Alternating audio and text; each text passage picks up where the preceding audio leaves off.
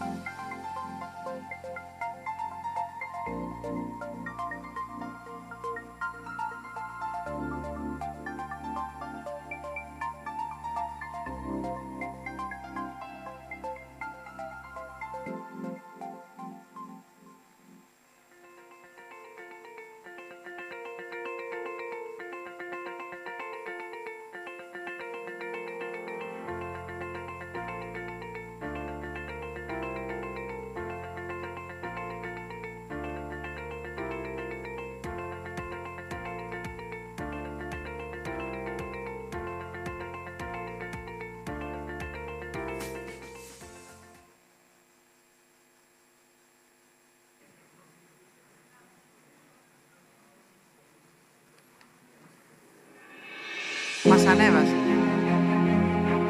Είναι βίντεο πίσω. Το κάνουμε λίγο έτσι για να το βλέπουμε.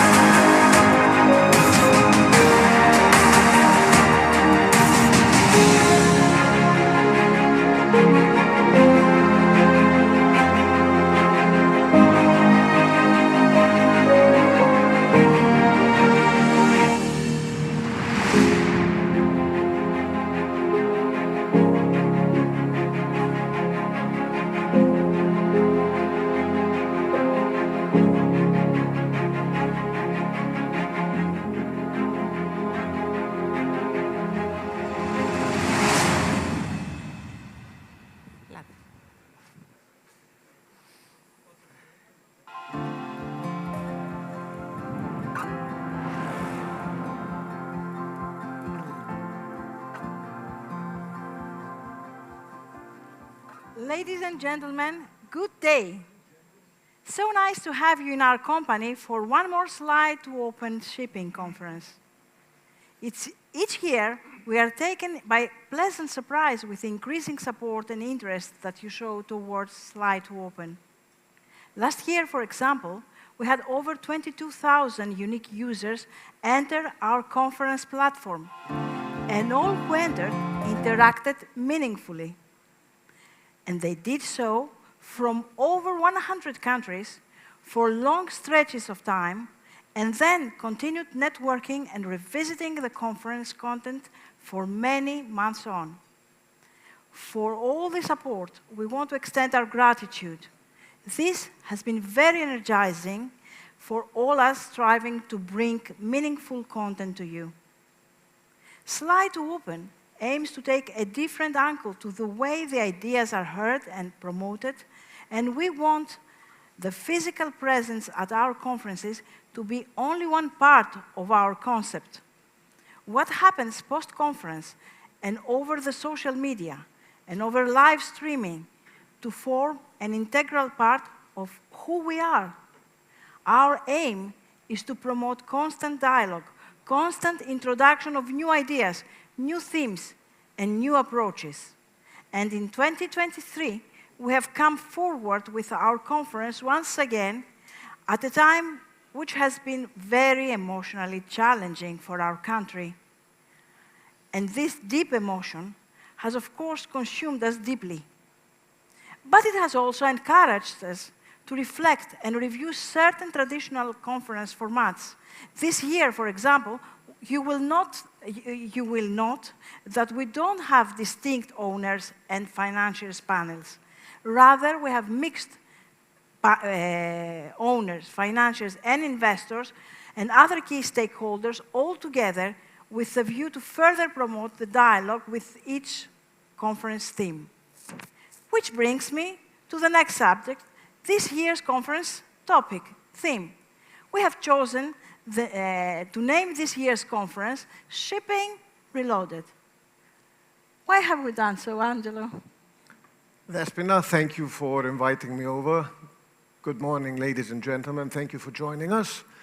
Speaking of new concepts and new ideas, as your conference chair for the day, I have decided to introduce a new concept, and that's a mascot, a conference mascot. And that's a black swan, but I mean it in a very positive way. I think black swans and shipping seem to work very nicely together.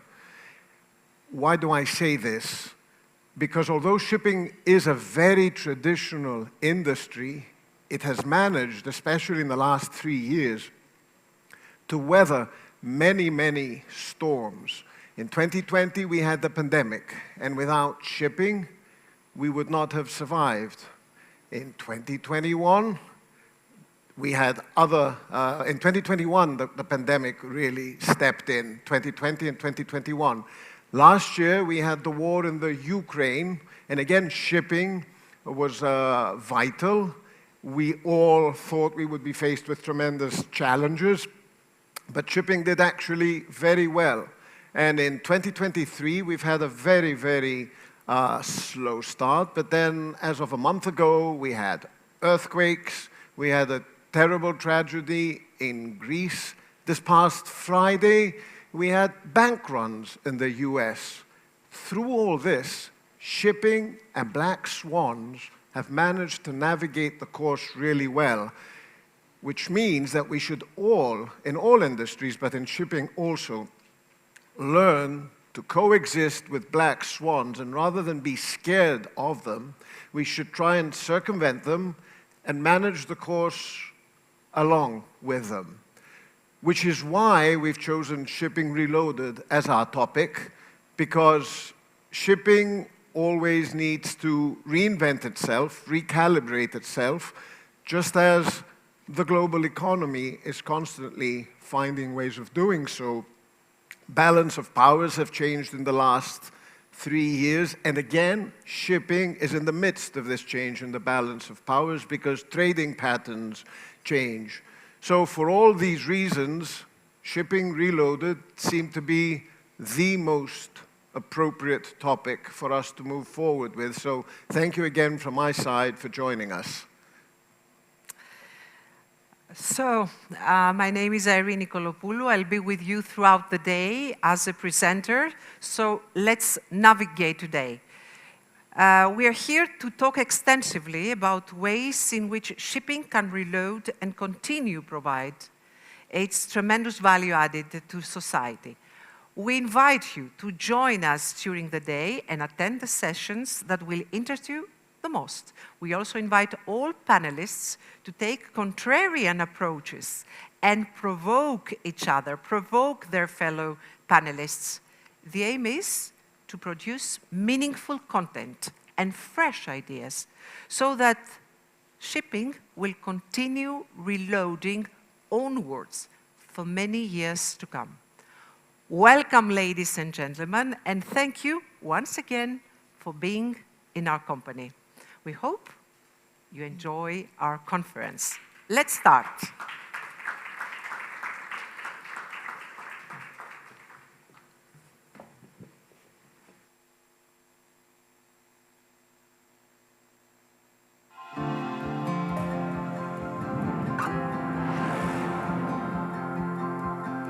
For harnessing the potential of IEEE, leveraging cutting-edge research, innovation, standards, and technology to tackle some of the most pressing challenges facing the maritime industry today. Professor Konstantinos Karachalios, Managing Director of IEEE, SA Standards Association, and member of the Management Council. Professor.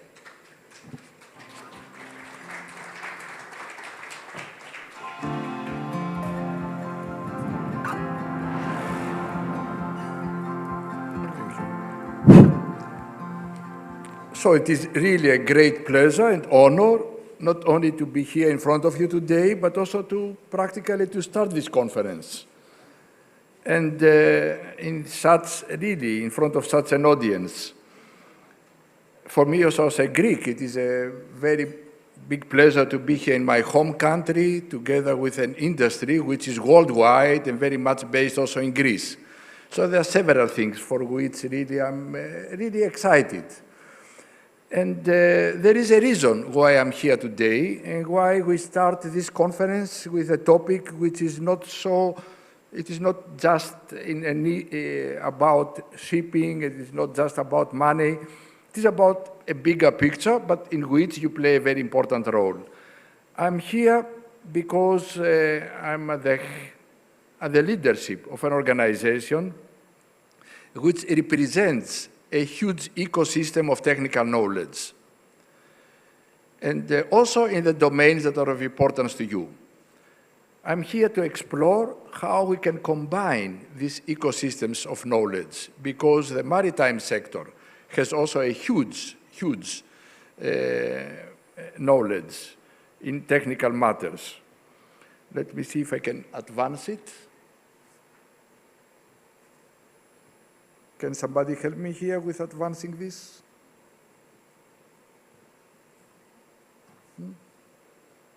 Oh, it is this, thank you. Yeah, thank you.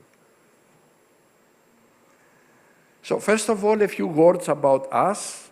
We are, let's say, the kind of technical association for the world, not only in the field of electronics and electricity, which was really how we started. Right now, we cover a very wide area of technical knowledge, including ICT and computing and so on.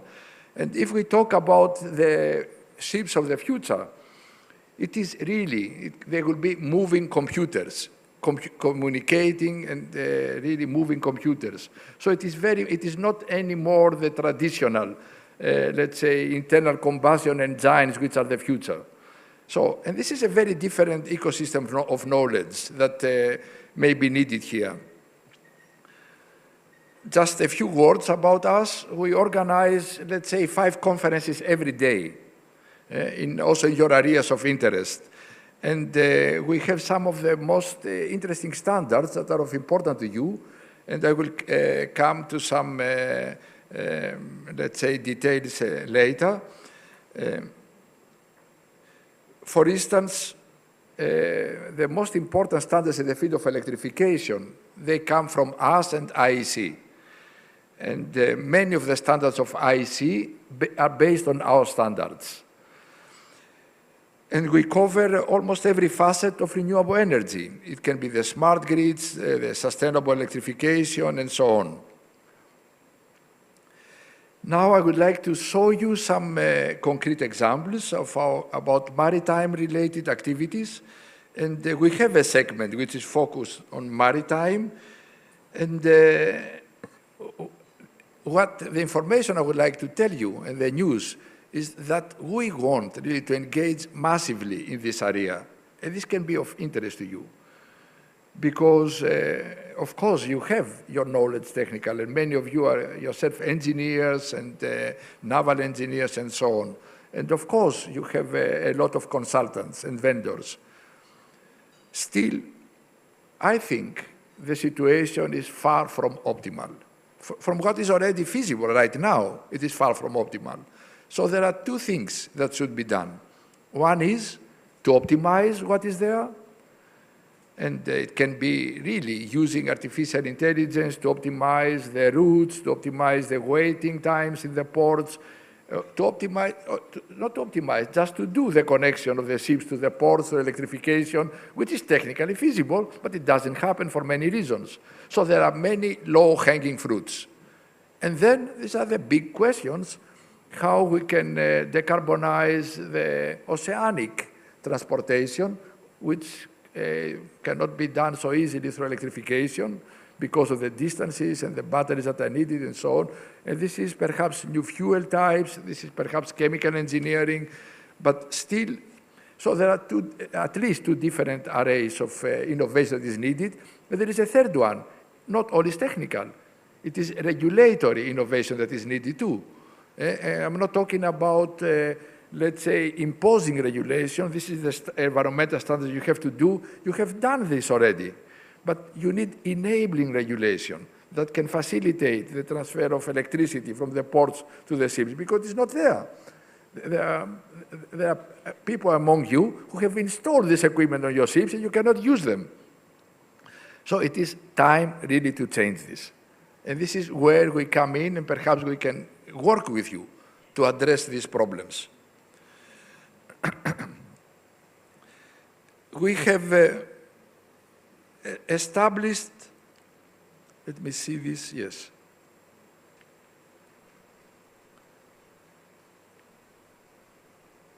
Just a few examples, what we're talking about. For instance, there is a standard IEEE 45. This is a small number. Now we are 7,000, something like this. This is a very old standard from 1920. It is, so it is evolving all the time. And it is about really the electrical equipment on board. And we have been there since a century. And many of the other standards, in particular the so-called ISO 8005, this is an IEEE standard. What you see at the end of the number, this is the one who has done it. The other are the stamps on it. They do not do more than the stamps. It is our standard. So this is very important, and already a lot of your practices are based on what we're doing. So I'm not here to sell you anything, and perhaps I can explain it later. We are not a vendor, and we do not need, let's say, money from consultancies and so on. We make our, really, we're also financially dependent. Still, the reason we're here, we care about our planet, we care about the future of our kids, and we want to work with you to facilitate your transition to a more environmental friendly ocean transportation system, and also for the shore shipping, so for the short distances and so on, things that are more easily electrified. And again, I understand that electrification is not 100% solution, because if electricity is produced by coal, then this is also limited. But still, it can alleviate a lot of environmental pressure on the harbors, because diesel has other pollution also. It is the particles, it is the sulfur, and so on. So anyway, it would be good. Now, if you look at the incipient EU regulatory framework, there are several things that are happening there. I have put in the violet, let's say, lines there, some examples, which is about the taxation reductions when using alternative fuels, emissions trading systems, which introduce bonuses for green ships and penalties for polluting ones, which was voted just a few days ago. Then alternative fuels infrastructure, and this includes ports, when the so-called cold ironing, and they understand the limitations, or fuel cells, or renewables, and also the fuel EU Maritime Initiative, which are bringing alternative fuels as a compliance and not a pure corporate responsibility issue. So things are getting really very serious. So, and the date is 2030. So there is not much time to comply. And you know, of course, all this. and there are partial solutions, there are individual segments where things may work, but we need really holistic frameworks, and we need interoperability. And this is really engineering standards. So we're not here because I understand that for many of you, let's say, regulative standards are something tough. And when we talk about standards, we talk about technical specifications. It is not about what makes you staying sleepless at night. It is the things that can give you perhaps better sleep at night. But this still has to be done, and this has to be done collaboratively, and this is what we're doing. We're experts in this. For instance, we are the organization that makes the Wi-Fi standard and the Ethernet standard. Everybody's using this to connect. This is our job. We know how to do it. These are not the best technical solutions, but they work, and everybody's using them. And we can apply similar methodology to create consensus and to make things work also at other levels. And this is what we are doing, and we are ready to invest here from our part.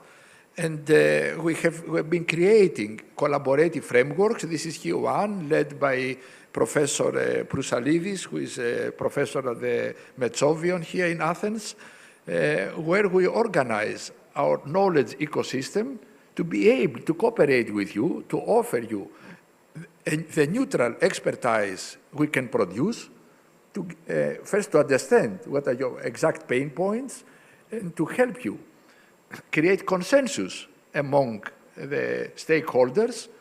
And we are experts in preparing the ground for this and helping you achieve the consensus that you are ready to go with. And yes, and this is what we would like to do. And for us, this journey has started, let's say, a century ago, but now we're going to intensify because we have, besides the financial interests, which are extremely important because this is what makes the market work, and besides the need for every one of you to succeed in a very competitive market, we have to think about the future of our planet, of our kids, and how they can have something to live on. And we can work together to make this happen. And we have a panel afterwards where I will be able to say perhaps a little more about this. I'm very honored that you gave me the opportunity to open this conference. And there are two other panels later today which deal specifically with sustainability issues, one in the morning, one in the afternoon. So, and I'm very glad to see that this topic is really very high on your agenda. Thank you very much, and I will be around if you want to understand more how you can engage with us and so on. Thank you.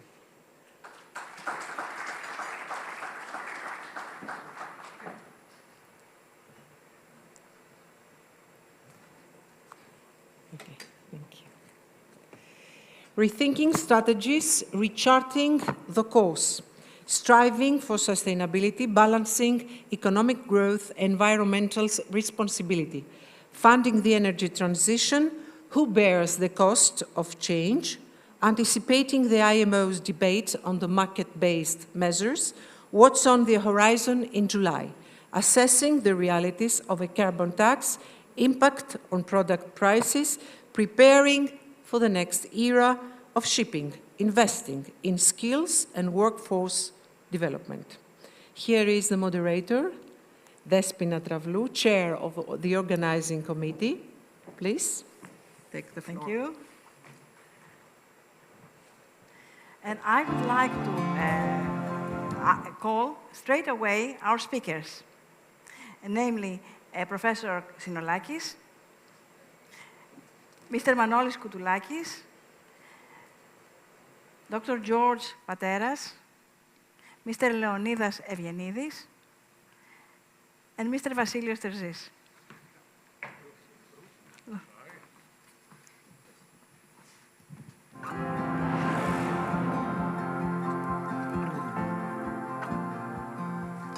So, rethinking strategies and recharting the course.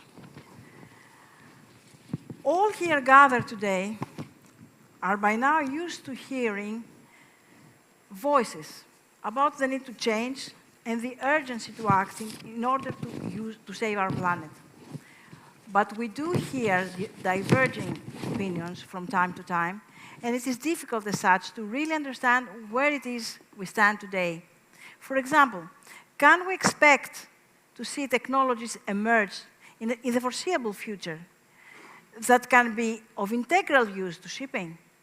And when I say integral, I mean at a scale that can impact both trading needs of the world economy, while in parallel catering to the need to reduce emissions. Equally, we hear of the need to take proactive approaches on the emissions control front. But are the regulations coming out considered proactive? And most importantly, can they be realistically attained? Our panel today represents an accomplished gathering of professionals from different backgrounds, each with their unique perspective. We hope that they help place the sustainability and environmental responsibility debate in its right context. So let's start straight away.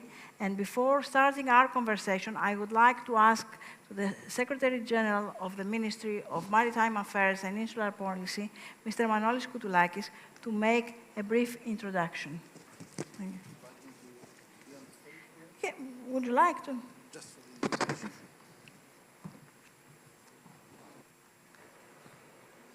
Good morning, everybody. Your Excellencies, distinguished representatives and guests, ladies and gentlemen. It's a great pleasure for me to address this year's Slide2Open Shipping Finance Conference, also representing the Prime Minister Kyriakos Mitsotakis and Minister Yannis Plakiotakis in this high-level conference. I would like to thank the organizers for the opportunity to participate in this constructive exchange of views on the critical challenges the shipping industry faces today, focuses on those challenges that relate with sustainability and financing. The recent years of the pandemic have shown us very clearly how sensitive and also how important transport sectors are for ensuring resilient supply chains, as well as creating reliable and robust mechanisms to keep vessels running smoothly and safely around the world.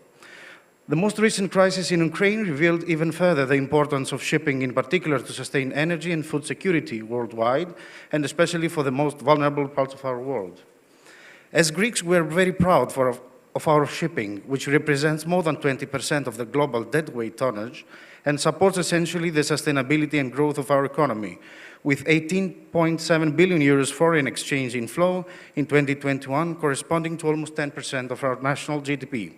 The Hellenic shipping industry offers directly or indirectly more than 200,000 quality jobs and produces positive multiplier effects in most economic sectors.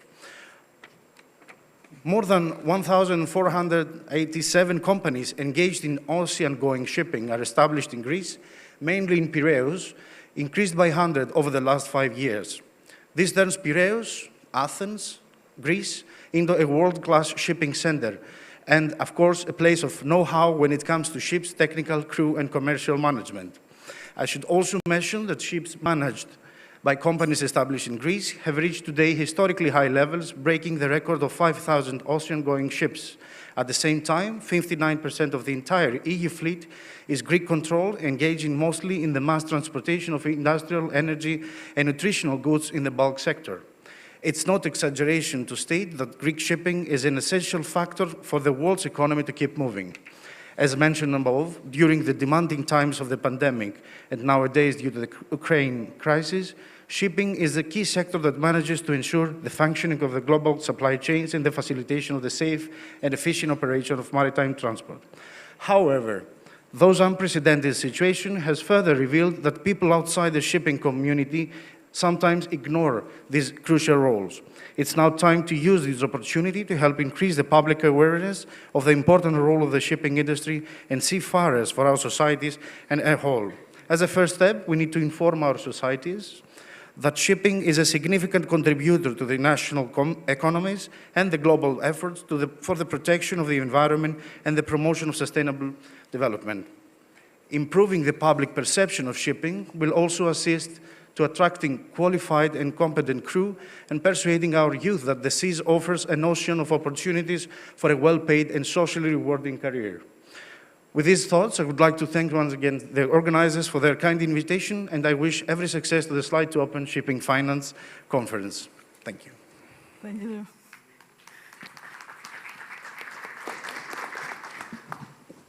We're soon going to have, yes, thank you. The stress of the beginning of a conference is always very pressing, and I am always very stressed at the beginning of a conference. I forgot one of my speakers. Sorry. So I will start with Professor Sinolakis. Shipping carries out 90% of global trade, and yet only 3% of carbon dioxide emissions are attributed to shipping. Do you believe that the tight regulatory framework that shipping has to abide is justified in view of the two key figures I just mentioned? Well, in terms of your first figure, that the shipping industry carries 90% of the world trade, of course it is justified because it is a huge and in many ways irreplaceable segment of the global economy. What we found out during the pandemic was, we could live without air travel. The air travel industry went through tremendous decline, particularly in the first few months of the pandemic. But shipping, didn't go. We need shipping. We need global trade. Moving forward, we have set up as a world community certain standards to go into Fit for 55 for the year 2030 and for net zero for 2050. These are global goals that have been very, very carefully thought of and designed so that we limit and at least, let's see the big picture, why we're doing all this. Because we want to limit the temperature rise due to the greenhouse effect to basically 1.5 degrees by the year 2050. Why do we need to do that? Because beyond that, we may reach tipping points. What are tipping points in the climate? Global changes that would result in changes in the global climate that we cannot even begin to fathom how much they will affect the quality of life, and beyond that, even the survivability of the human species. Just as an example, people are thinking, if we reach maybe to 2 degrees change in temperature by 2050, who knows can we really look at the consequences and evaluate the consequences? And the answer is, we cannot do this extremely clearly. If we go beyond 3 degrees, then all bets are off. So coming back to it, the global community has set up certain guidelines for all industries. And in the shipping case, it's shipping at 3%, needs to be abated. Why is the 3% important? Because by the European Union has done different studies to show that going forward in the next couple of decades, and we're not even talking about going into 2050, this 3% fraction of the global emissions that is due to shipping is likely to rise to 10 to 13%, and by some accounts, I have even seen estimates up to 40% going in 2050. But let's stick to the 10 or 13%. 10 to 13% of the global emissions is a huge number for an industry that pretty much we cannot live without. So if we look at these two, the combination, that this is an industry that's important, we cannot live without it, unless we make tremendous changes in our economy and in our lifestyle, then yes, we need to really look very, very seriously how we can abate carbon dioxide emissions from shipping. And I'm glad that we have great speakers here that will talk to us about technologies moving forward and how we can reach that goal. Mr. Koutoulakis, you clearly come across very strongly regarding your green focus on the one hand and your focus on supporting shipping's transition into a new, greener age. Would you care to briefly outline your two most important initiatives in this respect? First of all, allow me to say that it's a very good thing that we're sharing this panel actually with these distinguished guests and excellent speakers. And thank God I'm coming before George Pateras and Mr. Evgenidis, following the great Professor Silonakis. It's not an easy thing, and I imagine that this panel will be very triggering for the discussion, to be honest. So it's better to speak in the beginning before them. And I would like to be very clear, actually, about the driver of the state intervention in the green transition. This is something important before telling you about those initiatives that maybe make sense or not in the maritime sector, and especially I will speak about the passenger shipping sector as an example, because we have some first notes about that. We strongly believe that the maritime administration is facilitating rather than patronizing solutions or decisions, and we must be very transparent in that. And allow me to be very specific and very, very careful in what we say, because those sensitive discussions about sustainability, environment, and decisions sometimes made by those outside of the industry, which is very, very interesting to discuss, and maybe we will have some time to exchange opinions, especially in global sectors that are very sensitive in government's intervention of any kind. We have to keep an open dialogue with the industry, active participation in ongoing discussion on a legal framework or other levels, and of course about the knowledge of the international environment, but also regional restrictions. And this is actually the three pillars that we are very careful as a Greek maritime administration in the Ministry of Maritime Affairs. The focus of the Greek maritime administration regarding the green energy fuel challenges, if I may say, is based on the support and promotion of a specific triangle of that strategy: the better regulation, the better knowledge, and better funding. At the same time, we cannot speak about knowledge, about technologies, about ideas that are not already in place. We cannot speak only about regulations, and we cannot speak about financing and funding by itself. So it's very important to do that in an integrated way.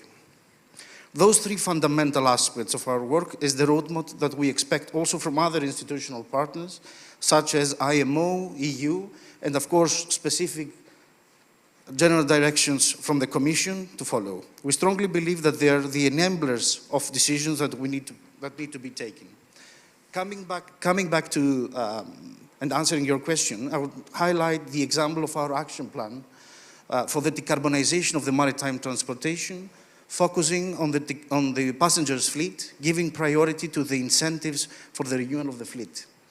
Along with the Hellenic Chamber of Shipping, of course, and personally with Dr. Pateras and his great team, but also in collaboration with the Greek Ship Owners Association for the passenger ships, we have developed a clear path for the change that is on the way.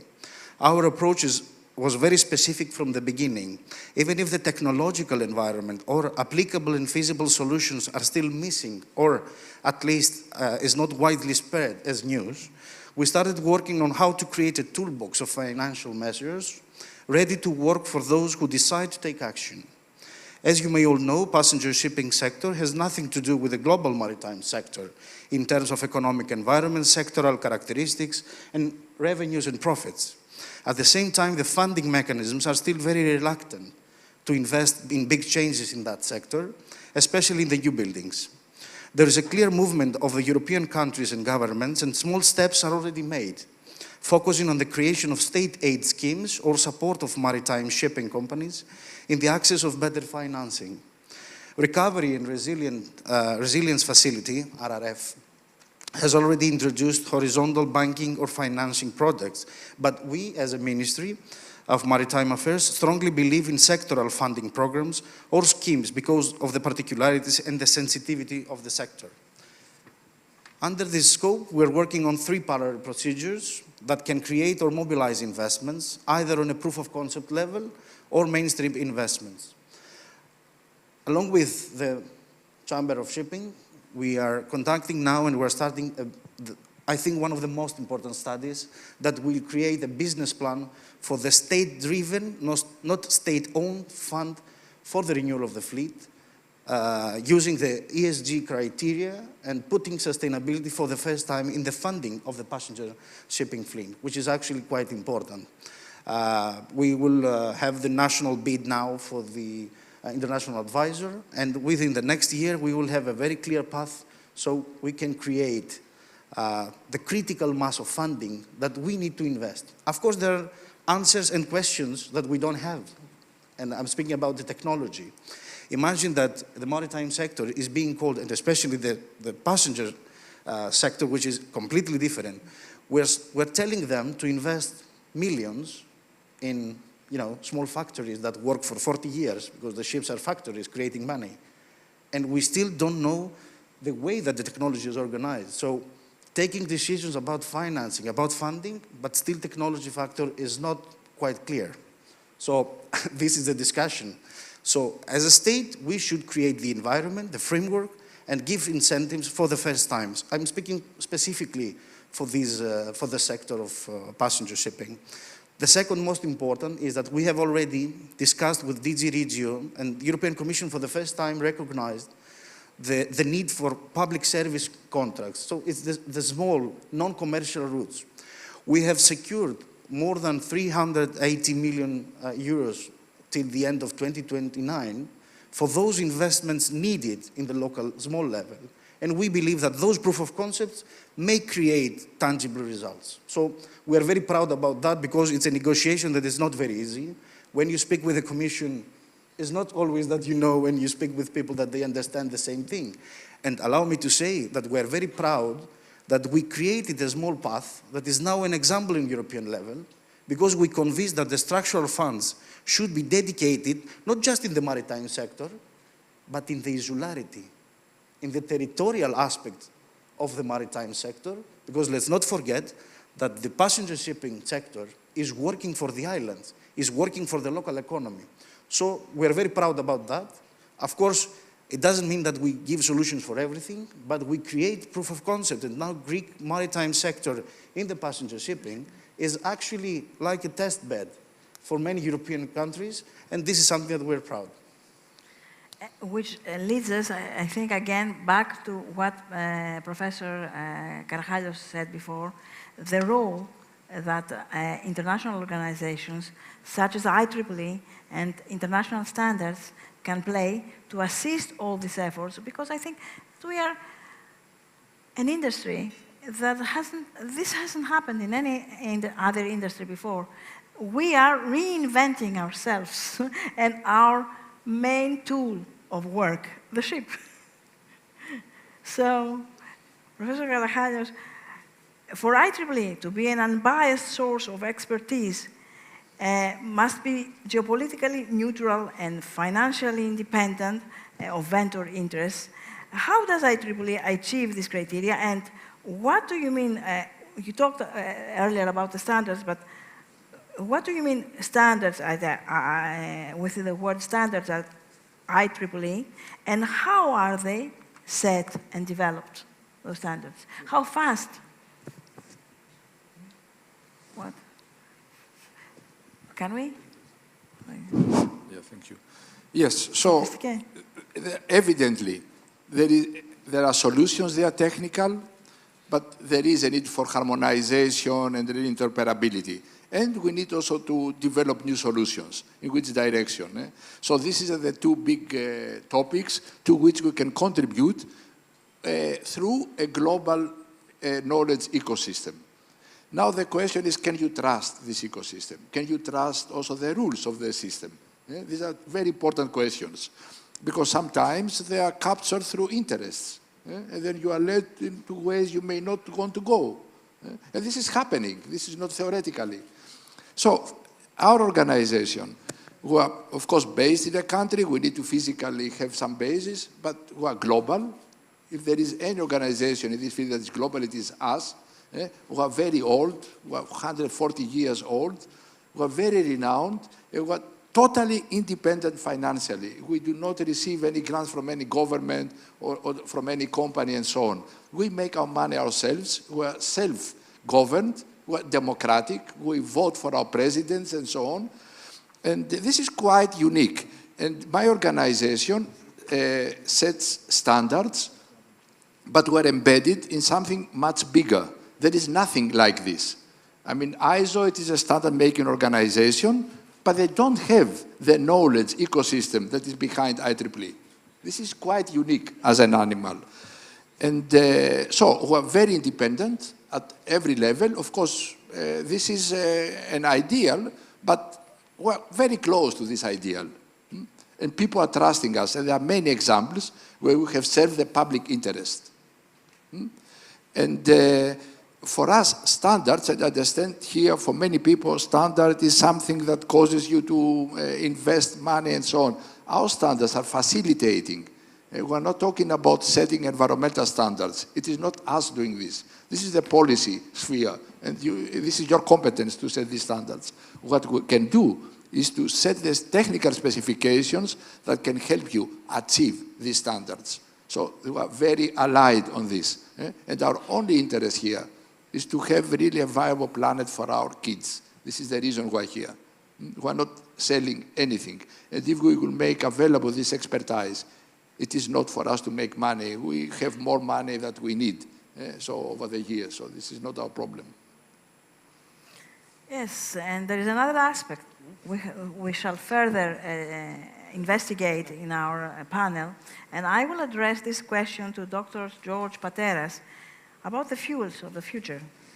The answer to this question is highly debated, and there is no one-size-fits-all solutions, I think.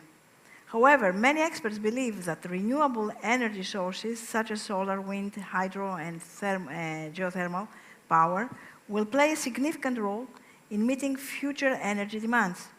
In addition, advancements in battery technology and the development of electric vehicles are likely to accelerate the transition away from fossil fuels. What is your opinion? And what about the transition? Are we getting it wrong? Thank you, Mrs. Travlou. It's a great honor to be here again at Slide2Open to your conferences and to address your conferences. A very controversial question, are we getting it wrong? So as you can expect always from me, a very controversial answer. I want to stress a question that you asked earlier, the car industry. The owners of cars were not asked to reduce their carbon footprint. The industry was forced to do it, the car manufacturers. Yet all that seems to have fallen upon the ship owner. The shipyards will not produce a more efficient ship. They have a standard design, it's too expensive to change. Engine manufacturers have been very slow in the uptake of even developing other fuel sources for engines. All we try to do is make more efficient burning the residual fuel that we're given, which we actually pay for the residual fuel, which the refineries should be giving us because they've made already more than enough profit from the higher grades. Yet we burn the rubbish that comes out at the end, and we can't develop an engine to burn a more eco-friendly fuel. Well, we go for LNG. LNG is a carbon-based fuel, as is methanol. LNG is methane-based. CH4 is particularly more potent than CO2. Anyhow, I won't go into our project that we're doing with Mr. Kotolakis. I think he expressed it very clearly. There we made a decision right at the beginning. We're going green. We're not going to do it as a transition because ferry boats have a longer life than commercial ships. So what was the point of going into a transition for the next 50 years? Because ferry boats last 40 to 50 years. We decided to go green, full stop. The technology does not exist. So we said, well, let's work on the finance, because by the time we finish the finance question, the technology will probably be there. Until we start building the ships, which will take a couple of years more, the technology will be there. And we opted for hydrogen. We opted for hydrogen because it is non-carbon based. It's not methanol, it's not ammonia, which is not that safe for passenger ferries. So we made, I'm not going to go into why and how we came to that decision, but we came to that decision to go for hydrogen with the European Union, with ourselves, with the universities, with the Metsovia Polytechnio. So let's go back to your question now. Currently, we're going through one of the largest energy transitions in modern history. from sail power to coal, it took around about 8 to 10 years, if you look back in history. And then from coal to oil, it took about 8 to 10 years. I have letters of my grandfather who converted a coal-fired ship into an oil-fired ship, and they said, "Είναι φαντασμένος," because he went for oil. But the fuel existed. And today we've given ourselves 50 years to transition out of burning fossil fuels. Why have we given ourselves such a long time? Because we don't have an alternative. We don't have the technology that we can use. We have a plethora of different technologies, but we have this huge hype about the environment, some realistic, some fantastical, and some downright wrong. In this room a few years ago, somebody said the temperature rise is forcing the North Pole to melt, and showed some slides of the North Pole melting, and said, "You," and he pointed to me, "your island will go underwater." But obviously he had not heard of Archimedes. No, it won't go underwater. The North Pole is floating. It's not sitting on a continent like the South Pole. So when it melts, the water rise will not exist. It won't happen. The water level will not go up. Simple physics. So we must take everything with a pinch of salt. Yes, we have to do something for the environment. And no, I'm not doing it for my kids. I'm doing it for myself as well. I don't intend to die in 5 years. I expect to live a nice and healthy long life for myself as well as for my kids. This myth of what do you expect for your kids? Everybody talks about it. I've heard it 4 times outside during coffee.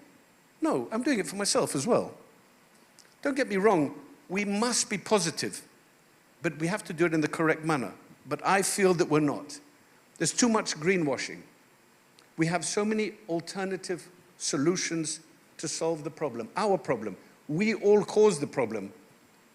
Shipping, less than most. Look at the cement industry. 60%, 16% of CO2 emissions come from the coal industry. You cannot make coal without the calcification, and that is CO2 producing. Okay, the heating up and the drying, which is only 2% of the 16%, you can do alternative fuels rather than burning fuel. So we have LNG, SNG, methanol, ammonia, all carbon-based fuel. So we're introducing and producing and suggesting all these alternative fuels. Some are more potent than CO2, some are less potent than CO2, but we must be more realistic. If we want to go for 2050, we have to bite the bullet. And we have to bite the bullet altogether, and it has to have political agreement. If we don't have the political agreement, we won't go forward. Look at when we put, I always say this story, it's very quick. In 1902, the mayor of New York was so proud that he was going to get rid of the horse manure, about 1 million tons of horse manure a year, together with all the flatulence, methane, because we had introduced cars. And then Ridgely, a great scientist, chemist, developed lead to put in the fuel so you could raise the horsepower of the engine. And in the 60s, we discovered that lead causes brain damage to children. So each step of the way, when we make mistakes, we introduce a new pollution-free system. We got rid of manure, but we introduced exhaust gas and CO2. We introduced lead. But it was a political decision every time. Here, the politicians, I feel, are dragging their feet. They don't want to take the responsibility of getting it wrong again. So we introduced unleaded fuel. Rather than put manganese instead of lead in the fuel, we introduced lead-free cars, lead-free gasoline. We spent billions to retool all the car manufacturers. The carbon footprint was probably one of the biggest transitional carbon footprints ever in mankind, so that we could do the lead-free car and avoid the lead. Sometimes we seem to be getting it wrong.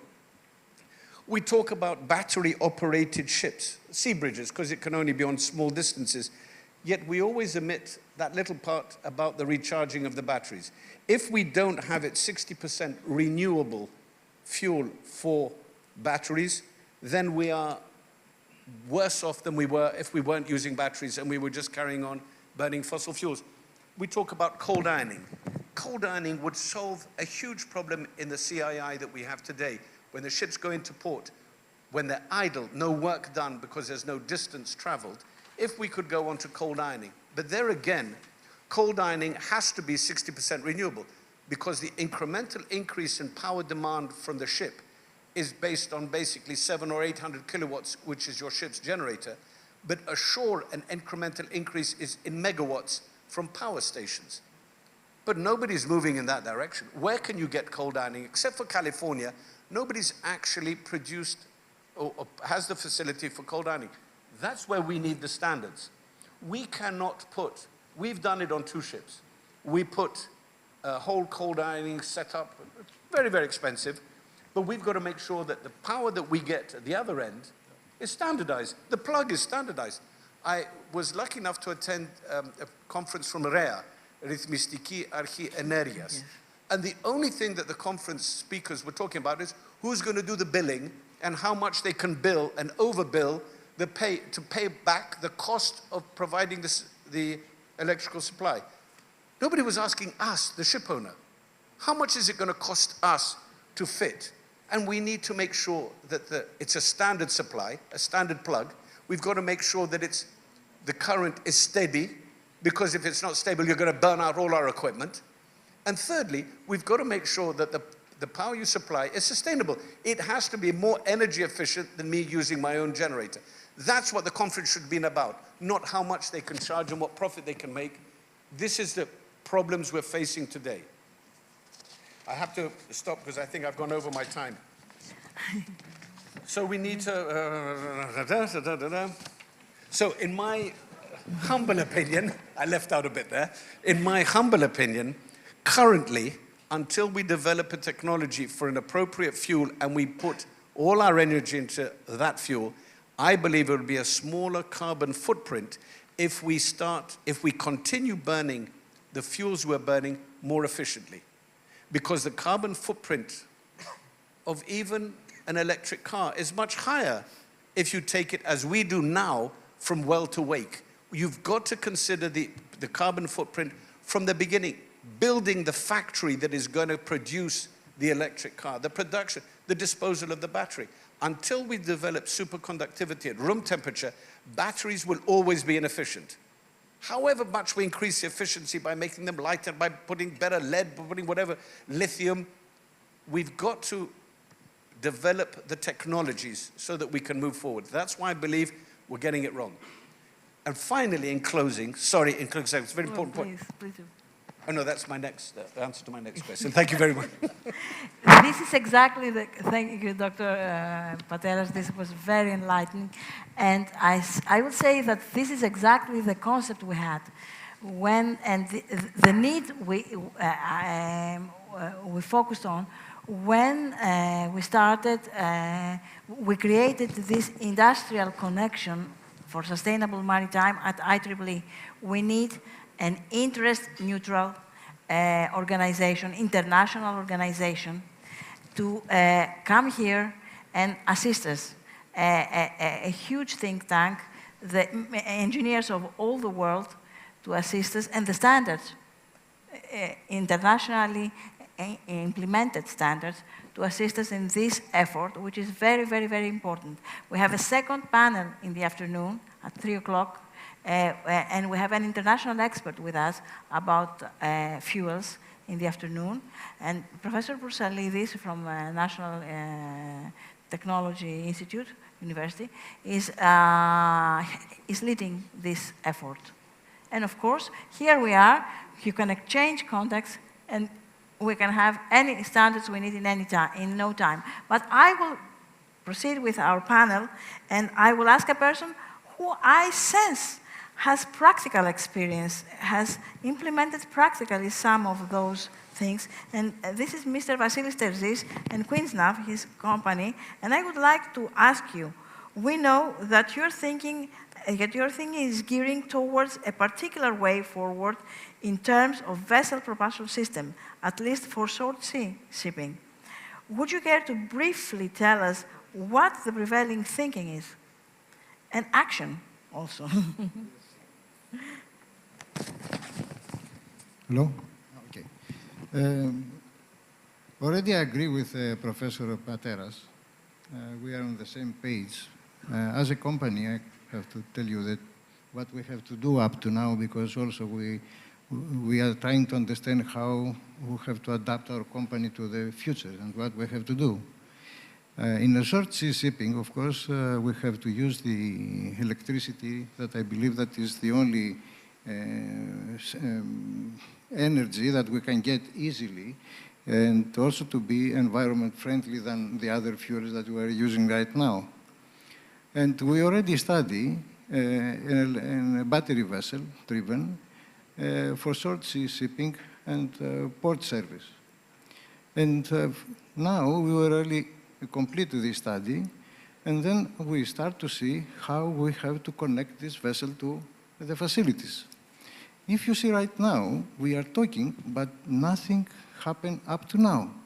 Even is not in the agenda of OLP what is going to do about this cable that we need in order to recharge the batteries. No any port now. I think only in Rotterdam there are 2 plugs for some vessels, and some small ferries in Norway somewhere they are using up and down. But up to now, we are stopping to think about it because it's not there, the system, to decide what has to do. It's so simple. And we are waiting to see. Right now, we have no other alternative. We cannot take any decision about the future of the other fuels. We are waiting, IMO and others, to decide. It's very easy to say that 2050 we have to change everything, but we have to be more realistic. We have to see what we have to do and how we can have, and to do the first step, at least, with a battery vessel on short sea shipping areas and port services. This is that my belief. Yes, and I would go now to another issue and ask Mr. Leonidas Dimitriadis Evienidis, given the current sweeping changes taking place in the shipping industry, with many more coming our way, what changes must shipping companies undertake in terms of investing in the human capital? In other words, how can we make sure that we are staying proactive on the technology front in parallel to the human capital development front? Good morning, Despina. Slide2Open. You almost killed me because the previous spokesman, it was not done on purpose. spokesman, exactly, they put such challenging and a provoking question, so I even lost the frame of my thinking because exactly this is what we're talking about. To put things in a simple way, because human factor is quite of importance. First of all, shipping, Greek shipping. We are possessing the 18, 19, 20% in terms of dead weight, more than half of the European Union, and then 5,000 out of the 50,000 ships. It's a huge number.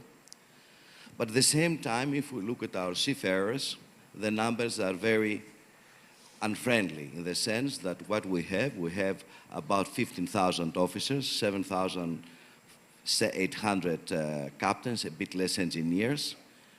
We have about 10,000 ratings, particularly for cabotage. And mind you, being involved in cabotage, we cannot find crew for our cabotage ships. We cannot find ratings. It's a disaster almost. At the same time, we have about 22,000 COCs, certificates of competence European Union, is a very big number. And mind you, talking about gender equality, and there are so many ladies, and we live, and I'm very happy about it in women's era, in such a way, so we feel like George were talking that men were discriminated, in a way, to put it in a nice way.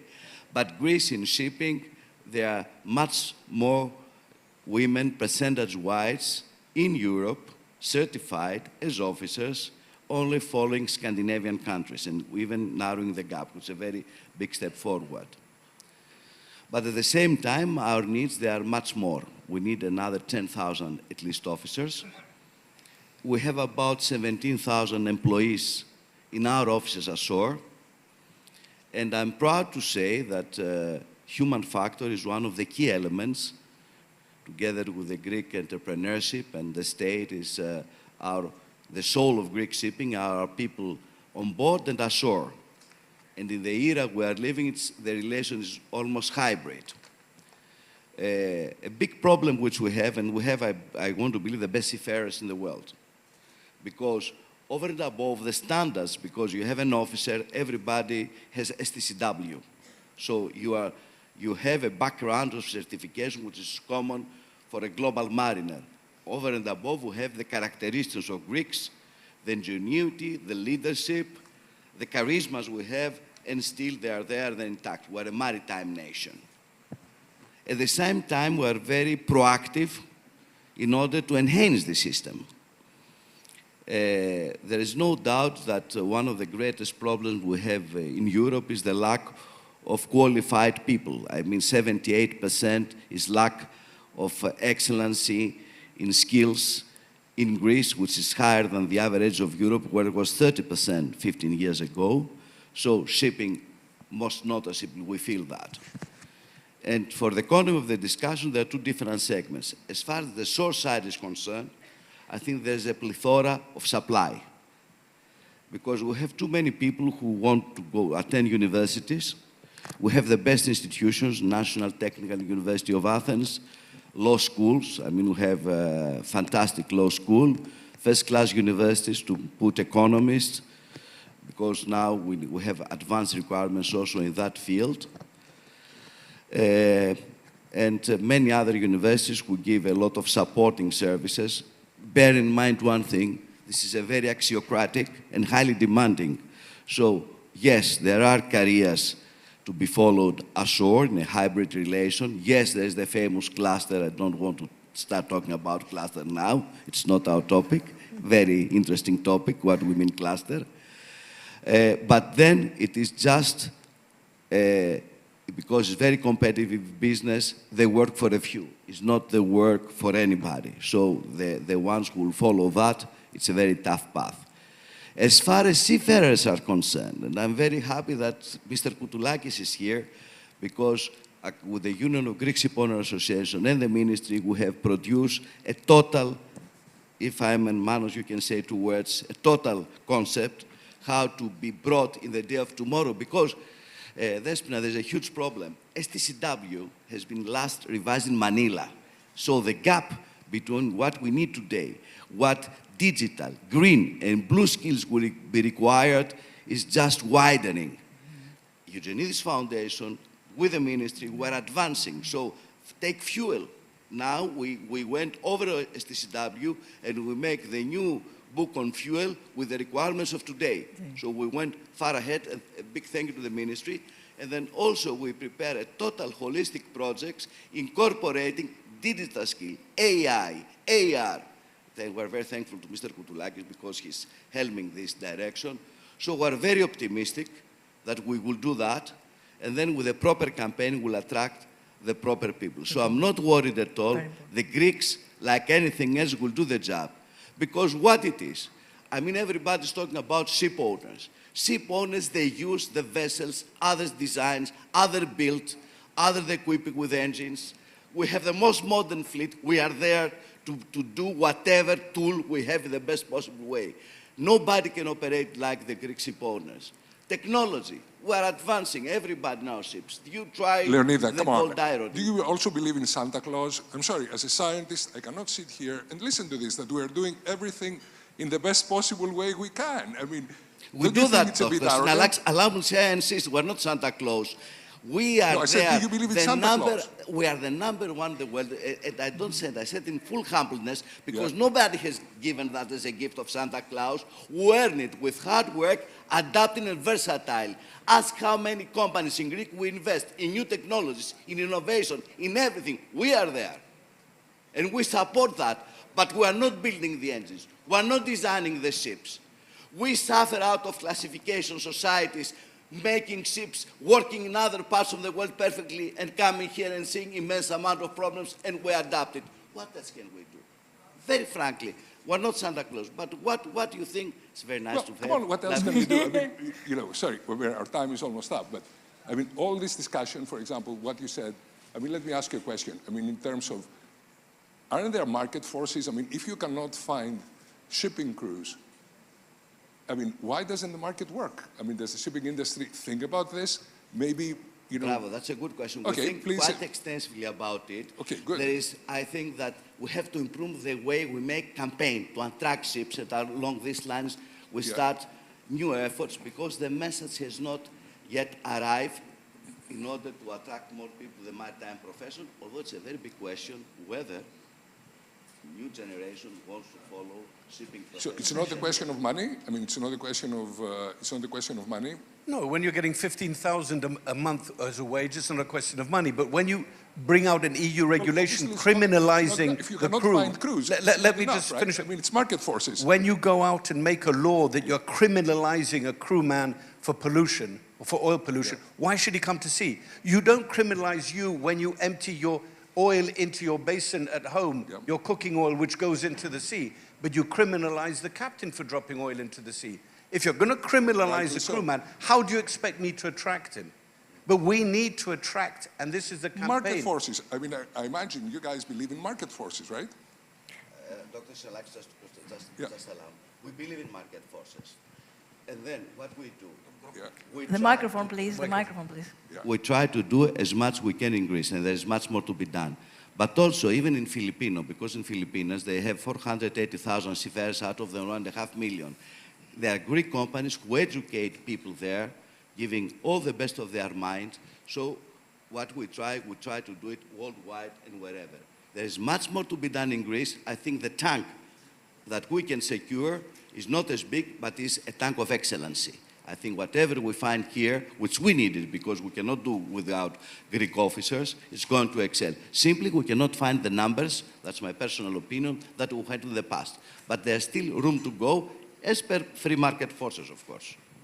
It's a conference in itself, why we lost our crews. It's not something we can debate in 5 minutes. Sure. It's a huge problem. But you had a question that you were going to, about the technology. Yes, I believe our crews can handle the new technology. If you go to the schools today, the IN, you will see the advancement in technologies, the equipment that they have, the equipment that they're taught, how to run our modern ships, because we can be as efficient as the latest technology that we can be offered.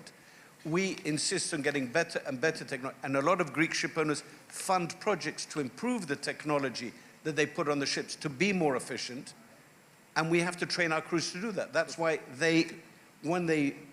CM Lemos was the first person to do this, the great ship owner CM Lemos. When they first introduced radars on ships after the war, he insisted for every 10 ships he built, they supply him, because there were 20 radars, there were 2 radars, he insisted they supplied 13 additional radars to give to the 13 IN in Greece, the schools, so that he could train the crews that he was going to put on his own ships. We have followed this concept for the IN from then. Whenever we get something new, we will put it on board into the schools, because otherwise we can't. And we do it continuously, upgrade the equipment because we need to train them. But this is all to do with the environment as well. If you're going to suddenly introduce 17 different types of fuels, we cannot train our crews. We've got to make sure that it's one agreed fuel. Can you imagine if Europe decides hydrogen is the fuel, the Far East decide it's ammonia, and the Americans stick to LNG? How the hell are we going to get global trade? We can't. And we can't say we'll take it as far as we can, or we've got to have enough fuel to get there and back. We've got to have one fuel for the world, and we've got to train our personnel to run this technology. It's all within our means. Totally agree with you. You need only one technology going forward. Yes, totally agree. yes. The question is, why don't you invest in actually being the leaders in identifying this technology? Instead of, we are. Yeah, exactly. You are investing. We are investing hugely. Greek ship owners are investing millions. Glad to hear it. Even our government is investing in this pilot project for the renewal of the ferry boat. It's an $11 billion project. And we are leaders in Europe. Europe is coming now to us. We're winning Hydrogen Valley funding. The European Union came to us and they saw our project and they couldn't believe that there was such a project. Fantastic. Greece is ahead of the curve. And we are ahead of the curve because we have one huge advantage. We have a hybrid family corporate structure in our businesses. Absolutely. And we can make the decision now. Now. We don't have to have a board to decide how we're going to, yes, I want to do this, and we can do it. And that's why we're investing millions in technology. I think have that to. Leonidas has to say something on That's very that as good. well. Yes, Leonidas has to say. No, go ahead. Please. So also, I fully agree with George. It's very important also that regarding ETS, we talk about Europe to invest this money also in research. Greek government has taken brave steps to that direction. Dare say that ship owners, we support all this concept, but I want to raise one issue, very important issue. Whenever there are projects, there are a lot of funds given by European Union. So there are a lot of responsible and irresponsible actions, and everybody wants to talk about everything. Make seminars, getting money, raising funds, making business. There is only one way, through the auspices of the industry. This year is the year of vocational education in Europe. And van der Leyen sent something correct, because maritime education is primarily vocational enhanced training. So it's very important to listen to the voice of the industry. So it is very important. The Union of Greek Shipowner Association, the Epimelityrio, the Chamber of Shipping, they put it tam-tam. Otherwise, instead of having music, you are going to have bad noise. And So I will add international organizations that can accelerate our efforts. And that brings me back to, although we have exceeded our time, and I'm really stressed, I am the organizer as well, so I have to be on time, but I will ask you kindly to try to give me two very brief answers. One is addressed to Professor Karachalios, and the other to Mr. Terzis. I will ask you, Kostas, about the onus of proof for building an environmentally friendly vessel seems, as Dr. Patera said, to fall upon ship owners. However, this onus then does not fall upon car owners or car producers or airline companies. Is it fair to place ship owners on the defensive? That's one question. And the second is, how can IEEE, after all our this conversation we had, assist the effort that the ministry and the Greek ship owners do, and also the universities, professors such as Professor John Proussalidis do, to get us out from this point we are now reinventing ourselves. Yeah. I will start with the second, which is easier to answer. First of all, we're an open system. We don't need any let's say, approval from any government to participate. We're open system. So, and we create now a framework which is collaborative. We will write to you, inviting you to participate, and we can work together to address some of the questions which are feasible. It is a matter of coordination and consensus building. And this is something we can do and facilitate. And we have no agenda there other than help you really get what it is necessary. The second is, you know, the biggest problem, there is a techno-solutionism also around, and we are partly responsible for this. Sometimes the problems are not technical. I mean, if you look at the cities, the problem is not to replace cars with electrical cars. You aggravate the problem. You do not solve anything. The problem is to make the cities such that you don't need so much, let's say, cars. And so it is urban design, 80% of the solution, and perhaps 10% is technology. So what is the situation in the maritime sector? Is it purely technical, or is it the organization of the structure in the ports? Because your cities are the ports. How we can organize the ports in a way that make the technical solution is part of it, but it is not just technical. So these are the questions we have to speak, and I'm sure we can find then frameworks. And this is what we're offering. We're offering a space we can discuss this and promote this also at political level and so on. So it is not just technical. And I will ask Mr. Yes, please. Just one quick answer. You're absolutely right. We, with the ministry, we funded a study at the Hellenic Institute of Transportation, and we optimized the routing of ferry boats. And by optimizing the routing of ferry boats, we reduced the fuel consumption by 10%. So it is not just technology. We recognize this, and this was a great step forward, something that was unheard of. You're going to optimize the routing, yes. And we took seasonal, we took the passengers, because don't forget, 60 million passengers, our tourist industry is dependent on the sea routes. We don't have many roads, so we have mostly our passengers, our tourism travels by sea. So we had to optimize the routes. We optimized. It's 10% saving is a huge saving in fuel consumption. Yes, definitely. Mr. Terzis, do you believe that the IMO milestones set are realistic and that the ship-owning community can realistically adhere to this without seeing a negative impact on world trade? IMO, this moment, I don't believe that has a direction.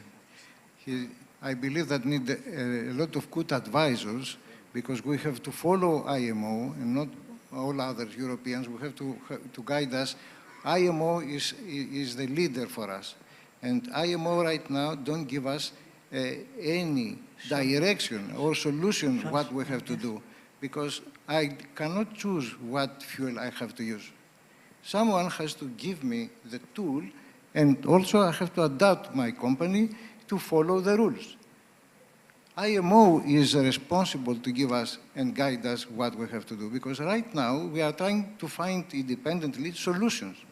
I cannot take any solution about it. This is the most important thing, and IMO has a critical role for the future right now, because the decision is not only what Europe has done, what we do worldwide, because the problem is not only for Greece or not only for Europe.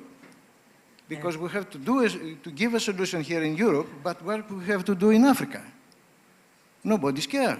This means that it's more global problem, and I believe even the OEA has to involve to that, because the problem is for like everyone. IEEE, like IEEE, who are exactly. Independent. Yeah. Yes, Leonida. Fully agree, but once more to mention that, we like it or not, the only way is IMO. The only way is IMO, and still we have the battle of market-related measures versus the ETS, which is still not a closed item, notwithstanding what has been done in Europe. So IMO, exactly for that reason. Otherwise, chaos and anarchy. It's going to be complications. Yes, of course, Europe, one big problem of Europe is that Europe became very cumbersome the moment it decreased to more than 30 members. Can you imagine how to put all the world together through IMO? But there's no other way out. Okay. If I may, just a few words. Yes, just a few words, very fast, but I think it's a very interesting panel, because actually this is the dialogue that should be done more often, and at the same time put people from different perspectives and maybe origins and roots to discuss about those things, because even within the Commission, the European Union, either on a political or a technocratic, bureaucratic, if I may say, level, you can find, a very big distance between DG Climate with DG Regio, with DG Competition. It's a dialogue that we should be there, and the maritime sector should be acknowledged and should be there as an equal partner and not just invited guest. Allow me to say that, and it's very important. As Greeks, we have one global sector that we are very proud and first, and it's the maritime. Yeah. So we have to speak up, and the regional dialogue of Europe is not the only one. So yes, stick to the IMO and make it happen on a global level. And allow me to close, because we have discussed a lot, and with Dr. Evgenidis and Dr. Pateras, we're working a lot about that, about also the human element, but at the same time the vessels. But the studies that we're conducting now, and I think people from the environmental studies should be on board with that. Actually, it's the first time that we're doing this integrated study. We have to develop and use innovative energy solutions in the sectors that require an approach that is from end to end. It's also in the infrastructure, not just the vessels, not just the operations. So this is the part of the study that we're going to finish with the funding of RRF. And I think we will have a lot of time to discuss about all those things and all the actors at the same time, in order not to discuss about the billing, but actually the investments needed in both sides. So, and certainly we need politicians such as yourself, because we may start initiatives, but you participate in the international fora and vote for the decisions. So this is very important equally. But my Gestapo is here, and we have to stop this panel. Yes. And it was a pleasure. It was my pleasure. I think that was a very good mix of speakers, and I think that we produced tangible results. We are going to write those results down and send them to you, because you are the one who can take advantage of those results. Thank you, gentlemen. Thank you.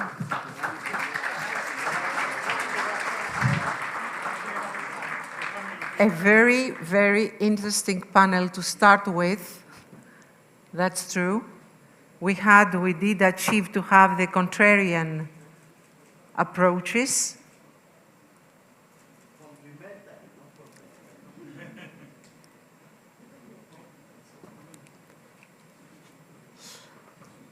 What will it take to bring shipping financing back to its roots? Relationship banking, counter-cyclical lending, how to deal with the regulatory framework. Moderator Angelos Roupas, Pantaleon, conference chair, founder of Second Wind and Partners. Mr. Vasilis Papagiannopoulos, speaker, director of Common Progress, CEO. And Nicholas Petrakakos, managing partner, real estate, maritime and offshore, Alantra. Konstantinos Petropoulos, general manager, head of shipping and structured finance at Piraeus Bank.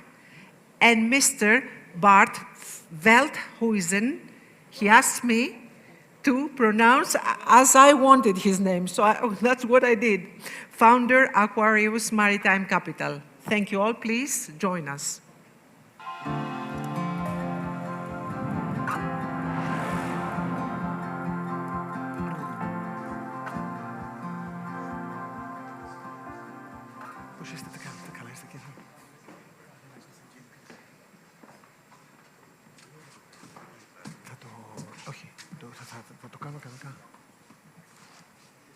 Please take a seat any way you feel comfortable. No, just,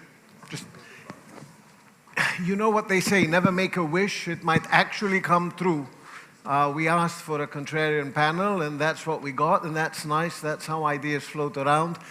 And it is actually ideas that ship financiers need to address and incorporate in their thought and strategy processes. So what we just heard is interrelated to what we're discussing. Moving on to introduce our topic, I was trying to think of an appropriate introduction last week, and then Friday came around and we saw bank runs one after the other, and we woke up on Monday and it was as if no bank run had taken place. So that was my introduction for today, and I will start this discussion with Bart, because Bart has served as a board member in charge of shipping for DVB Bank, amongst other positions, but this is the one position I will call upon. The regulatory framework. We've all thought all these years that banks were over-regulated and bank runs and bankruptcies could be avoided, and yet Friday came around, and if the US government hadn't intervened, today maybe we would have been having a completely different agenda on ship financing. From your prior experience, where you did have regulatory initiatives to take care of and adhere to, what can you make of what we've experienced in terms of tighter banking regulations in the last 10 years, and yet what we experienced this past Friday? Well, I never expected another bank run again, because it's so old-fashioned. So when I was reading the newspaper and I tried to understand what happened, it's actually the fact that the regulatory bodies in the US eased up their oversight of the smaller sized bank in the US that caused this problem. So it's not the regulatory pressure that did it, it's the lack of oversight. And I think when I was at DVB, I started to realize that a bank is just a hugely complex organization to run. It's not a normal company. There's different rules for banks. Because if you look at the banking balance sheet, it's such an incredibly leveraged entity that so the smallest of risks, if they materialize, can actually cause a run on the bank or cause a bank to... So are we losing the forest for the trees? Are we making it over-regulated as an industry and yet stifling financing but not producing real business for the ship owners here? No, to the contrary. I think the lack of oversight was the problem here. And, speaking from... the fact that it's complex doesn't mean it shouldn't be there. If I look at DVB Bank when I was there, when I joined, the regulatory pressure was enormous, yet we missed the fact that we were underprovided for. We had too many non-performing loans, and we were, I wouldn't say hiding it, but it wasn't picked up because the regulatory environment allowed us to continue pretending it was not there. Which in the end, as much as I do not like to admit it, was the reason for the demise of DVB Bank. Dino, you represent a major lender to Greek shipping. Are you faced with a regulatory oversight, do you believe you're constrained, or do you believe you have the flexibility to act and serve your client base in a more meaningful and flexible way? And so, what would you make of Friday's bank runs? Obviously, you're not concerned and you shouldn't, but how overall do you believe this lending environment influences your decision-making? Well, it's very interesting. Last week, when I heard about the topic of this discussion, I tended to believe that banking is probably over-regulated. And then suddenly the events had changed our perspective. Maybe we don't have enough regulation. It's a very delicate issue. We don't know yet. There has to be further thinking. What is the impact of the recent events? What is the stability of the banking system? And what needs to be changed? As a Greek bank, we are definitely regulated. We are regulated because we went through a deep economic crisis. We had a mess in our lending book. And there had to be an intervention by regulators back 2017. But we feel that helped us evolve as a lender. We improved our processes, our internal procedures, our systems, our controls. We strengthened our balance sheet, and we are more, definitely we feel more comfortable today to cope with the challenges of the economic environment and service our clientele. Vasilis, as a ship owner, and of course having worn a hat of a banker for a small span of time, but as a ship owner, how do you receive what Dinos just said in terms of your interaction with your financiers? Do you have latitude to act? Do you get reciprocity for the fact that you are a very correct ship owner in your obligation? Do you believe the shipping finance industry is reciprocating your goodwill? Thank you, Angela. Good morning, everyone. Yeah, we definitely see reciprocity from our bankers, the people we work with. And what are you missing, though? I want you to add that into your answer. You see the reciprocity, but would you like to see something else? Are you missing something from your interactions? No, in fact, we aren't. I mean, we see a lot of reciprocity. We have very good relationships with our banks. We have very good service from them, a very good relationship. So, I mean, I can't think of anything. I'm trying to think of something. But going back to the issue of regulation, I mean, that's a big thing, and we had a very interesting weekend in that respect. And I just think and Bart and Mr. Petropoulos know a lot more about this, of course, because they have the banking experience. I just think truth may be somewhere in the middle, so you can't regulate for everything. You can't provide for everything. Everything can't be put down in black and white. So I thought the title of the panel was interesting because shipping was built based on relationship banking. It is a proof of that relationship banking works. Has it really? In the last decade, I think we've seen many institutions back off from Indeed. the relationship banking model. Indeed, they have. I mean, there's not really relationship banking like there used to be in the 80s or the 90s even, and earlier. But in fact, this is what actually made Greek shipping what it is today.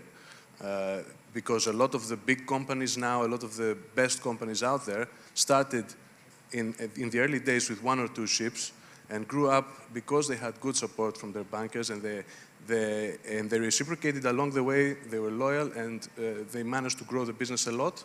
And I think the bankers that stuck by them, in fact, profited a lot.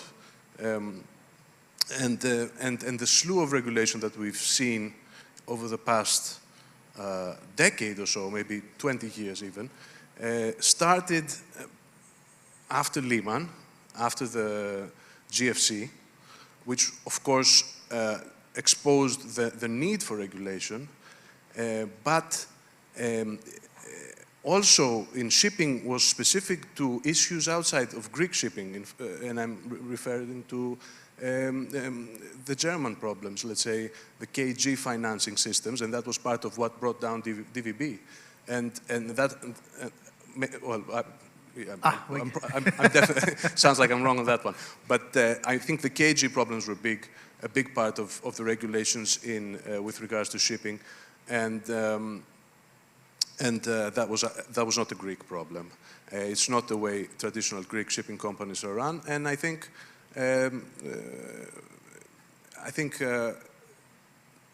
people like Mr. Petropoulos here and people that have knowledge of Greek shipping can distinguish between the companies that are loyal, that are good performers, that are hard workers, and that over the years have done well. And that still is a relationship banking. It's still a business, people's business shipping, and it hasn't completely gone away, I would think.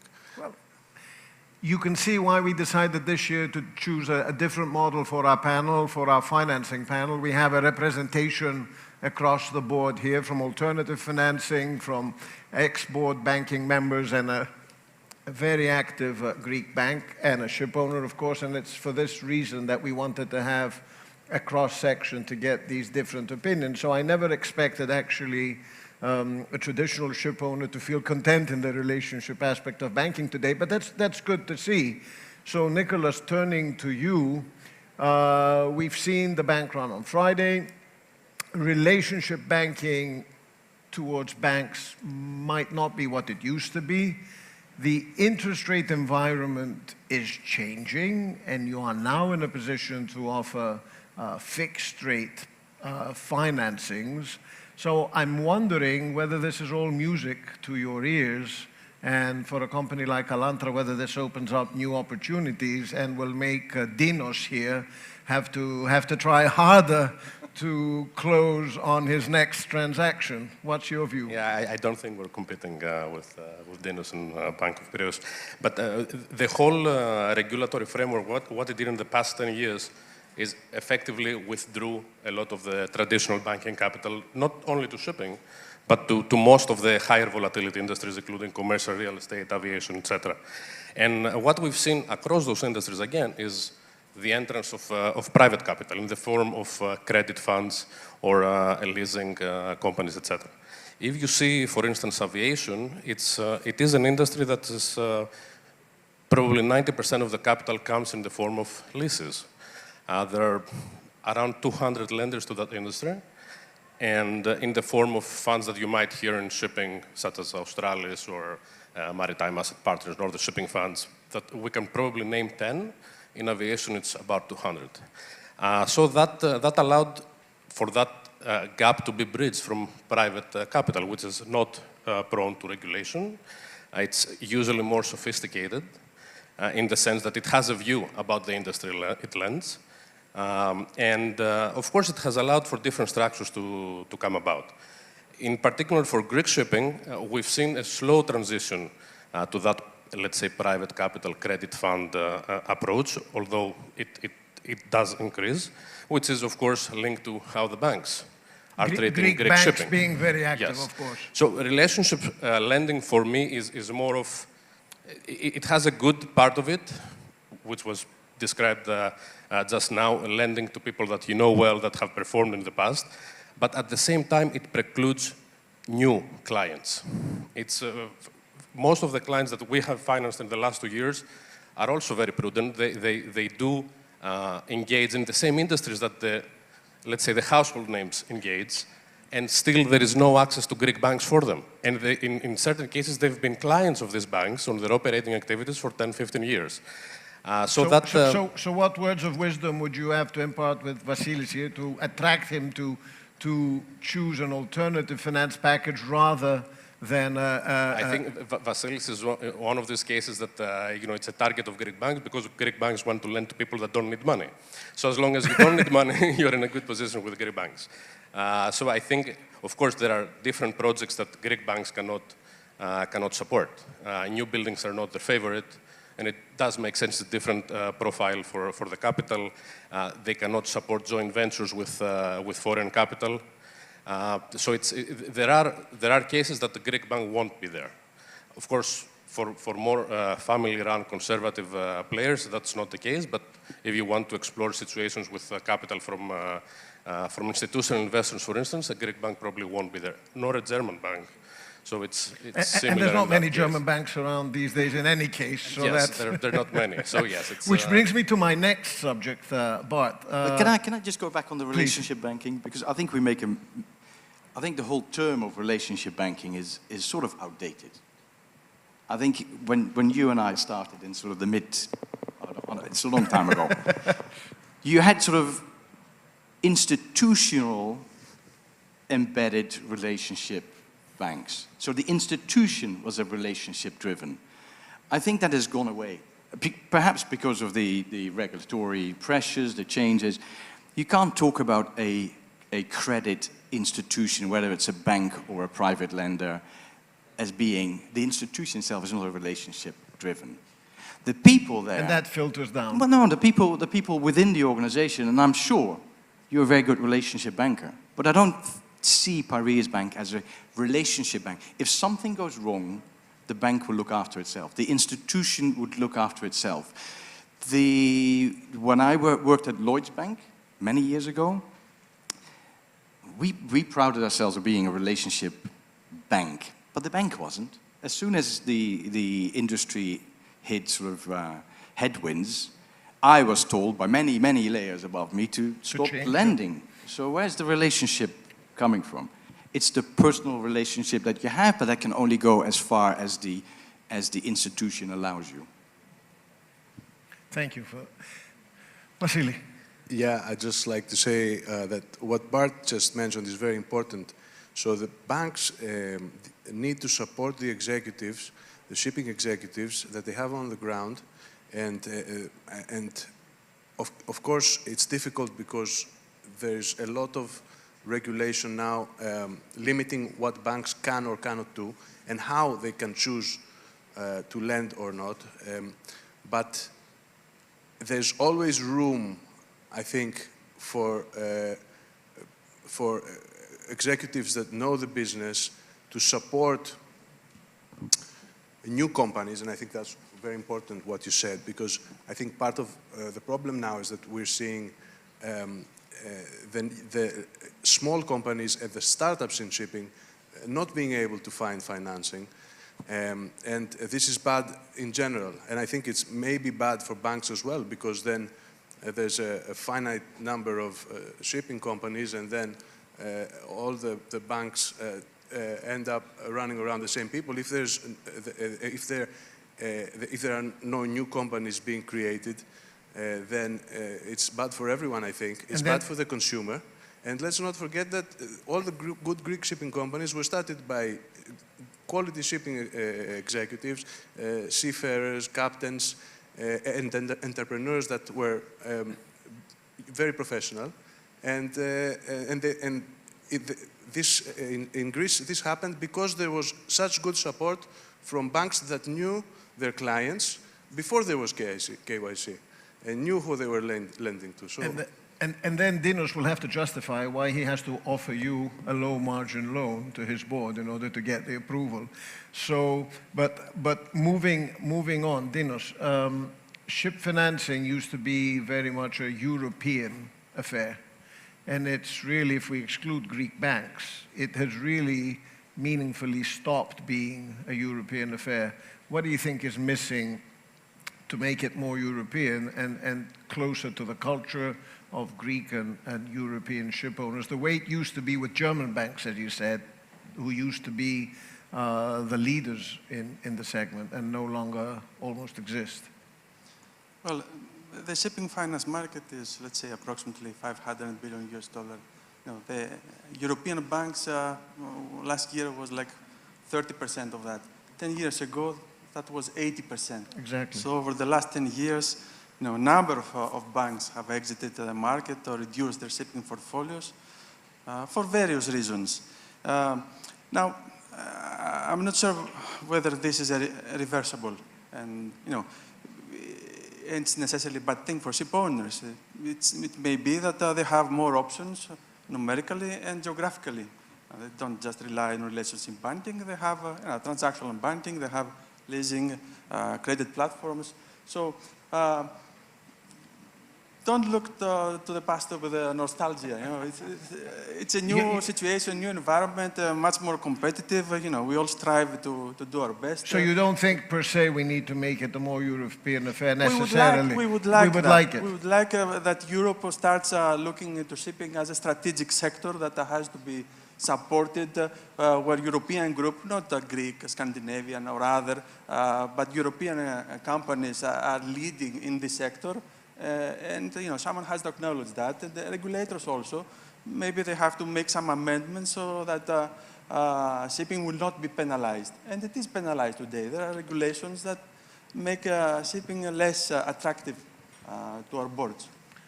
But should we be concerned about making it a more European affair? Is it a cycle? Will it come back? Or is it irrelevant, you believe? I think it's irrelevant, if I'm honest. I think if you have a broad choice of capital providers and some of them have a different view, different risk appetite, as Nicholas was saying, I think it's fantastic to have so much choice. Even if they're small, I think with so much choice, you also have the chance, as you said, where you can have more entrepreneurial, new, innovative ship owners starting, and they can get finance which they would not be able to get from a traditional bank like Piraeus Bank. So, I applaud the more the better, even if they're small.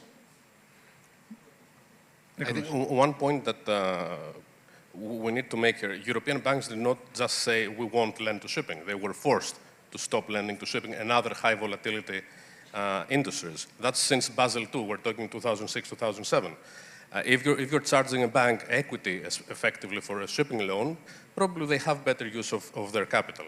So I think what could be of interest is to see how the regulator will make sure that the European banks compete at the same terms with the US banks, with the Far Eastern banks, with the leasing houses, etc. So probably, as Dino said, we need to make sure that this regulation does not preclude European banks from lending. We need to be more proactive. European banks need to be more proactive and be They need to be more innovative also regulator. Because there are technologies today to shift that risk again to private capital. Some of the Greek banks have done it already in shipping in particular. We have been part as Alandra in those structures. But this is, let's say, a half measure. You have a different regulation and you find ways to offload risk. If that transpires into the bank's approach to lending, because they lend basis the regulation, not the transfer of risk later. And that makes it difficult to invest in shipping for them. Now we see Chinese lessors lending at the same margins as Greek banks, and they don't even know you. They know the asset, they know the yard that built it. So the competition comes from places with abundance of US dollars also and a growing economy. Europe has an issue with that. And also it's unregulated, it's effectively an unregulated business. So that's, I think, the gap that needs to be bridged somehow. I'm not sure how that will be done eventually, but again, it's not the banks that said we want to lend to shipping, it's the regulation that brought them there. And another part of regulation that we don't see on lending per se is KYC and AML. Banks have become today the gatekeepers of the financial system. They have to make sure every payment you make, even if it's $20,000, I got an inquiry for a client of mine, they were asking if the ship, a dry bulk ship, was part of a ship-to-ship transfer for a repayment of loan and principal and interest. It's easier to get an approval for a loan than it is to get approval for opening the account to draw the loan down. Yeah, yeah. Funny times. So no, what you're saying is very valid. Vasilis, do you think your options have opened up now that financing is geographically dispersed? Do you find this dispersion knocking on your door and coming with interesting propositions that in the past were not there because it was a European affair? Have you benefited from this reshuffling? Well, I think it's not immaterial or completely αδιάφορο, completely indifferent for Europe who finances the ships. And as long as it's good financing and it's done responsibly, then I think Europe has a lot to gain because we have such a big industry that is controlled by European entrepreneurs. And it's an industry that is quite important in terms of the supply chains, the resilience, and we've all seen over the past couple of years how important it is to have resilience. So there's a political side to this, but also a business side. I think Europe has a lot to benefit from continuing to be the major player in financing, or trying to become again, to increase its share. And it should be very easy because there's a qualitative difference to European banks that other institutions from outside Europe maybe do not have. And that's where the relationship thing comes in, the relationship equation. I think when we get a loan, when we invest in a ship, we invest for the long term. And so we want to know that the people that we are banking with are going to be there for the long term, are going to support us and support the investment for the long term.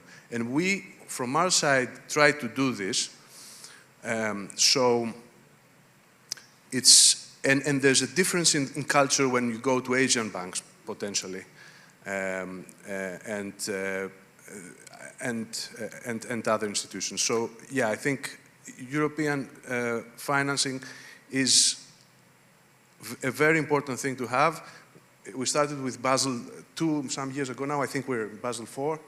So I understand the need for regulation. There is need to regulate, but it has to be a right regulation that helps the industry and helps business.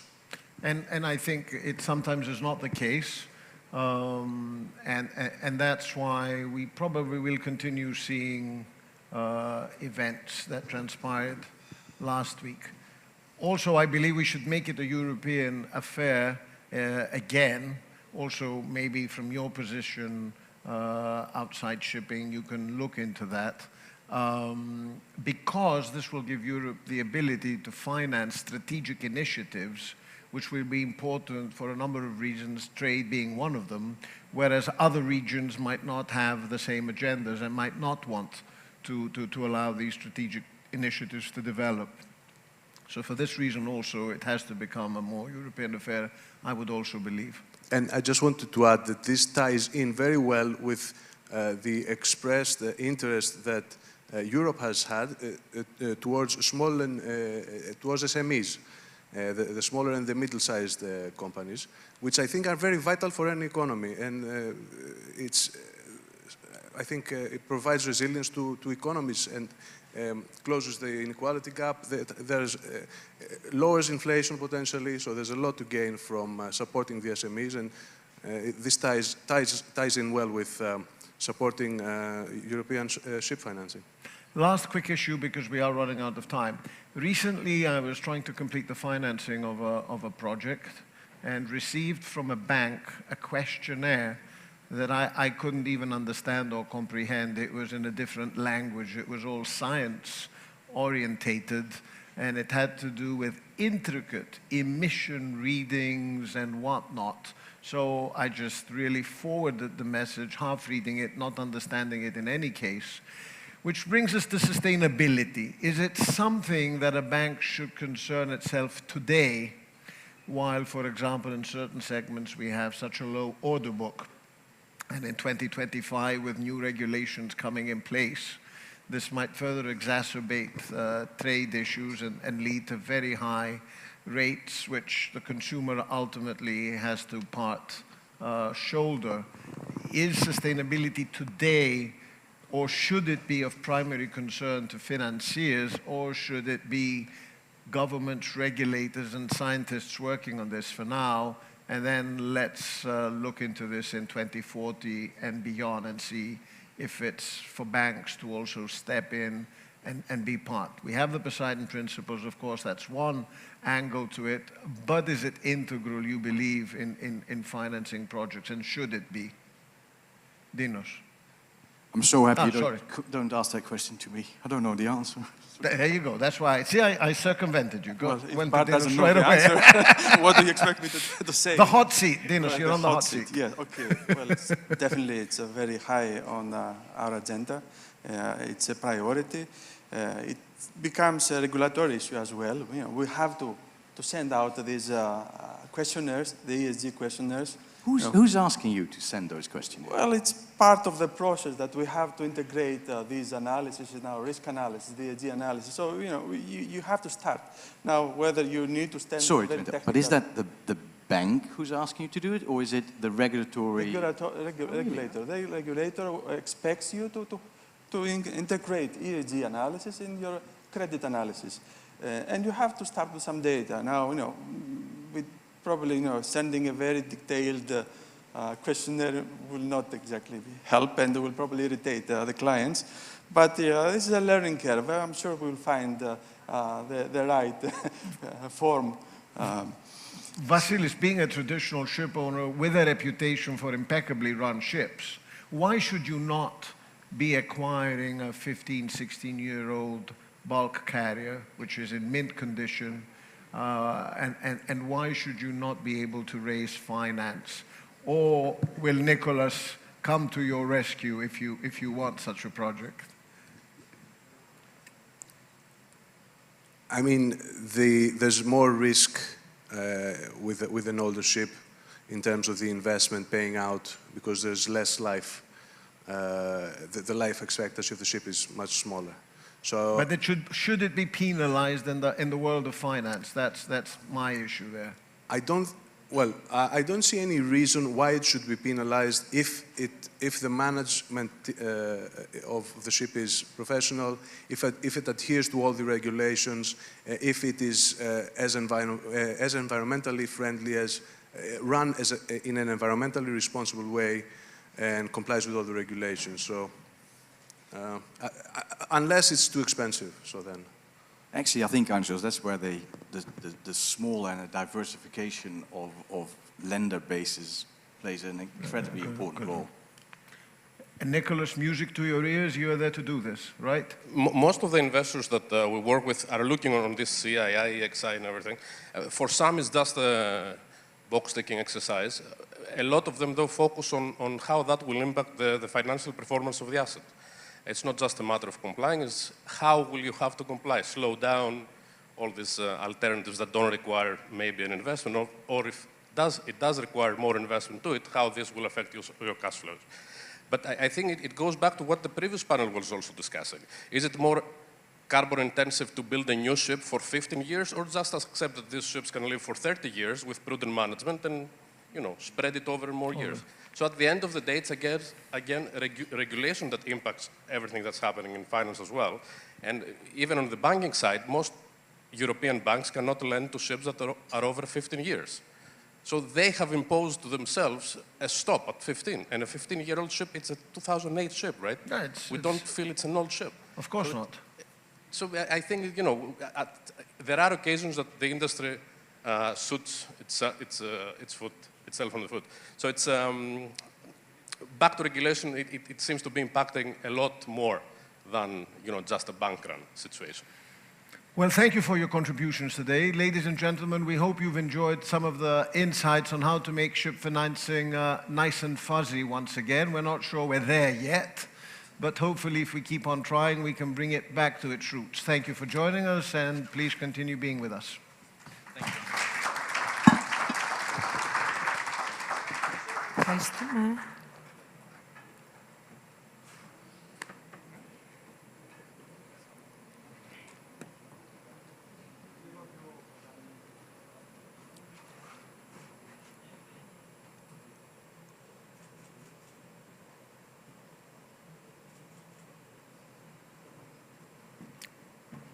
Thank you. So here is the new discussion, Sustainable Development in Shipping, Best Practices, the need for a different mindset by all stakeholders, the role of innovative technical solutions, environmental footprint reports, and other useful tools for measurement and compliance. The European Union's emission trading system, how will this be implemented and enforced? The moderator is Mrs. Katerina Stathopoulou, Principal Organizer, and Mrs. Elena Thousaki, Head of ESG, Sustainability and Climate Change at Motor Oil Group, and she was awarded the Manager of the Year some months ago. Mr. Christos Matsikoudis, Area Sales Manager, East Med, Vasilios Petousis, Energy and Sustainability Officer, Synergy Maritime Holdings Corporation, and Mr. Konstantinos Ikonomou, CEO, Marine Tours Group of Companies.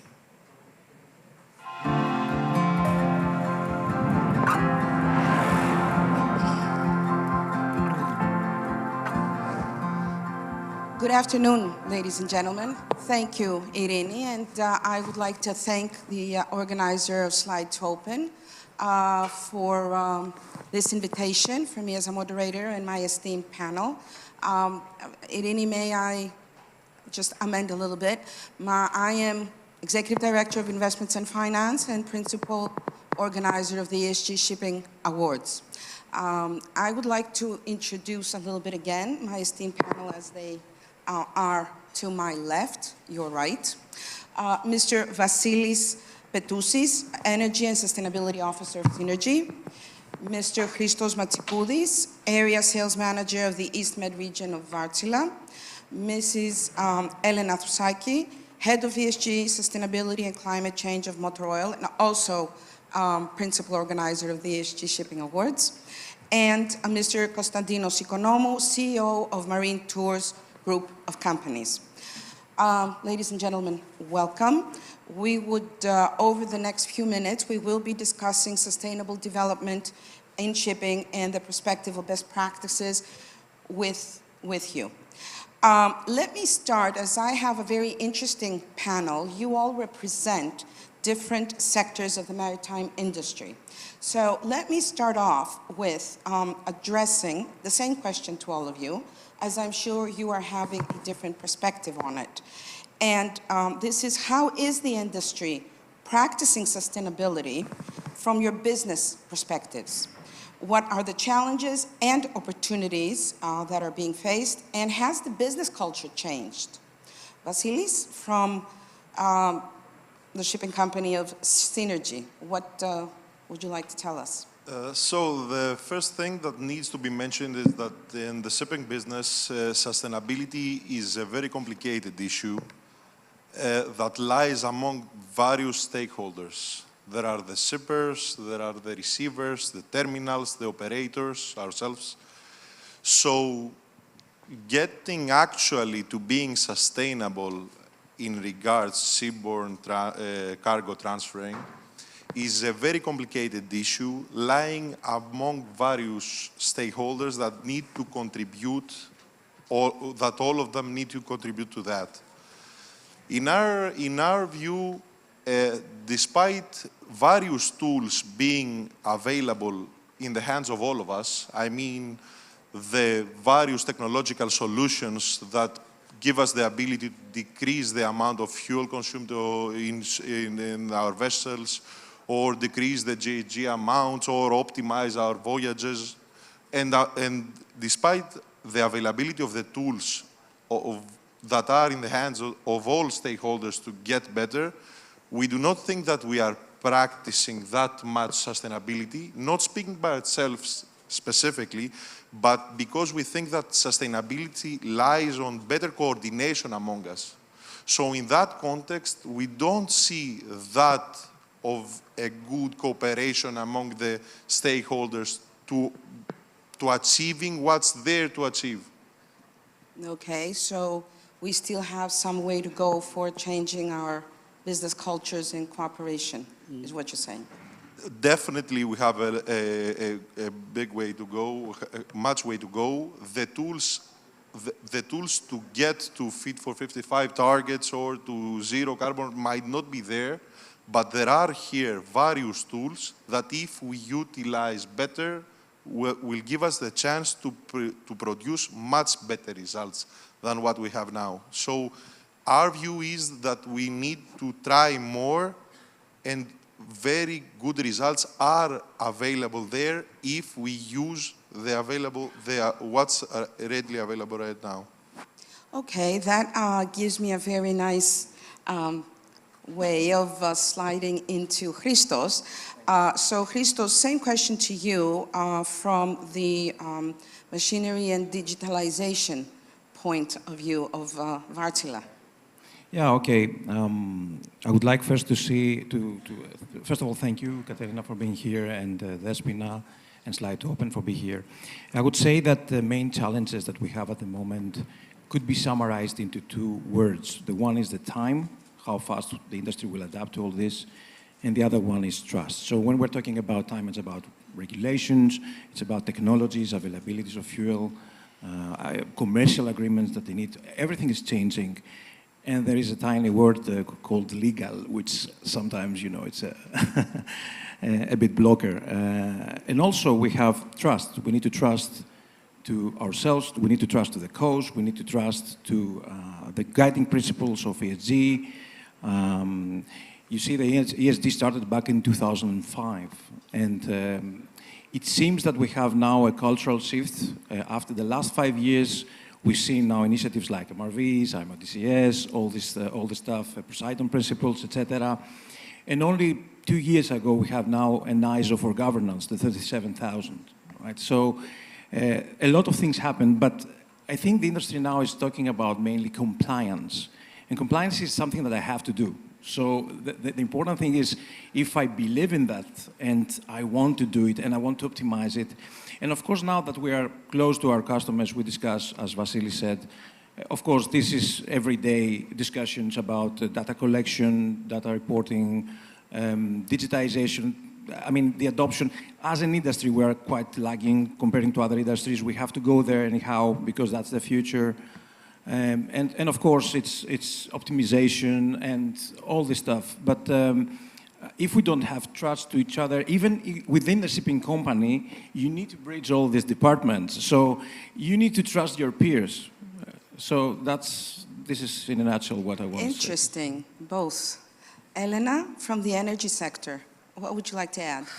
Yeah, well, I think that I mean, ESG is a challenge, but I think I would see it from an opportunity point of view. And I think that everybody will agree that since there are so many regulations and because of the stakeholders that they put a lot of pressure on different industries, particularly in our industry, that is, at the end of the day, because of the decarbonization, a very important player, since all the new renewable fuels and the alternative fuels, alternative energy, has to be in place in order, let's say, the other stakeholders to be able, let's say, to address sustainability, decarbonization on the targets.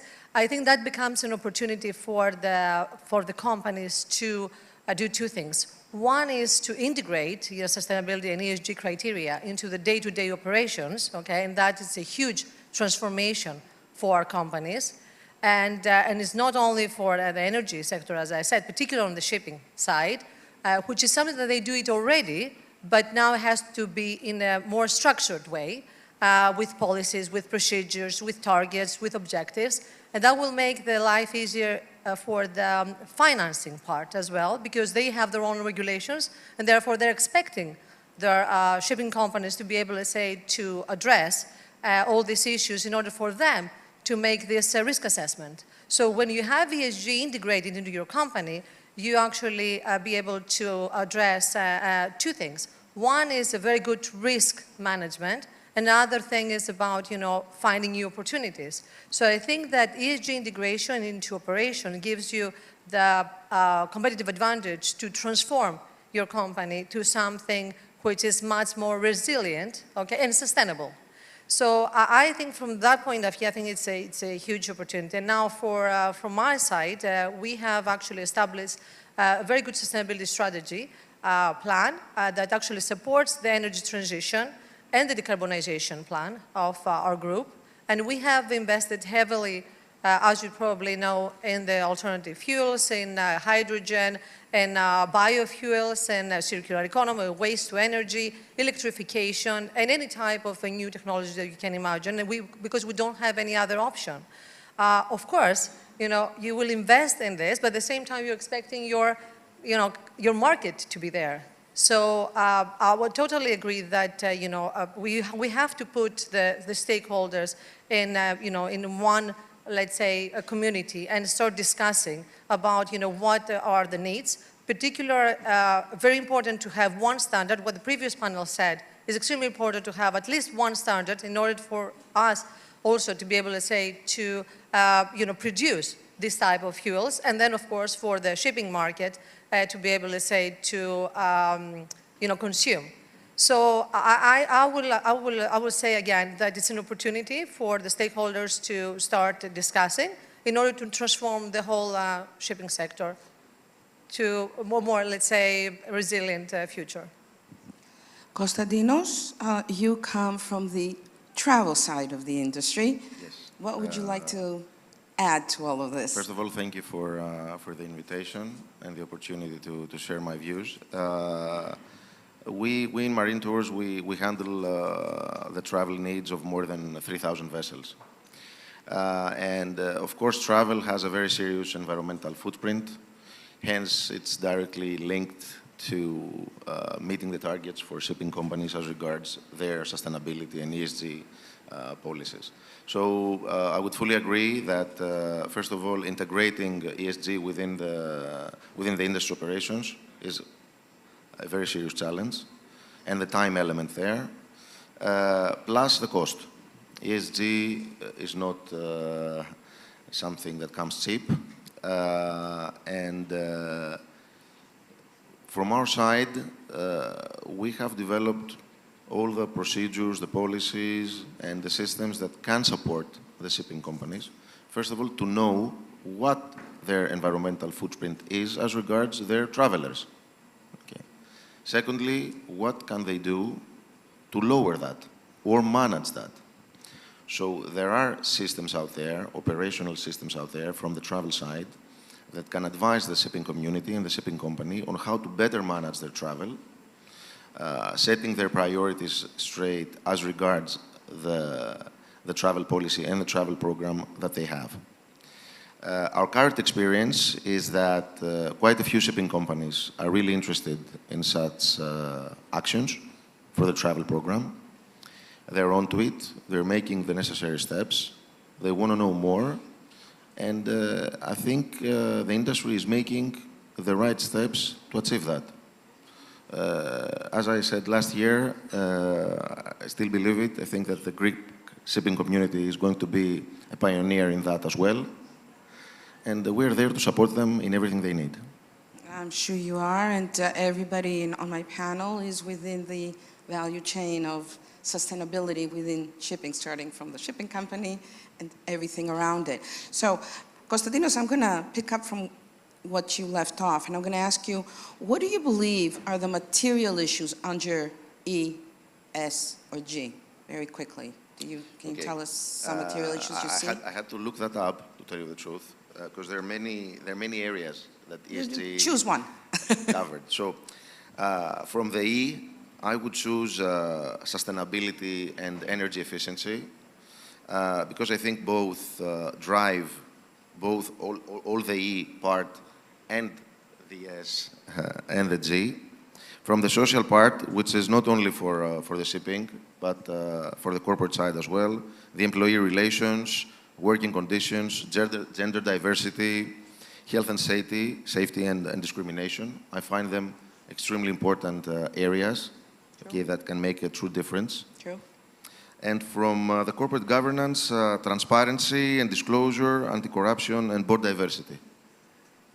Okay. These are the ones I would choose. I'm throwing the ball to Christos because he challenged you under the E. Okay. No, it's not about What do you think are the material issues? I want to see the big picture on this. I mean, obviously, I don't know who of you have heard the acronym VUCA. VUCA. It's volatility, it's uncertainty, it's complexity, and ambiguity. Well, thank you. I learned and something all of today. the things regarding ESG as around this acronym, which is probably going to be very, very common acronym to discuss in the future, because it entails all the problems when we have to do investments. Especially, we need to all the risks and the material issues on all these letters actually extend the border of a company itself, extend it. Okay. So it's very difficult to control it. So the thing is here, so it's the what if questions that you need to start thinking of, like, for example, what if China actually invades Taiwan? What will happen to the yard business? Or what will happen if the great attrition continues and people still leaving their jobs and crew cannot be, what will be the impact on board the vessels? Something else. Or what about the cyber attacks? Or things like that, because all of these things, and if you go even down, if you drill down, you could see, for example, how to optimize a voyage. In the past, when I was working in the weather companies, we started with a rump line and a great circle, and you just, take into account currents and swell and wind shear, and that's it. Now you have to take bunker rates, chartering, pre-post CII, post. It's operational research, right? It's very, very difficult to find the one solution that fits all. It's very, very difficult. So in a nutshell, when we discuss with our customers, that's the main question. How can I achieve financial viability in the context of decarbonization? Okay. And here is as Varsila, we have some that's at least we have some answers. Let's discuss. Elena? Thank you, Christos. Well, I think that it's a very nice question, actually, because it's about the material issues. And the material issues is something that all the ESG reports, have. Okay, the first question everybody asks is, what is your material issue? What does it mean?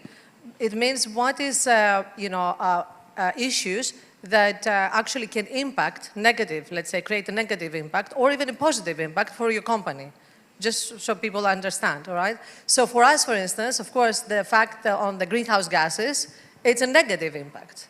At the same time, you need to see what is the impact on your economic part, okay? So a material issue like greenhouse gases, because of the regulations, can actually become a high risk in, going forward, since you're not going to be able to say to comply.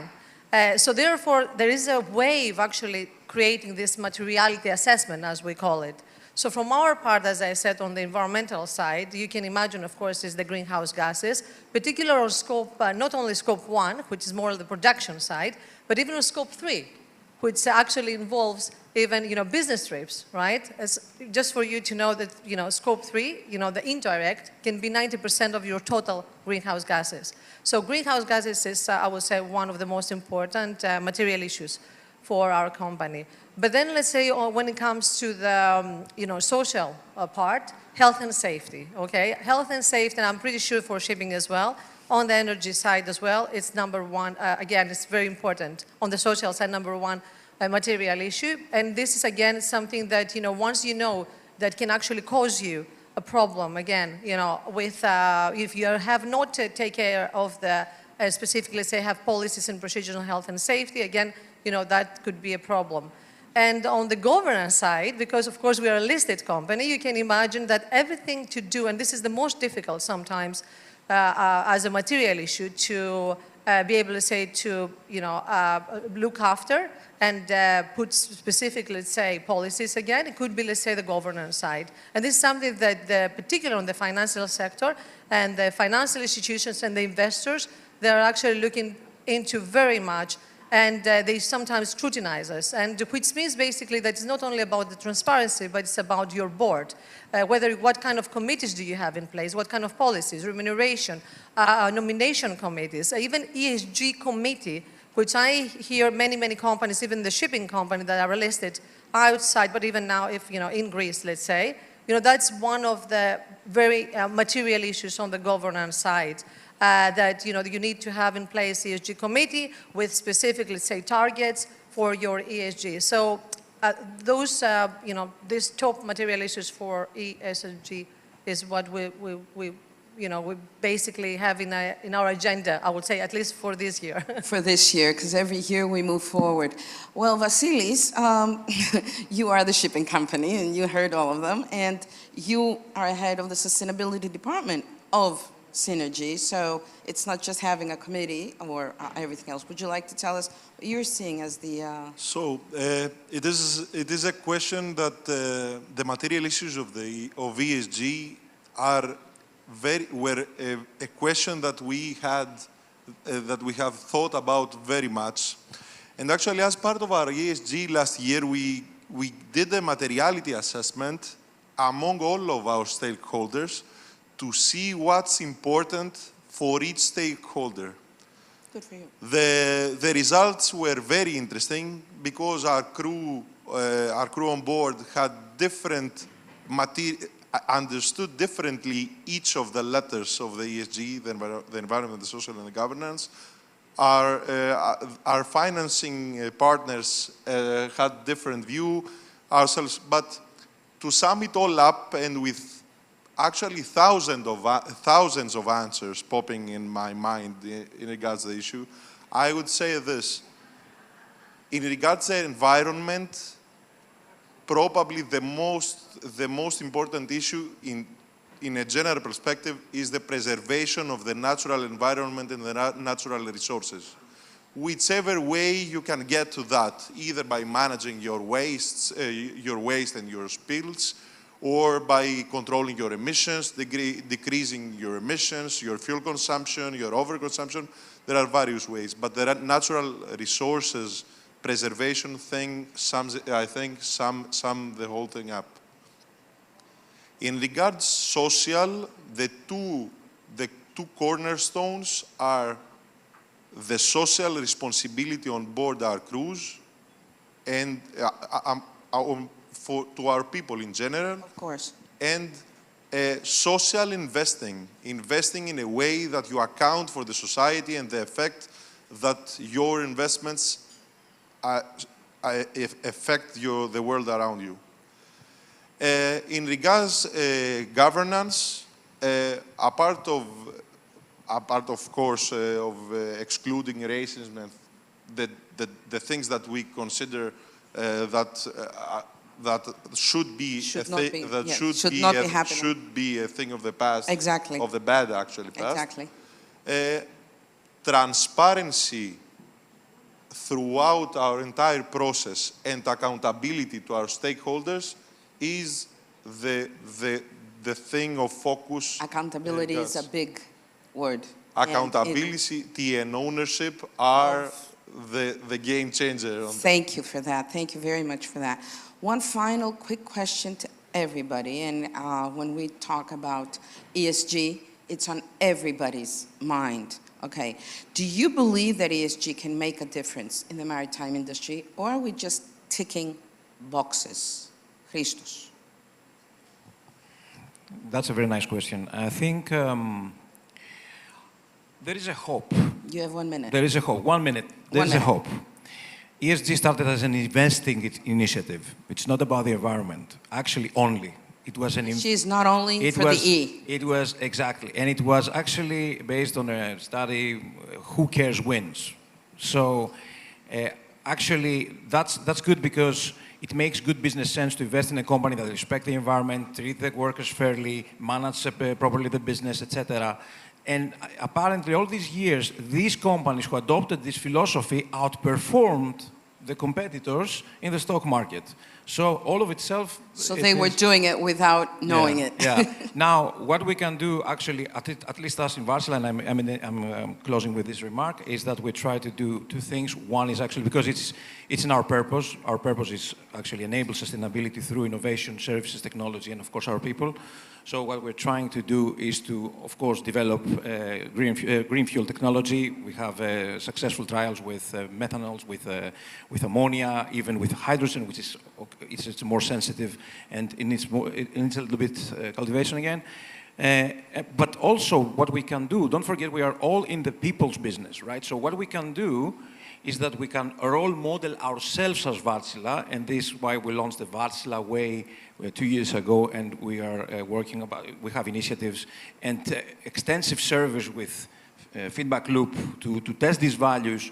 We can role model ourselves as an ESG responsible company, and then we can actually, because you know people are mimic and share best practices, so we can actually actively coach. We go beyond consultative selling, and we actively now coach the company. When we share best practices, we help the other person bring along, and you said something I really like, and I've been saying all along. We all know in this room that shipping is capital intensive. Well, for many years now, I've been stressing that it is human capital intensive, first of all, and then dollar and sign capital intensive, and human capital intensive, Konstantinos.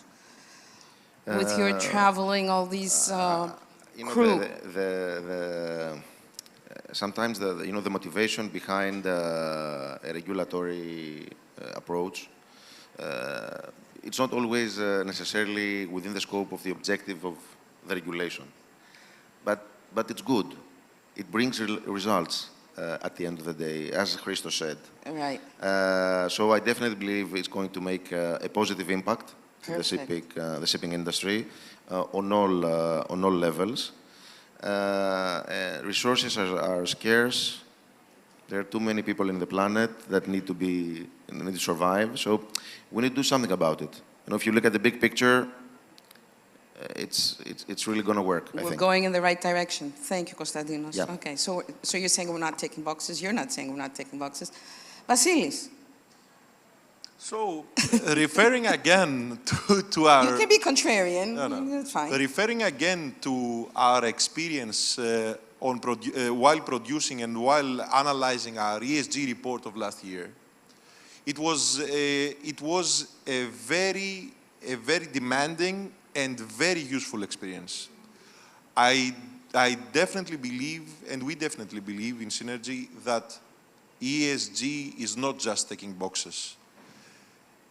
The ESG principles lie among the practices of various companies, ourselves as well, but getting in the mindset of producing ESG reports, of producing KPIs, gave us the chance to analyze already available data that we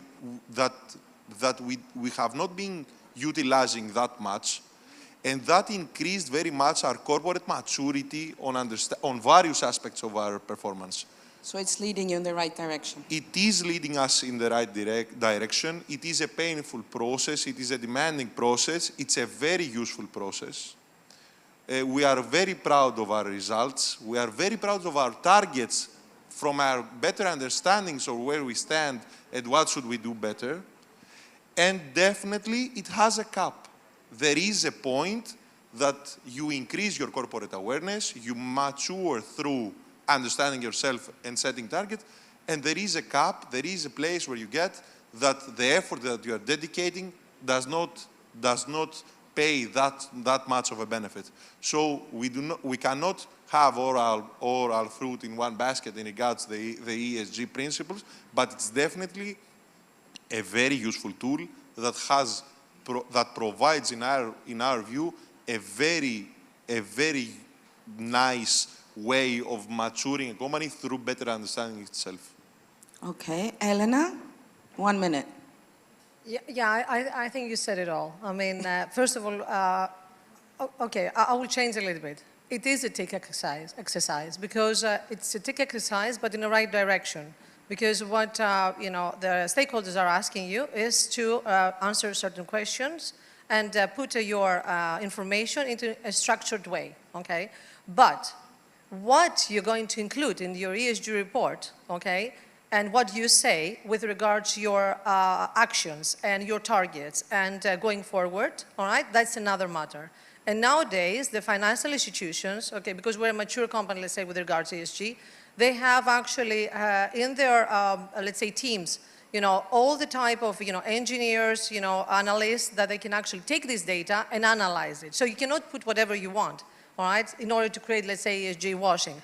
So for companies, it's a very good exercise, let's say, to structure your company if you haven't done it, but there is not, let's say, a timeline. You can always improve and, better perform yourself in order, let's say, for the analysts to be able to look into your non-financial report, because the ESG report is a non-financial report, in the same way like the financial report, in order, let's say, to understand whether your company is in the right direction or not.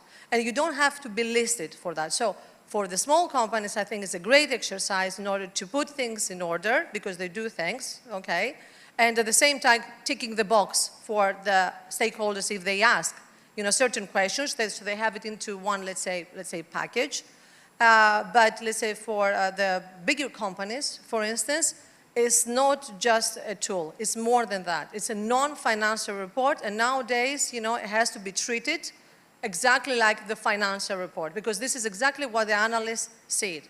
Your financial results and the non-financial results, okay? In the financial reports, you don't put any number, all right? You put it and you try to improve it. The same is with non-financial report and ESG. Thank you. I think we brought forward a lot of interesting issues, and we've thought-provoked our audience. I would like to thank you for this, and we are closing our panel. And thank you, ladies and gentlemen, for being with us.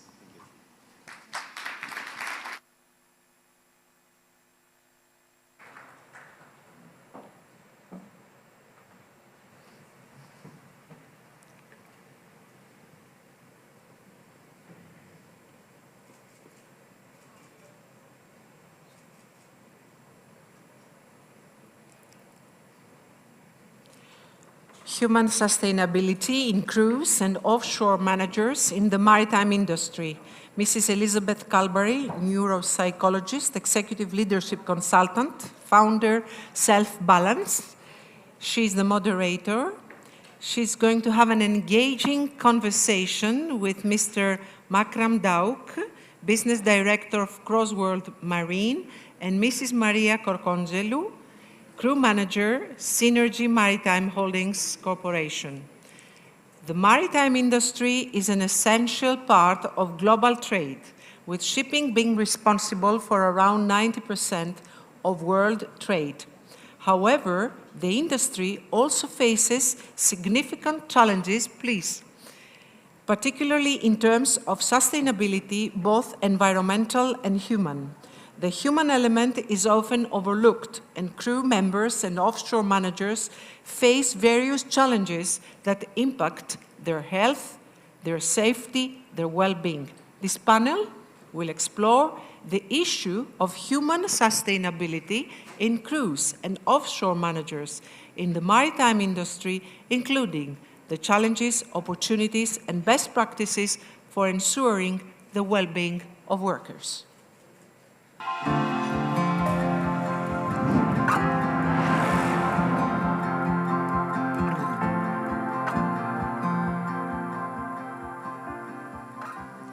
afternoon. Thank you for coming to our panel discussion on human sustainability in the maritime industry. And we are going to we're going to embark on a journey towards a future that is not only environmentally and economically sustainable, but it's also socially responsible. The human element in general is overlooked, yet it is the backbone of our operations. So today we're going to shed some light on how to ensure health, how to ensure well-being and safety to our people, to our workforce, on board and ashore, together with my esteemed panelists. As a neuropsychologist, I may say that I work a lot with people from different sectors and different fields, and I believe that the most important thing of all is to have skilled and knowledgeable people, people who will help to and ensure, who will be efficient for our safe operations for ports and vessels, but also will help to have more innovative and more innovative environment and culture in our maritime industry. So our esteemed guests will bring a wealth of expertise and experience, and we are really glad to have them together with us. So let me go on with Mrs. Maria Gorgonzello, who is a crew manager of Synergy Marine. She's actually a professional who is always seeking to apply business applications and business-oriented solutions to people in order to improve quality of life, both on board and ashore. And Maria, thank you for being with us. Thank you. Good morning, everyone. I would like to thank Mrs. Travlou for having me one more year in this shipping conference. Thank you both, Elizabeth and Makram, for this discussion which will follow.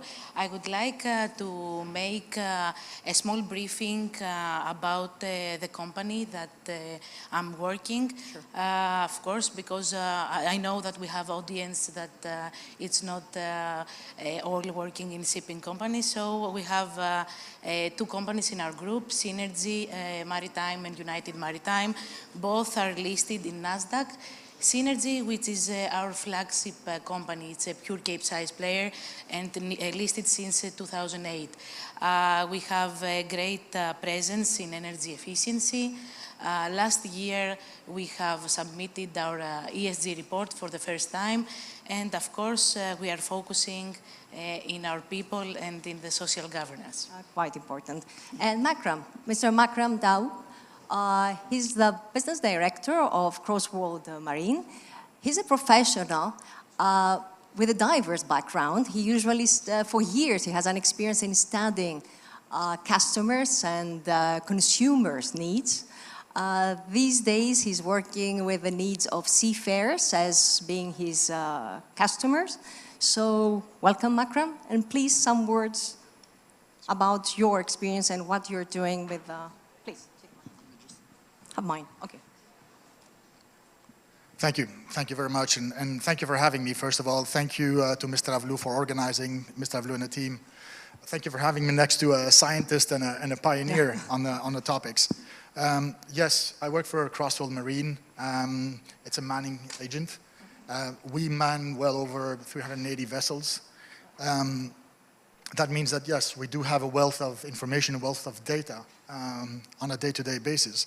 And I'm very happy to be part of this panel because it's a way to highlight some of the issues that we have within the industry. Yes. With a topic that is really underrated, and that's the human element on vessels. We talk a lot about shipping, we talk a lot about ships, we talk a lot about how to manage ships, but we talk very little about the people who are actually on the vessels, running the vessels. We don't have autonomous ships yet. I mean, we do, but it's not really as widely used as it should be. So the human element is still important now and is still important in the foreseeable future. One thing I want to say about the company, and maybe to explain a little bit my diverse background, sure, is the company's motto has always been about investing in people. And the reason I'm saying that is not to sell my company for any reason, but on the contrary, it's because we're going to use that word, investing in people a little bit later on in the conversation. So Thank you. So, as we said before, human element is one of the most important issues, although it's overlooked. And I would like to have some, because of your expertise and because you work quite a lot of years with crew members, could you please give me some key challenges of human sustainability in the maritime industry? And if you have any good practices from your own experience, that would be great to share. Of course. I will tell you the truth, you know, and everyone is well aware that the demands are getting higher and higher from our crew. The pressure is huge. We have charterers demands, inspections, KPIs, port state control. So as you understand, the key challenge, the major one, is to source healthy, physically, mentally skilled seamen. This is what is the best solution. What the human being actually wants. Yes. That will be the ideal solution. What would lead to human sustainability, in my opinion, was to empower the training, the leadership, the soft skills of the crew to work on the communication skills, because, as you understand, there are multinational seamen on board the vessel, and also the company. It's most of the times of different nationality. So we must work on the fields of the soft skills, leadership, and safety culture of the crew. And I may add here that it's not only for the workforce on board, it's also for people working ashore. Because the most important thing is to bridge the breach between people and crews and people working in the office. Bridging the gap is exactly part of the problem. Is that there's a monstrous communication problem, and I think that watching the previous panels here, the future of shipping seems to be a bit diverse. We're getting into a much more fragmented approach, much more specific approach here and there.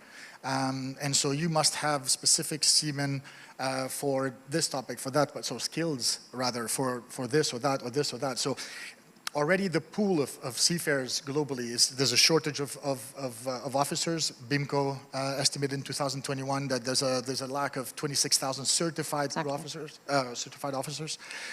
That's without even mentioning the competence of officers. There's just those that don't have certification. Imagine that if you had them and they're not competent enough, so you have a lack. Yeah, right. But now, and plus the world fleet is increasing. I think BIMCO's also suggested that it was 6.5% the growth. So the demand is huge, but at the same time, less people are going to sea. It's more, for some countries, it's expensive to actually go get your certificates. Less people are attracted by leaving and being as far away as an astronaut is, because yes, you are. For 6 to 9 months, you're far away. No one can talk to you. I mean, limited talking. And at the same time, it was mentioned before, you're accountable for you have very heavy responsibilities being on a vessel, not to mention your own safety. The demand, as you said, is quite big, but are we talking about is it, may I say it differently, cheap crews are more effective, or do you believe that, because it's a little bit tempting sometimes shipping companies to ask for cheap crews, but the thing is that from my point of view, because I work with maritime professionals and crews, I may say that this has hidden costs for an organization. Please. Looking at shipping on the short term, obviously you're trying to look at the cost and try to minimize the cost today.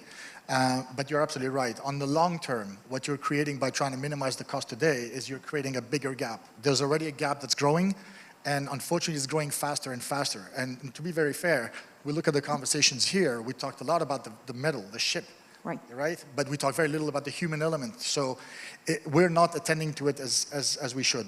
The solution is one and only. You need to invest in people. You need to be able to grow the human capital, the human element in shipping. And that means what? That means developing new people. You take cadets, you train new cadets, you mold them. They're young, they're healthy, as Maria was saying before. They're motivated, they're intelligent, they're moldable. You can mold them the way you want into your company culture. So that's really important. But also, you need to pay attention at developing your existing crew. It's very easy to say, oh, this guy didn't perform that well, let's change this guy. And it doesn't work this way. You need to treat him as a human being. Obviously, there's no one who's perfect, so you need to be able to take these people. Let's train this guy. Evaluate his performance, and then obviously train this guy and make him better. Maria, could you please share with us some experience that you have with your own company? Especially for the cheap crews, I would like to add that is what you jeopardize in order to hire the cheap crew, because you know something will be wrong. You are not approving or interviewing a seaman just to check his background, his previous service, and his certificates. There are many more things that you have to check before you know you have someone on board your technical vessel. skills. And share the about comparative advantage, in my opinion, is to identify what are the training needs for your existing crew and adjust your training program accordingly. It has to do with the resilience, the situational awareness. The people must know on board and ashore that every time, every minute, something is changing, and they must be ready to modify their elements accordingly. Regarding the mental health of the crew, another issue. It's not only positioning a seaman, make line up and like put some spots in an Excel sheet and create this. It's not like this anymore. Maybe it was in the past, but it was considered an innovation to have to support the crew on board medically with some various companies and these services. Now, if you want to be proactive and look ahead to sustainability, to human sustainability, you must provide to your crew 24/7 mental health support. And there has been some effort during the pandemic and the ongoing war of Ukraine. And Makram, could you please help us a little bit with your expertise and give us your insight of how we can handle, what can we do for mental health for crews as well? Because it's considered to be still a stigma in the maritime industry. For one, I mean, obviously, we'll talk about also maybe, keeping them connected to the world, but also keeping them passionate about what they're doing. But also, there's a lot of training that we do that is geared towards mental health. So there's mental health awareness training that we do for some of the crew, the officers specifically, who are trained to now spot any mental health issues in any of their crew, and to a certain degree, they're not psychologists, but they learn how to manage some of these problems at a very, very minimum. We also give training to the ratings themselves to learn how to take care of their own well-being to a certain degree and take care of their own problems, spot their own problems and take care of that. We also keep them connected. And when I say connected, nowadays we have 24/7, psychological support hotlines, et cetera, So everything is being done to be, to be able to cater to those people. And like I said before, not only do you keep them connected to the psychologists or the people they need, but they need to be connected to the people they love, and that's their family. And this is where maybe social media comes into play. It's another issue. Connectivity, internet on board, which is, believe it or not, it's as easy it is for all of us. We will now all have fiber optics, etc. There's been a great debate about the internet and social media in vessels, and a number of companies try to restrict use of social media in a way that they protect performance or, let's say, proximity or connection between people working on a vessel. Any suggestions on that, please? No one, Elizabeth, no one can deny that social media is a powerful tool. For the seaman that is far away from his home country and his beloved ones for many months, it is basically his real lifetime social media. Of course, what we must build is the people on board to have a self-control and the judgment to check if this is doing well for them or they cannot work due to, missing and depression and things in a like way that. you fight mental health issues. There is a balance there that, you know, it's our recommendation is most of our crew to use the applications for connection like WhatsApp and Viber and Telegram and avoid the rest ones, but it's not democratic to restrict them via the internet and tell them, no, you will not use Instagram or And self-control is one another competence and skill, actually, that it's a people soft skill, need to have while being on board. But again, sorry, just to go back on that point, because again, you go back to training those crew. There's another course that we insist on giving and recommend to our companies is cybersecurity. That's actually even required. So the whole idea is that yes, you can be connected, but you're putting a lot at risk. It's beautiful to be able to, you know, to be connected to your family, to be together, to feel part of the outside world. But there are, you know, since nowadays everything is digital, it becomes really, really iffy. So it needs to be sort of and it comes to the captain now, because I work quite a lot with officers and captains, and we talk about the proximity and communication, and we ask people to communicate with each other while using social media, and we observe quite often that people go to their cabins watching a movie or talking with their beloved ones, but they don't go to the mess room to discuss and communicate or even express anxiety, express their feelings in general, and be like human beings. Well, that's one of the downsides about social media. Actually, it's not only on vessels, it's with each and every one of us in daily life. We spend very, very long time a day just scrolling up or down a phone, and we don't look at each other while we're sitting in the same room, we're sitting around the same table. Same happens on vessels, and unfortunately that means that crew that effectively work together, live together as a family, are not really a family because they don't really know each other, they don't really connect because they're simply too busy trying to connect with the outside world. And this is back to what Maria was saying before. I think that there's a real need for balance there to make sure that this doesn't happen. That yes, you have the moments that you connect with your people, your outside world, but at the same time, you have to have moments where you connect with the rest of the crew.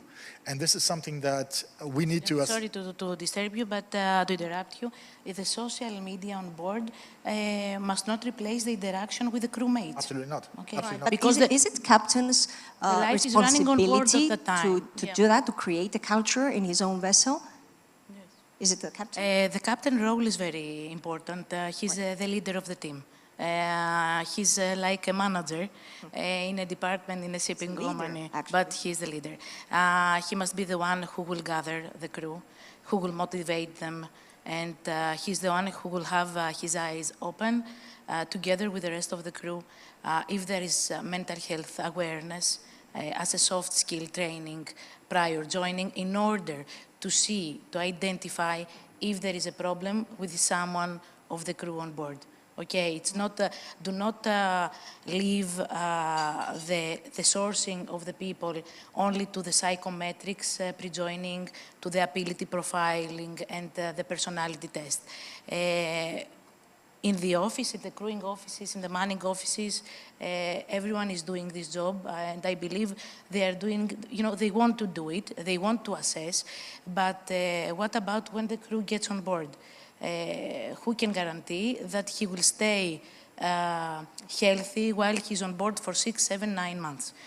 Even the crew, even the personnel from the office who travels on board must be well aware and must have their eyes open to see and identify a problem. Okay. Well, to add maybe to that, the captain's role has been redefined very drastically and dramatically. I will quote one of our clients, I think they're not around, but he once said, he was complaining, he was saying, it used to be all about, the ship, all about shipping was about the ship. Now it's all about paperwork. So you have your captain sitting in a room trying to fill this form to comply with this regulation, that form to report on that regulation, et cetera, et cetera. So the captain's role has been redefined from literally just ensuring the safety of the vessel with minimum paperwork into maximum paperwork, at the same time as managing his crew in a way that ensures the safety of the vessel, the safety of the journey, the safety of, and the well-being overall of the crew. So this is, I think, where we need to make sure that we have enough training, enough backing from the companies as well towards the captains and the port captains as well, they must all have this fine balance between, okay, when is it paperwork time? When is it time to connect with the crew? When is it time to go out and do some, you know what I mean? So it's...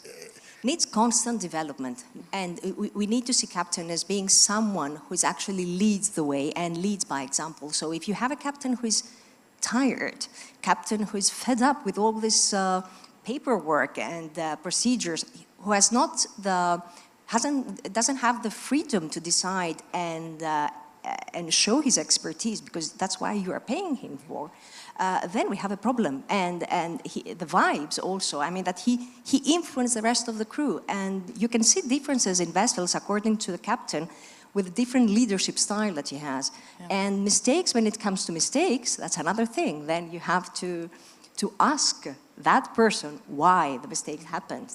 That's why I think it would be ideal, the crew on board, to have a direct contact with the office, except their families.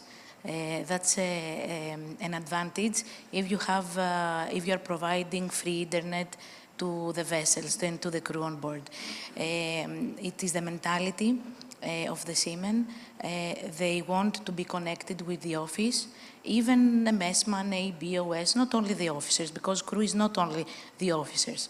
They must be connected, they must be aware that they have someone in the office to discuss, to share a problem, maybe on board, maybe something personal, to understand that you're not treating him like a worker and nothing more. Right. People feel, they feel if you really care about them.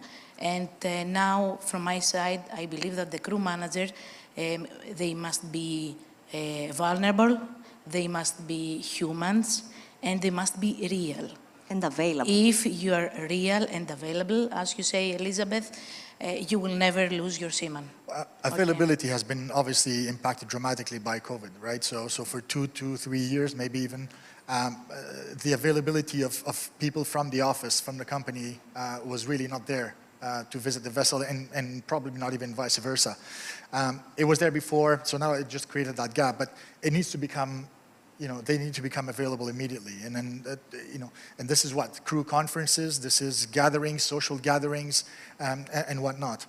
We even go to the extent of connecting companies with the seafarers' wives while the seafarers are on board. Okay, happy wife, happy life is what they say, but it matters to the seafarer. It matters to the seafarer to know that he's part of a family that is connected, that his own family, wife, children are connected also. And so it matters to him that everyone's taking care of their, you know, that ecosystem is all working in his favor. And it matters to him much more than money. Mm-hmm. Incidentally, the companies that we have that invested more in people, and when we say invested in people, created those programs of development people, from cadets all the way up, social programs, et cetera, they pay the least salaries. Mm-hmm. They have the highest retention rates of seafarers. They have the highest, obviously, functioning crew. And at the same time, you know, there's you know, zero cases. I mean, not zero cases, but their cases compared to other companies, mm-hmm. Be it legal or medical cases, are much less, simply because there's just less drama. It all functions better, which goes back to the question you were saying before. Does cost matter? Absolutely, it matters. Invest now to save cost in the future, as opposed to. You're right, and that's the rule for in the corporate world. I mean, that we develop people in order to protect the future of a company, in order to see people who are happy at the end of the day, proud of being in a company that they work for, and people who would like to help to the innovation and transformation of any company. And Elizabeth, you know, a healthy worker is a happy worker, and it's a more productive worker. Okay, and he will give back, and she will give back to the company the feelings, the happiness that he experiences. It's almost like any one of us. I mean, yes, you might have, very often you get a better job offer than the one you got, very often. Everyone goes out to interviews, et cetera, and then they hear very, very nice, beautiful things. But then you look back and you think, hold on a second, I've been working in that company for years. They've taken care of me for years. And it's not only the money, it's not only the benefits, it's about the whole I would say social alchemy, whatever you want to call it. That whole mix is something that matters. If you don't create that and it all becomes about the money, it's guaranteed that seafarer is going to get up and go to the next guy who's going to pay him $50 more. And so on and so forth and so on and so forth. Totally And agree. the problem perpetuates itself. So the investment is not on salaries, on the contrary, the investment is around how do you create that environment to make it much more attractive for the seafarer to stay with you for a longer time, promotions and whatnot. And the investment also is the human connection, okay? Sure, because you may invest in technology, you may invest in vessels, new things in your organization, but you need to invest to people because these are the ones who would help you operate safely and efficiently your vessel. So Maria, a final remark for our audience with some positive, let's say. Of course, I believe that we must retain competent personnel, which will provide us some business strategy. Perfect crew does not exist. As we have discussed, we must build. They are not perfect anymore. Yes, no. We must build the perfect crew, and that's why we must be all ship owners and all the industry in shipping. We must be mindful enough to build business strategies that will lead us to change the rules of the games. Because if you do not change the rule of the game, you will never have the best practice. And of course, I would like to thank our CEO, Mr. Tsantanis, because he is giving us the liberty to perform the best practice for our crewing, and I'm very proud for this. He believes in that, and that's the most important. Macron, final word from you. If I say invest in people one more time, someone's going to throw something at me, so I'm not going to say that. But the whole idea is you need to commit. This is the first thing about sustainability is to commit to it, not now, but to commit to it for, for the long term. And what we invite, obviously, companies to do is commit to it. Commit to it from now, commit to it as a strategy, have your crew as part of your strategy, or have at least a strategy for your crew. And don't look at it as a day-to-day, I just need crew for today, and that's it. Look at it as a long-term plan, build the pool, build the people, it will pay off. It will pay off literally, even monetarily, eventually. And your shipping proposition, your venture will just perform much better. Thank you so much. I may just conclude by saying that, as a neuropsychologist, I need to say that we are all emotions. I mean, that emotions are the ones that sail the vessel. Trust makes the vessel sail and operate efficiently. And human beings need to feel that they are important so as to give to the company they work for the full strength. So thank you for being with us. We must embrace our feelings in general. Exactly. Thank you for being. Thank you for having us. Thank you, Elizabeth. Thank you all of you for being with us, and enjoy the rest of the conference. Thank you. Bye-bye.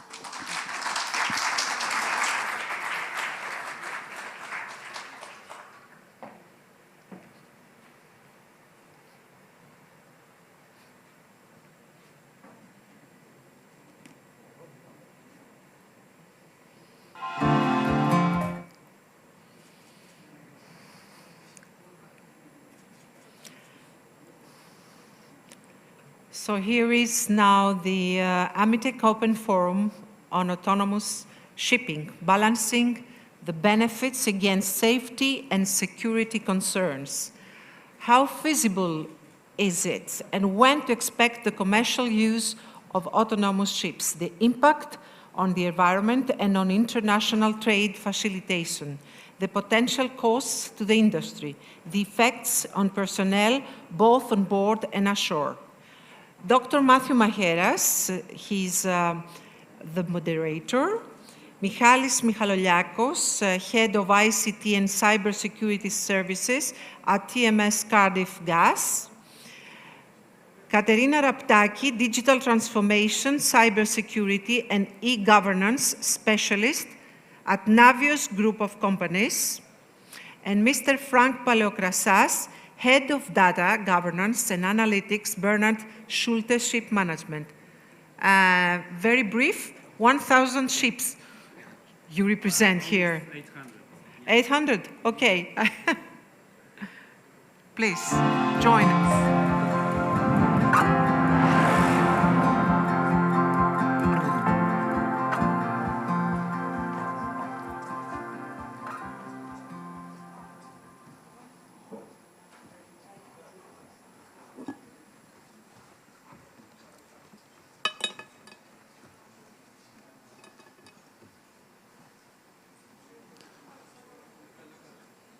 Hello, a very nice panel. This is what we call the AMITEC panel, and to give you a brief introduction, AMITEC is the Association of the IT Managers of the Maritime Sector, and we're here to talk about autonomous shipping. That's, for many people, contrary to the previous panel, talking about humans, but we'll see as we go on. So, to give a brief introduction, do I have the presentation? Yeah? No? Okay, to give a brief introduction, 2022 was a landmark year for autonomous shipping. We had the Mayflower crossing the Atlantic, reaching from UK, Canada, autonomously, no captain on board. And then we also had Yara Birkeland going in service up in the fjords in Norway. On top of that, we had IMO running a scoping exercise, looking into regulations and treaties and how do they need to be amended to go into full autonomy. And also IACS, the Association of Classification Societies, also made the first step to and published position, as it called it. So the question here to open the panel will be, okay, obviously technology, at least in principle, is here. Regulations are evolving fast. So, do you think that large-scale deployment of autonomous ship is going to happen soon, like in the next 5 years? Or not? But before we have the humans answering this, we asked the machine. We had ChatGPT. You can't see it down there, but you can see it on this monitor. The question, okay. Okay, no, let's go back. Started? No. Come on.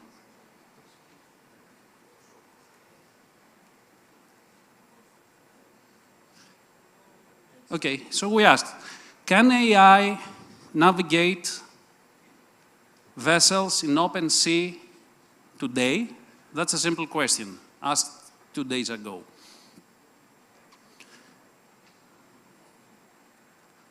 And the machine answered, yes, it's technically possible for AI to navigate a vessel autonomously in open sea today. There have been significant advantages and so on and so forth. However, it is important to note that fully autonomous ships are still relatively rare and not yet widely used in commercial shipping.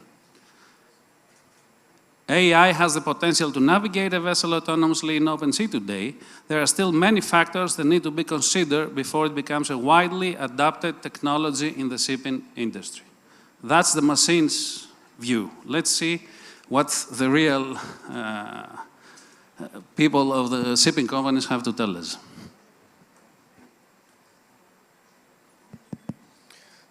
So, good morning. I represent Baron Schulte Ship Management. We are a large ship owner of approximately 100 ships and ship manager of approximately 650 ships. So, our position overall is that so far, the autonomous navigation projects that we have seen have been very niche. So between 2 specific ports within 1 jurisdiction, relatively simple. And generally we see that all of this is progressing a little bit too slow for our requirements, where we are engaged in worldwide trade, like most of people I think attending this conference.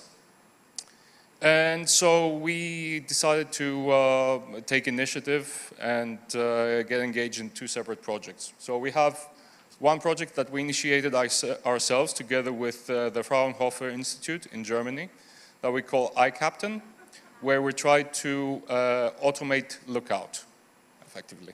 So this is done, we're focusing primarily on situational awareness for our crews on board. We have deployed this on 3 ships so far.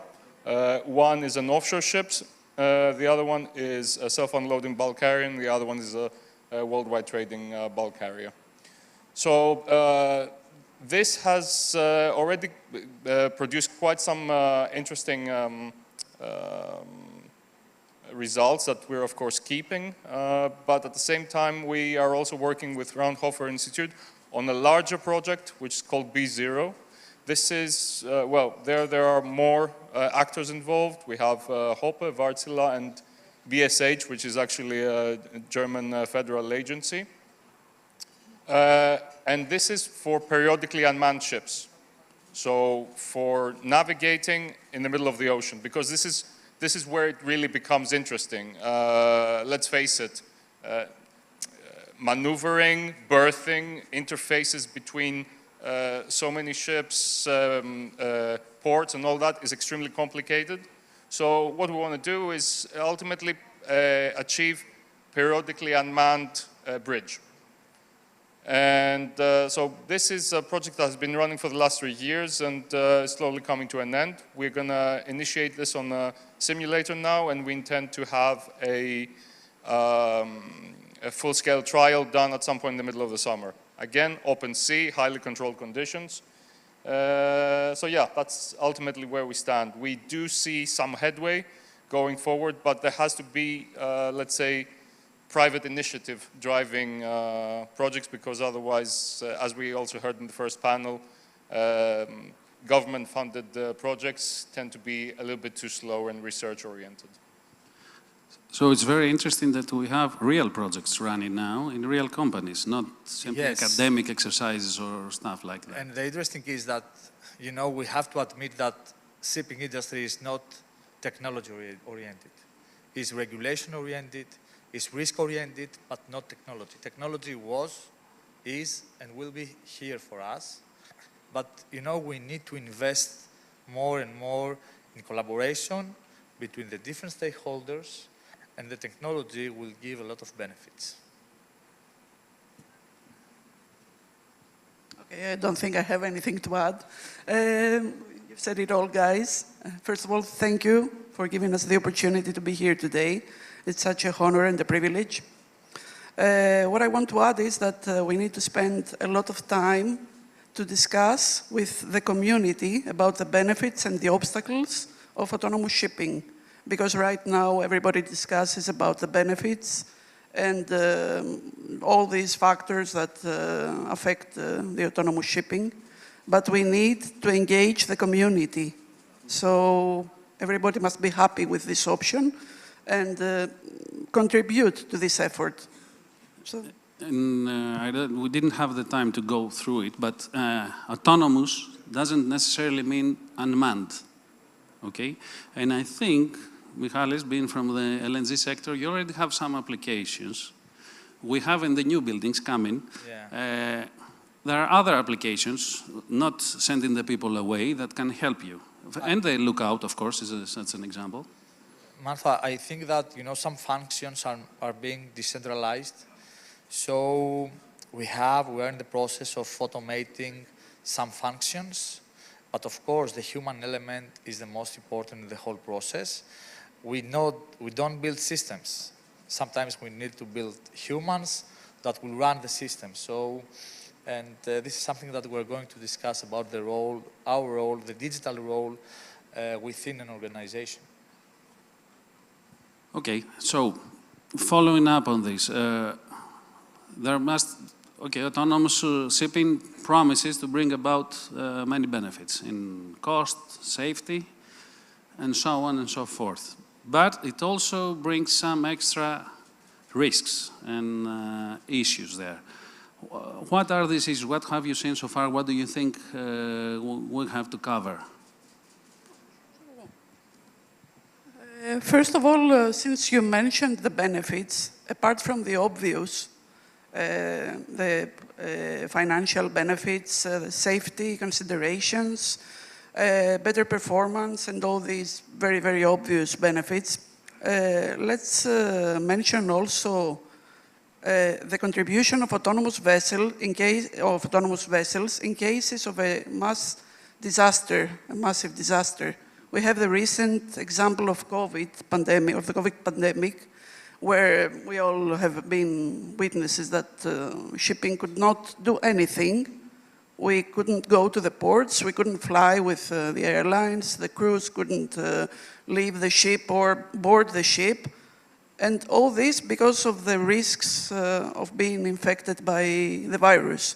So imagine what it would be like if we had autonomous ships that could go and continue uninterrupted to deliver goods and provisions and everything as nothing had happened. So this is one point that we also need to consider. Now, as regards the obstacles, and since we are all IT related here in this panel, the obvious number one obstacle is that the more digital, the more exposed in cyber attacks. Autonomous vessel, of course, doesn't necessarily mean that there will not be a human on board to act in case of a major disruption. At least at the beginning, there must be someone on board or at the office to be able to remotely take over. But to me, this is a major risk, and all the workarounds must solve this number one issue. The ability to recover in case of a major cyber attack. So back to our favorite topic of cybersecurity then, okay, for us. That's a very interesting topic. I think, again, technology is here. Technology has provided a lot of advantages, but do we feel secure? Is the crew on board or the captain on board, do we know if he feels secure? So it's not only a matter, cybersecurity is not a matter of technology. It's more a matter of embracing a culture, of engaging more and more personnel to follow our journey in cybersecurity. It's a matter of creating not only the culture, but speaking the same language within the industry. So it's a matter of community. And from our side, we need to be more extrovert with the incidents. There are a lot of incidents in the maritime sector that we don't want to talk about. So we have to admit that we have a lot of steps to be done until the vessel becomes autonomous, because before the vessel becomes autonomous, should be secure.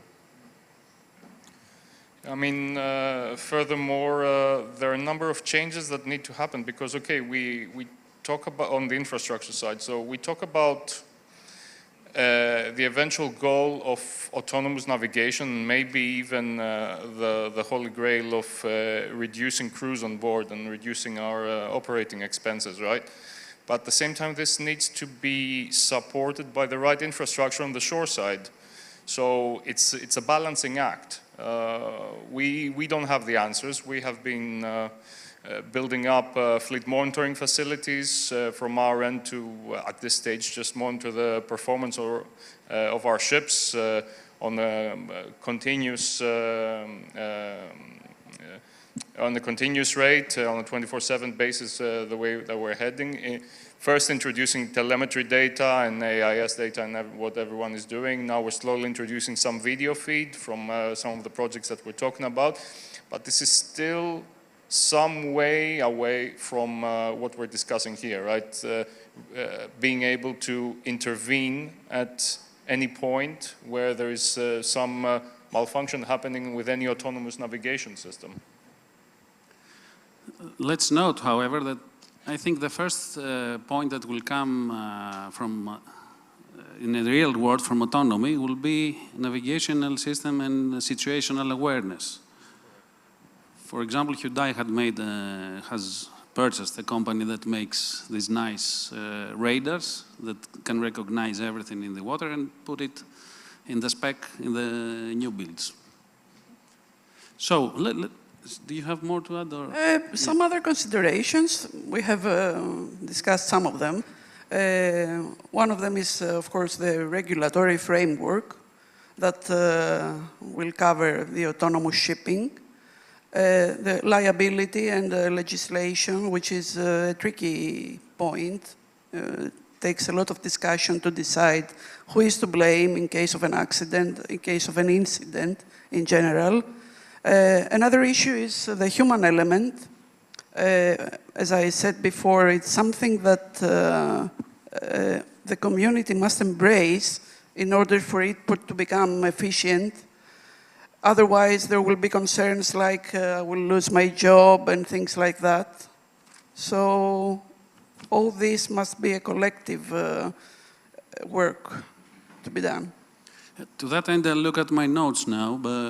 IMO finished the scoping exercise, and they have decided to have a joint committee of security, legal, and facilitation happening this April to clarify such terms and go back to all the conventions and regulations that exist. Some of those come from the 60s or 50s, or I remember the Athens Convention in 1974, and define terms like this. Who is the master in this case? Who is the passenger?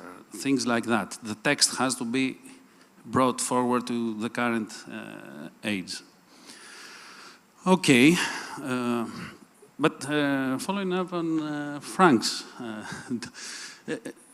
position. Okay, clearly, technology these days and data and digitalization plays a central role leading to autonomous shipping. Does the IT department of the maritime company and the IT manager have a strategic role in that sense? What's happening there? I mean, I definitely believe so, because digitalization is ultimately what, well, let me put it a different way. Data is what our companies run on, right? We, within the Schulte Group, have elevated the digital to the level of executive, so we have a chief digital officer as well. And we see that all of this is ultimately driving our business forward. It's not just about the infrastructure that supports, but it's also about innovation. So to clarify my position as well here, I'm 100% coming from the business side, not so much on the technology side. I'm a naval architect, and I come from the ship owning and then ship management side. And a couple of years ago, I pivoted to digital because I see the growing importance of it. And look, coming back to the data question, we see where all the value is coming in the future from the actual analytics, the analysis of the data, because gathering data is all well and nice, but how to utilize it, that's where you're actually going to gain value from. So yes, of course, to answer your question, Manthos, finally, yes, the role of IT is changing, and it has to take a position within the executive level, if you ask me. So what's the reality in the more traditional, let's say, companies?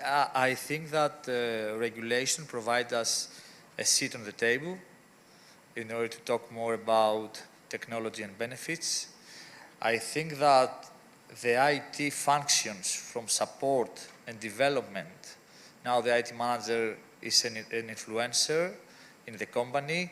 The digital transformation will lead to a cultural transformation, and the IT manager or the IT personnel should lead this kind of cultural change. Of course, we have seen that some IT functions are decentralized to other departments, but that doesn't mean that the role of IT is decreased.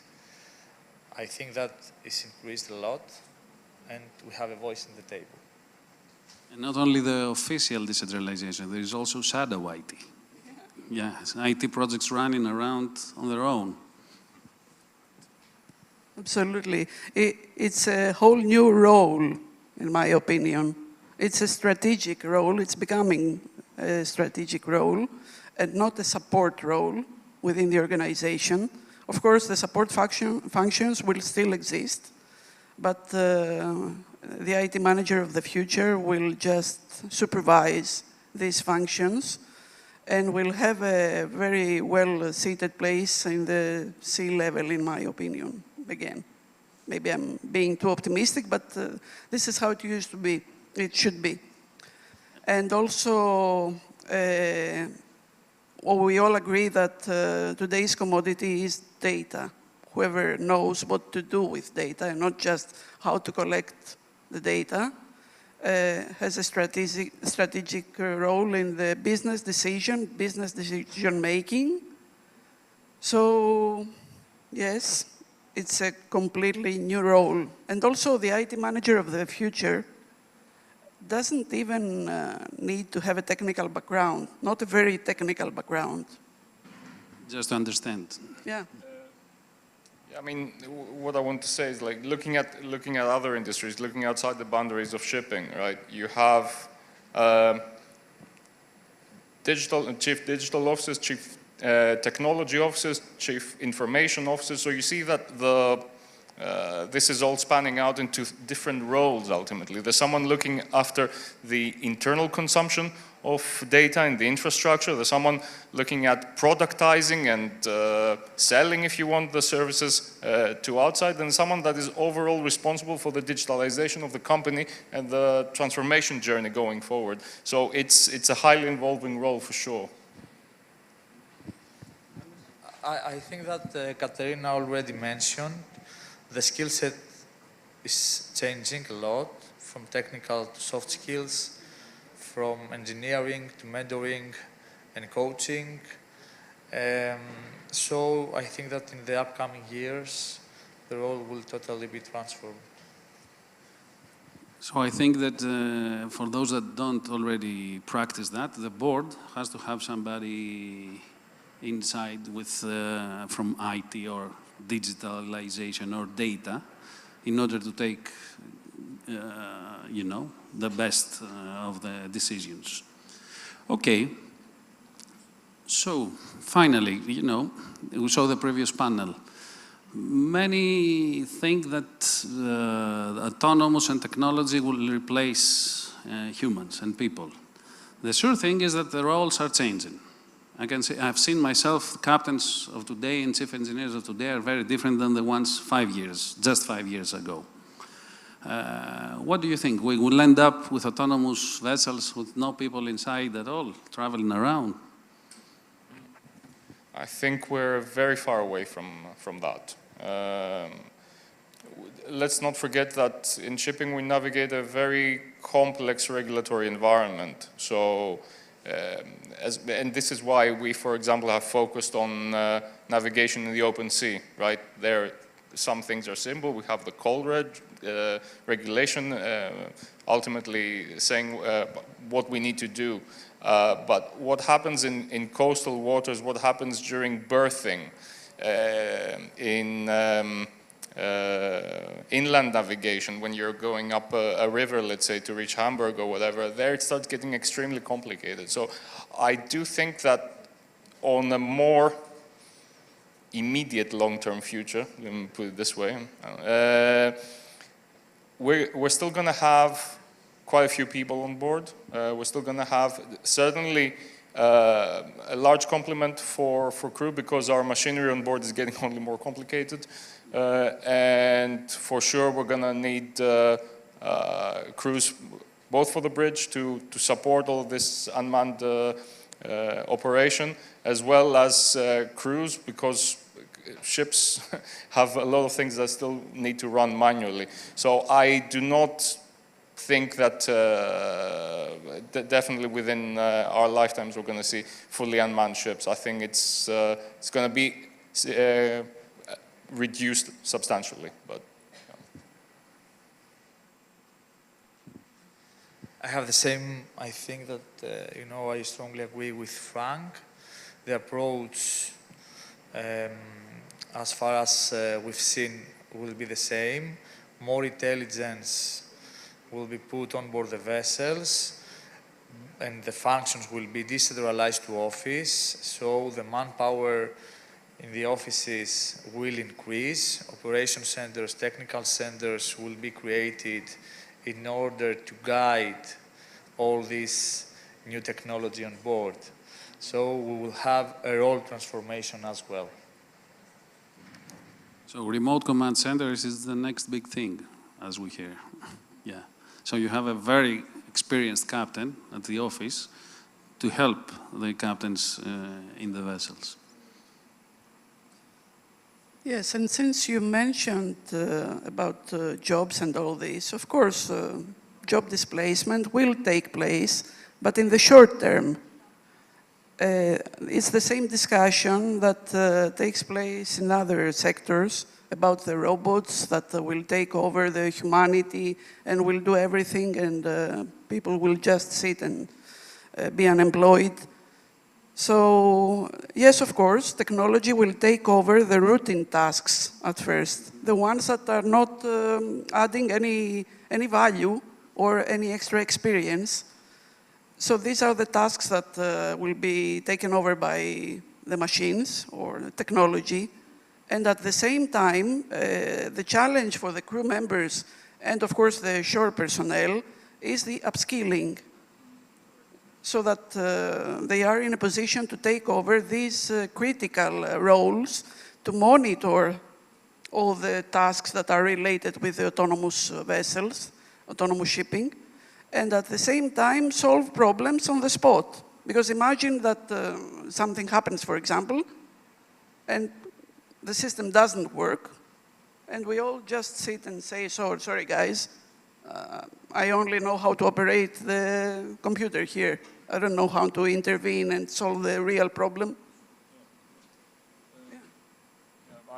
I fully agree, and that's exactly it. How can we ultimately use increased level of automation to augment personnel on board? And we had a previous discussion about this. And it's also the high-risk tasks, right? It's also a safety matter. If you can have some level of automation for physical inspection of enclosed spaces, for example, which are extremely high-risk areas, or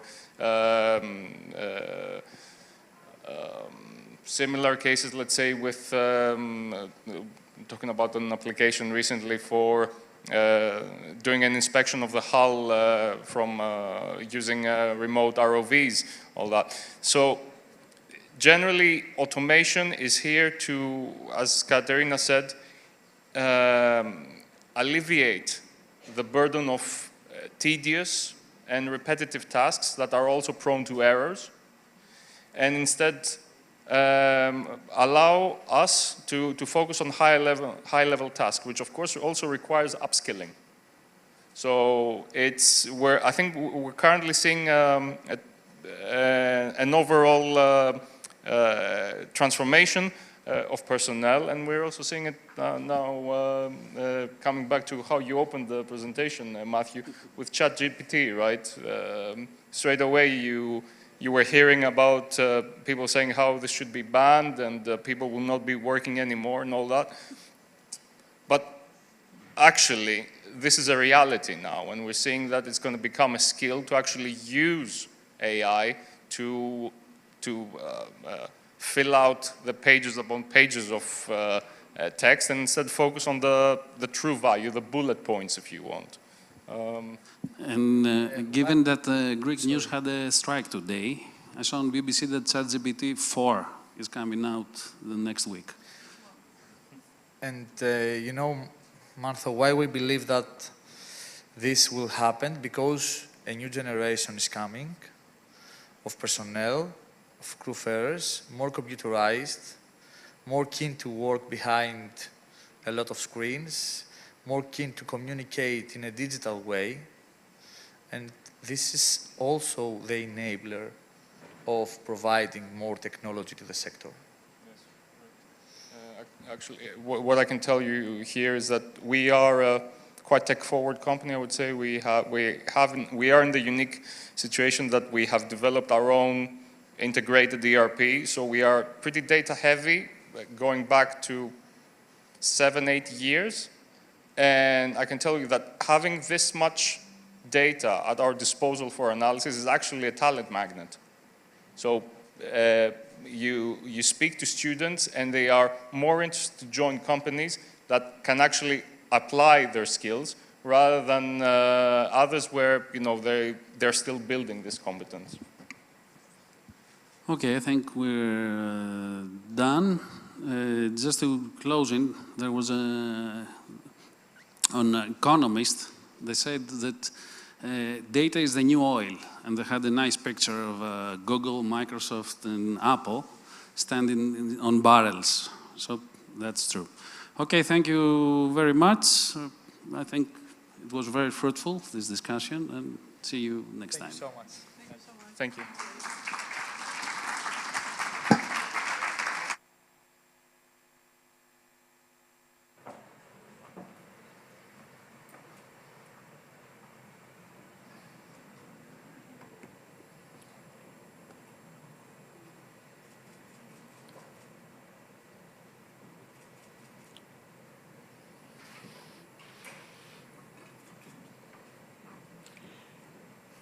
And let's welcome Irini Veniamis Mangos for a greeting speech. She's the principal of Be Wise, Vice President at ICC Women Hellas.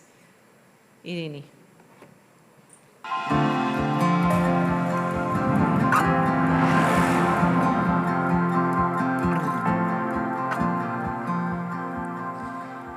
Good afternoon, ladies and gentlemen. I would like to thank Ms. Despina Travlou for the kind invitation and welcome you all to this shipping conference. As a manager in Golden Union Shipping, as a member of ICC International Chamber of Commerce, and the Vice President of ICC Women Hellas. ICC already counts numerous achievements with an active network in 90 countries worldwide. Motivated by this success, Greek women got inspired in creating the ICC Women Hellas, a branch dedicated to the elevation and the establishment of women in the professional life of our country, to gain equal opportunities and recognition and face the international challenges into the evolving economy through the eyes of women. Our members are successful professionals coming from different sectors, such as shipping, tourism, culture, education, and many more. They participate in every attempt that aims to the positive reinforcement of women entrepreneurship. They get inspired and they constantly increase and grow. We're very happy and proud, counting more and more participants every day. We invite all women to take action and share with us their passion and knowledge so that we all together make a progress. We are proud to embrace with warmth the formation of the new ICC Women Cyprus chapter, which forms a further landmark to the growth of this important network. ICC Women Hellas categorizes in various clusters so that all members can offer their expertise gained through their careers and exchange their knowledge and their ideas into this diversified ecosystem. As I lead the shipping cluster, we try to perform many tasks related to the shipping entrepreneurship and culture, putting first and foremost the protection of the sea and the sustainability. The implementation of ICC Women Hellas initiative is accomplished by remarkable women of shipping that assert equality into the total male industry. And actually, they do achieve it. Worth mentioning that during my business trip in Manila, I observed many women crew members, and I was quite happy that there was an improvement from previous years. It is essential that more and more women are integrated into shipping, not only in the desk positions, but also on board, showing their skills and expertise. I wish that this will be a starting point for the new era and bring all women in the forefront of a professional stage, both locally, globally, and promote women entrepreneurship. Thank you very much.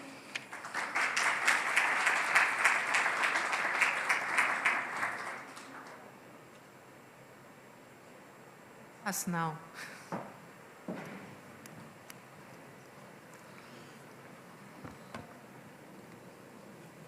So there is an engaging now conversation, Dragon Seeds, innovation pitch, mapping the startup ecosystem in shipping, tips, do's and don'ts for successful pitching, from startup to corporation, how to scale up best practices and case studies.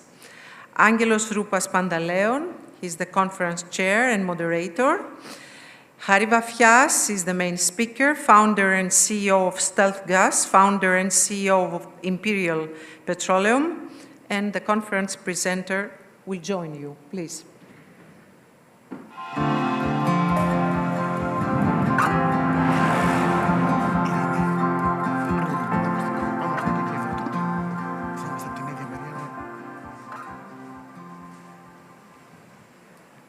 we are. Thank you for joining us, ladies and gentlemen. Harry, thank you for joining us. You've become quite a TV persona in the last months in a good way. You're promoting new business ventures and you're encouraging the youth of this country mostly to come forward with new ideas, try to be convincing, try to source funding and equity into new projects. Pretty much what you did 20 years ago, although your family had a long tradition already. Back then, you had this idea which worked out brilliantly for the LPG sector. Obviously, you had to do your own internal pitching to your family in order to trust you and help you to move forward.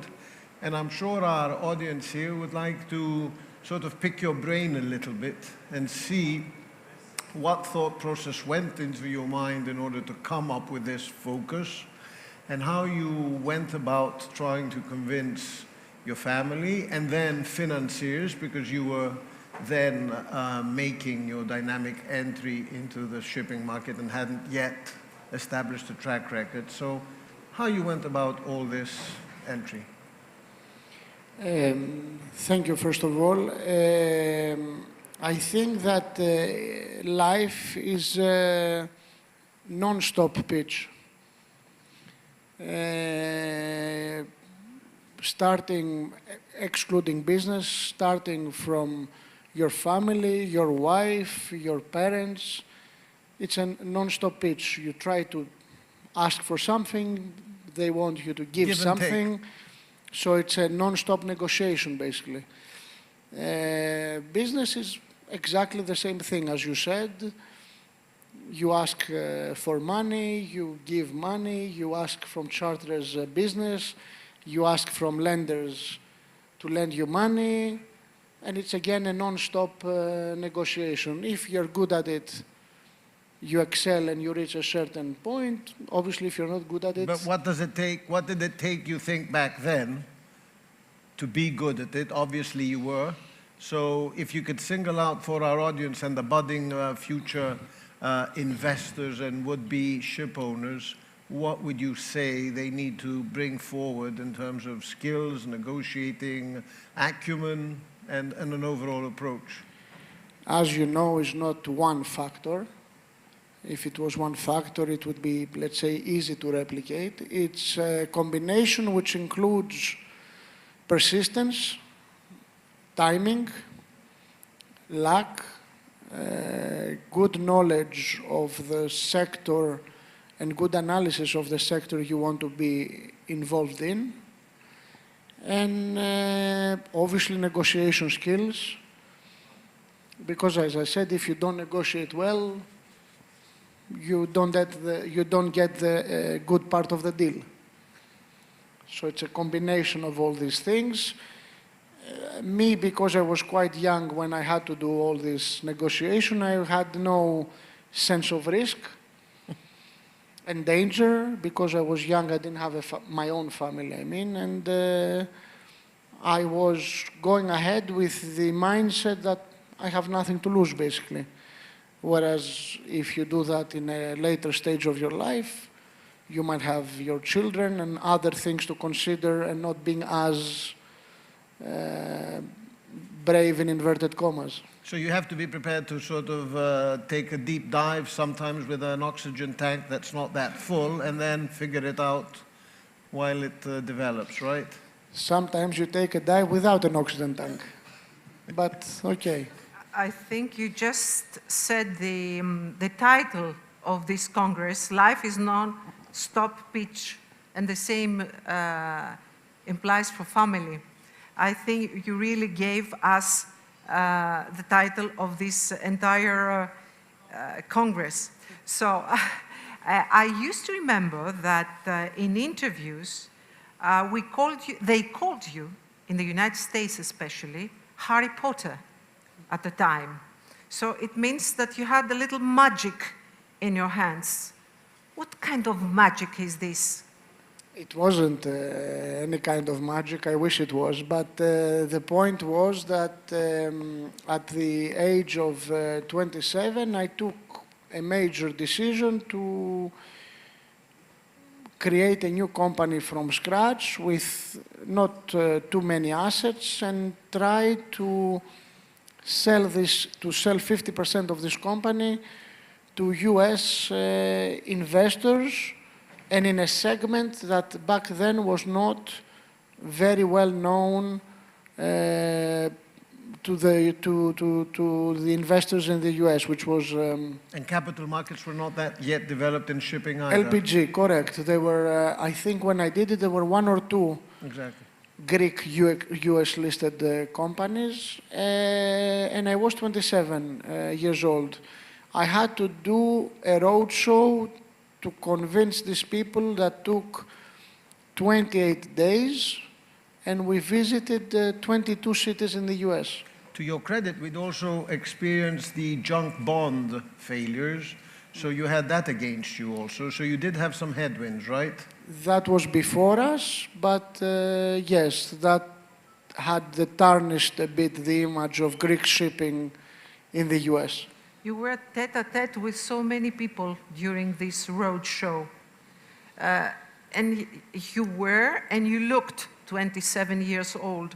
So how did you manage, and what was the main argument if you were, let's say, you had to face someone who would be in doubt for your success and for your targets? We started the roadshow from the UK, where the attitude was the exact opposite than the US. In the UK, they didn't take my youth as a positive thing. They were a bit snobbish and quite negative about it. In the US, it was the exact opposite. They were excited by my age, and they said that we don't care if you are 20 or 120, if your project is good and solid, we will invest in this company. Okay, so here we are today. Do you invest in this, would you invest in new startups today? What would make you to see someone, a young one, who would come at the same age like you, when you started, with your own ideas? We call it the ecosystem, we call it the startups. Some startups fail, especially in shipping. Why is that? And why are the shipping world, is the shipping world a little hesitant to invest in startups? Okay, starting from myself, if you have seen this show on TV where we actually invest our own money and nothing is staged, I personally give a lot of credit to the way that somebody presents and the quality of his character. So in some cases, you might see a good proposal, a good new product, but the entrepreneur might not have this gift or this chemistry with me. And vice versa, you might see a product which you think it's nothing special, but the presenter is very good and there is chemistry, and he makes us make him an offer and invest. Drawing a parallel in what you just said, if you were to be the gatekeeper of a Poseidon's den, given that shipping is capital intensive, so that is a little bit different to a lot of what you're evaluating in your other role. So if you're the gatekeeper of a Poseidon's den, given the capital intensity, does that change a little bit how you look at an investment proposition, or do you think the principles remain the same?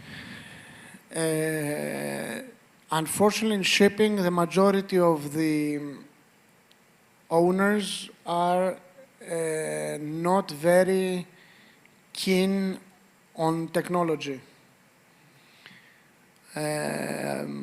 We still have the previous generation of self-made ship owners and ex-captains that have made a terrific job, but are not so knowledgeable in new technological products. Me, despite the fact that I'm younger and I have studied abroad and supposedly I'm more modern, I'm still not very keen on technological products. So all my investments in startups in this TV show are not applications, are not electronic applications, are actually tangible products. But would you be prepared to evaluate capital-intensive investments in shipping, for example, on the same basis that you are evaluating such propositions on the TV show? For shipping, for me, it's easier as it's what I'm doing. It was more difficult when I had to evaluate a proposal on real estate, or a proposal on a factory, or a proposal on an electronic application that has nothing to do with shipping, than try and judge shipping-related products. So for me, at least, because my background is what it is, obviously shipping is easier, and I think I can make better decisions than on non-shipping proposals. I have just one question for you from our public. How about technology that assists navigation or help prevent near-miss incidents? I answered the question already. I'm not an ex-captain, I'm not an ex-engineer. My background is commercial. Obviously, anything that makes of the operation of the ship easier and safer is a good thing. But I really cannot judge these applications as I have not seen them, seen their benefits, seen their costs, to be able to comment on them. But this is up this depends on the marketing of each entrepreneur. Mr. Vafias, if I ask you to give a short phrase under the shipping reloaded, what would this be? What would this phrase be? Shipping reloaded. At the moment, I think that shipping is in a changing phase, because we have all this pressure from different bodies and governments to make it greener. It's a big burden, because up to now we have not, in cooperation with the classification societies and the yards, found a solution that is actually 100% green. We have found intermediary solutions, like ships fueled by LNG or LPG, which is greener but not 100% green. And so the next 20 years are crucial, because everybody is looking to find which fuel is going to be the fuel of choice, that is going to be safe to handle, green, and the owners would be able to find this fuel readily available. There are many ideas, ammonia, methanol, and other ideas, but up to now there's not been a decision and a choice on one single fuel.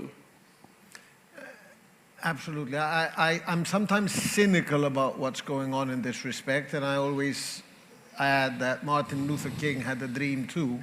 So obviously some of these propositions will come forward, but to see all of this come full circle in the next decade or 20 years, I think will be close to impossible. But I would like to pick on something you mentioned before, which I think is important to impart with a younger generation in the audience.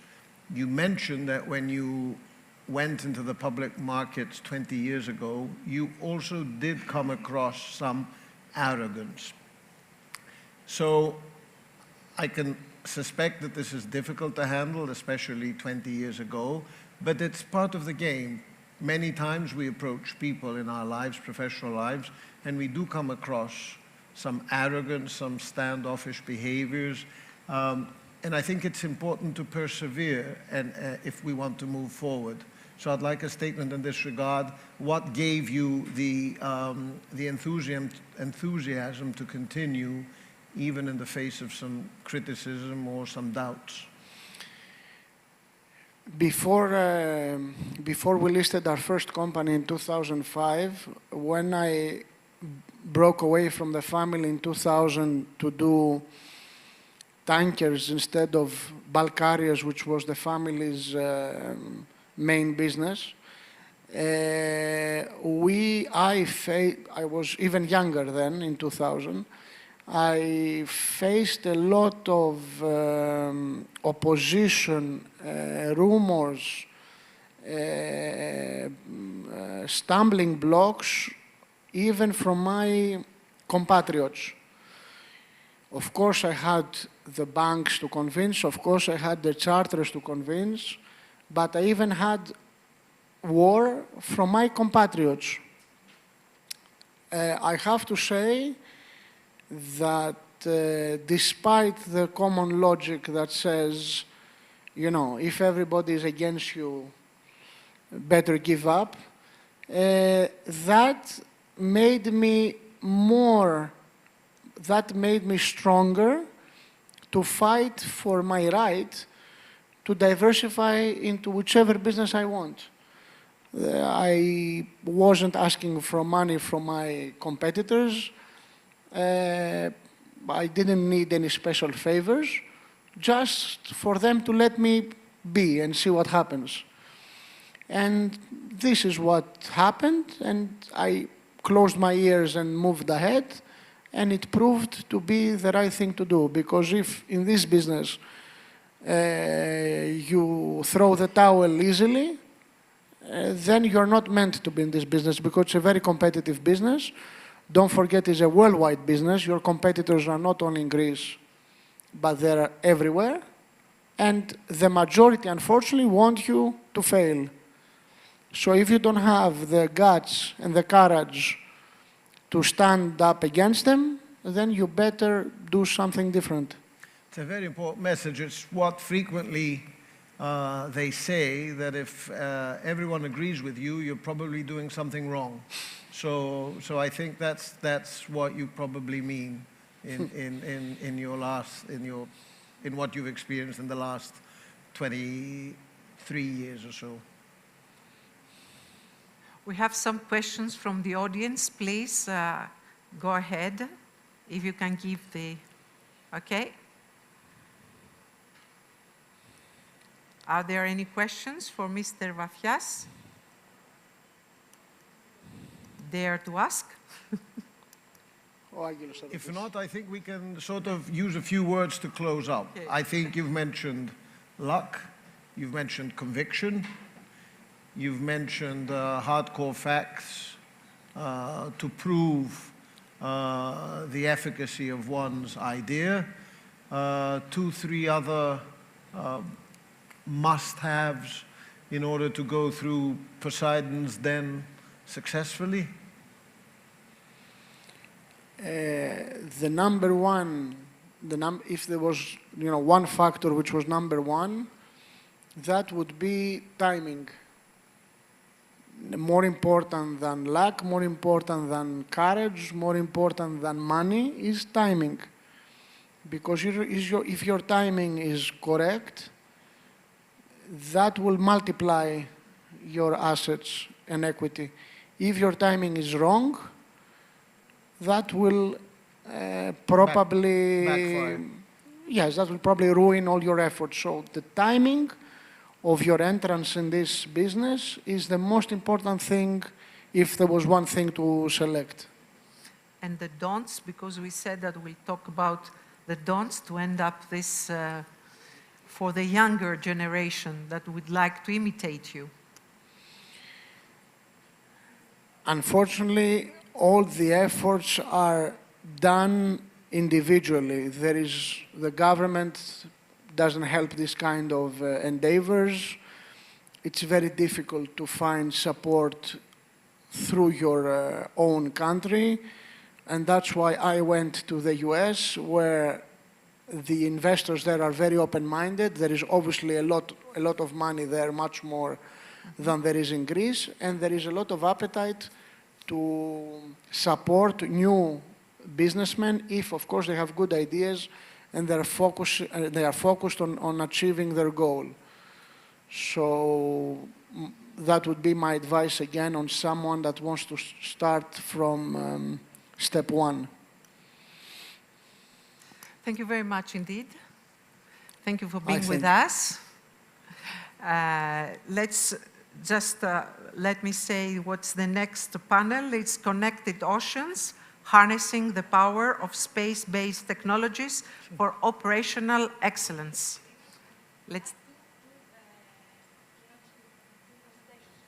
Okay, no problem. Of course. Of course, let's just take the pictures. Thank you, Hari, very much Thank you for very joining much, us. Thank you Hari. very much.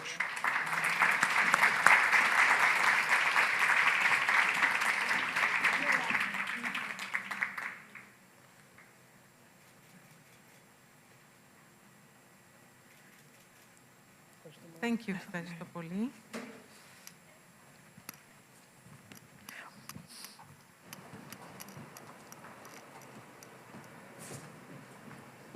Cybersecurity can be easy. Here is the presentation by Dr. Konstantinos Papapanagiotou, Senior Manager, Cybersecurity Solutions, OTE Group.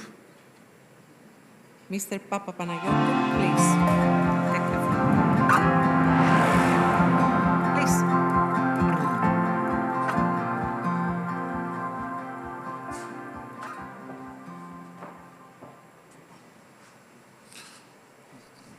Okay. Good afternoon, everyone. How are we all doing this afternoon? How are we feeling? It's a really amazing conference and a great panel out there. Something is clicking here. Is it what's ticking here? It's my time. Only 7 minutes. I thought I had an hour, so let's rush through it. Okay, so I was really tempted to talk about cybersecurity incidents. We are getting a lot of those these days, and we actually had a few in our neighborhood. I'm sure you have heard about that. But then I thought I shouldn't be so pessimistic, maybe talk about something more. But it's literally impossible. There is always something going on in cybersecurity, right? Like a couple of months ago, we had an incident in DNV, a major ransomware incident. A lot of ships went down, huge problem, got in the news, publicity issues, but they really had problems running their ships. And it was due to ransomware. Now, I'm sure that you have a really good idea about what ransomware is. You might have been hit, or maybe some within your family or one of your friends was hit, or maybe a company that you know. But to be honest with you, ransomware is not new. It's not sophisticated. It's not exotic. It's a very, very simple attack method. It's actually taking advantage of cryptographic algorithms that we also use in our day-to-day lives to secure telecommunications, to encrypt our hard drives. So it's nothing new, nothing really exciting. It's a very old type of attack and actually quite easy to defend against. We know how ransomware works. We have tools and solutions to defend against ransomware. And believe me, it's really easy to deploy these solutions. You can prepare to defend against ransomware. And even if you get hit, you can have processes in place, you can have solutions in place so that your business does not get interrupted. So ransomware is not new. Ransomware is not exotic. There are solutions that you can use and deploy to defend yourself against this type of attack and actually against other types of attacks. So we're getting a lot of these issues nowadays, but these are neither new nor very advanced. Another issue that we've been talking about a lot during these past few years is about cybersecurity on vessels, on ships. And we had an excellent panel organized by Matthew earlier today, really good information about how AI is going to change this whole ecosystem. And of course, cybersecurity is really important on the vessels. So we're mostly thinking about two dimensions of cybersecurity in the shipping industry. We are thinking about our data center onshore. We're thinking about cybersecurity on ships. I would like to add a third dimension on this, the cloud. The cloud is here. Everyone is rushing to go to the cloud. Everyone is rushing to take advantage of all the new things that the cloud is bringing, how easy it makes to deploy things, how easy it transforms CapEx costs to OpEx costs, which is most of the times easier to digest. A whole new world for IT, a whole new world also for cybersecurity. However, what we have been witnessing is that everyone is rushing to go to the cloud and repeating mistakes that we have done in the past, not thinking about cybersecurity. Everyone is thinking about, okay, here's the cloud, I need to take advantage of all the new features of software as a service, it's very easy. I can move my email to the cloud, I can move my servers to the cloud, let's do that. What about cybersecurity? You need to have a cybersecurity architecture. You need to have a cybersecurity strategy for the cloud. Otherwise, it's absolutely certain that you will have security issues eventually. So the cloud is there, it's facilitating our lives, but we also need to think about cybersecurity. It actually offers a lot of great cybersecurity features, a lot of great cybersecurity solutions, but you need to use them, you need to take advantage of them, you need to have a strategy for security in the cloud. And of course, in the center of all this is always the user, humans. It's always about the user. And we have traditionally two different types of users.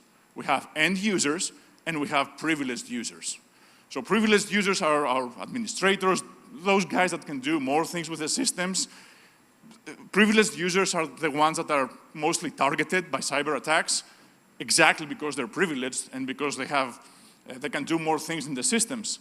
But if you think about it, nowadays, even simple users, even end users, even you are privileged. You have access to many different applications at all different access levels, and we have lost the traditional sense of perimeter. You're not in the office anymore. You're not always in the office, and you're not always accessing applications and systems in your data center. You might be in your home. You might be in a hotel room. You might be in the airplane, accessing your email in the cloud. So we have users that are everywhere, that are accessing our data, information, email, files, applications, that might not be hosted just in your data center, but in the cloud, in another data center, anywhere. So at the same time, the user is also the weakest link. It's always very easy to trick a human being into doing things. So the user is still at the center of cyber attacks. And this is why solutions that manage users, that manage identity and access management, solutions that manage privileged users are really important to implement. It's very important to be able to control and understand what privileged users are doing in your environment in order to be able to detect incidents as early as possible. However, you understand just by seeing this slide, by the way, I don't expect you to read or understand what's going on here. It's a rather complex slide, but this is exactly the point of this slide. Cybersecurity can really look complex, right? Do you agree? I think most of you will. I agree as well. It can really, really be complex. The cybersecurity business is actually booming as well. We have lots of companies being created, lots of startups getting money as well. So a lot of different companies, lots of different solutions coming out every year. And yes, it can be really, really complex. How can you simplify things? Consolidation.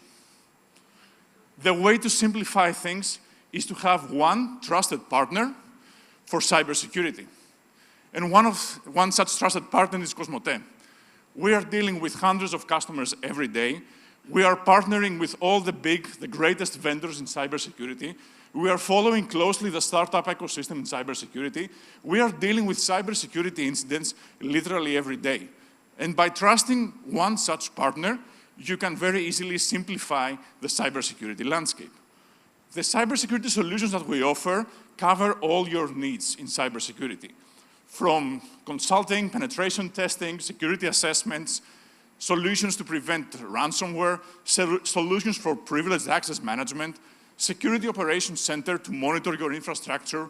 We will tell you if you are getting attacked, we will warn you, and we will help you recover after an attack. So by trusting Cosmote, you can simplify things and get one trusted partner that will solve your cybersecurity issues.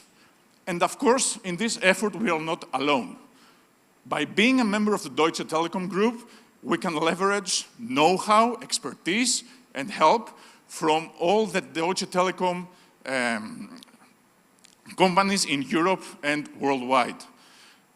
So we can use expertise, we can use cyber threat intelligence, and in the past, we have warned a lot of our customers about emerging attacks before they even knew in order to prevent them.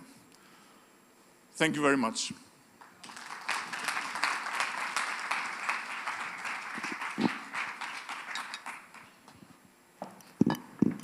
Thank you. So, cybersecurity on board. Mrs. Nadia Liapi, Director, Governance, Risk and Compliance Services, Space Hellas. Please, take the floor.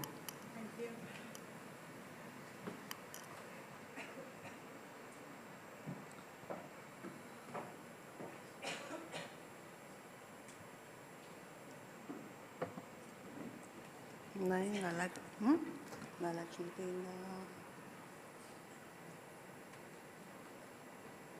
Έχουμε το...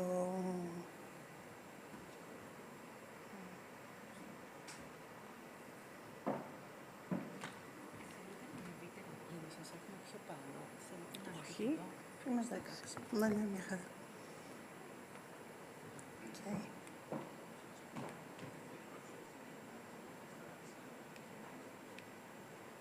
Thank you very much.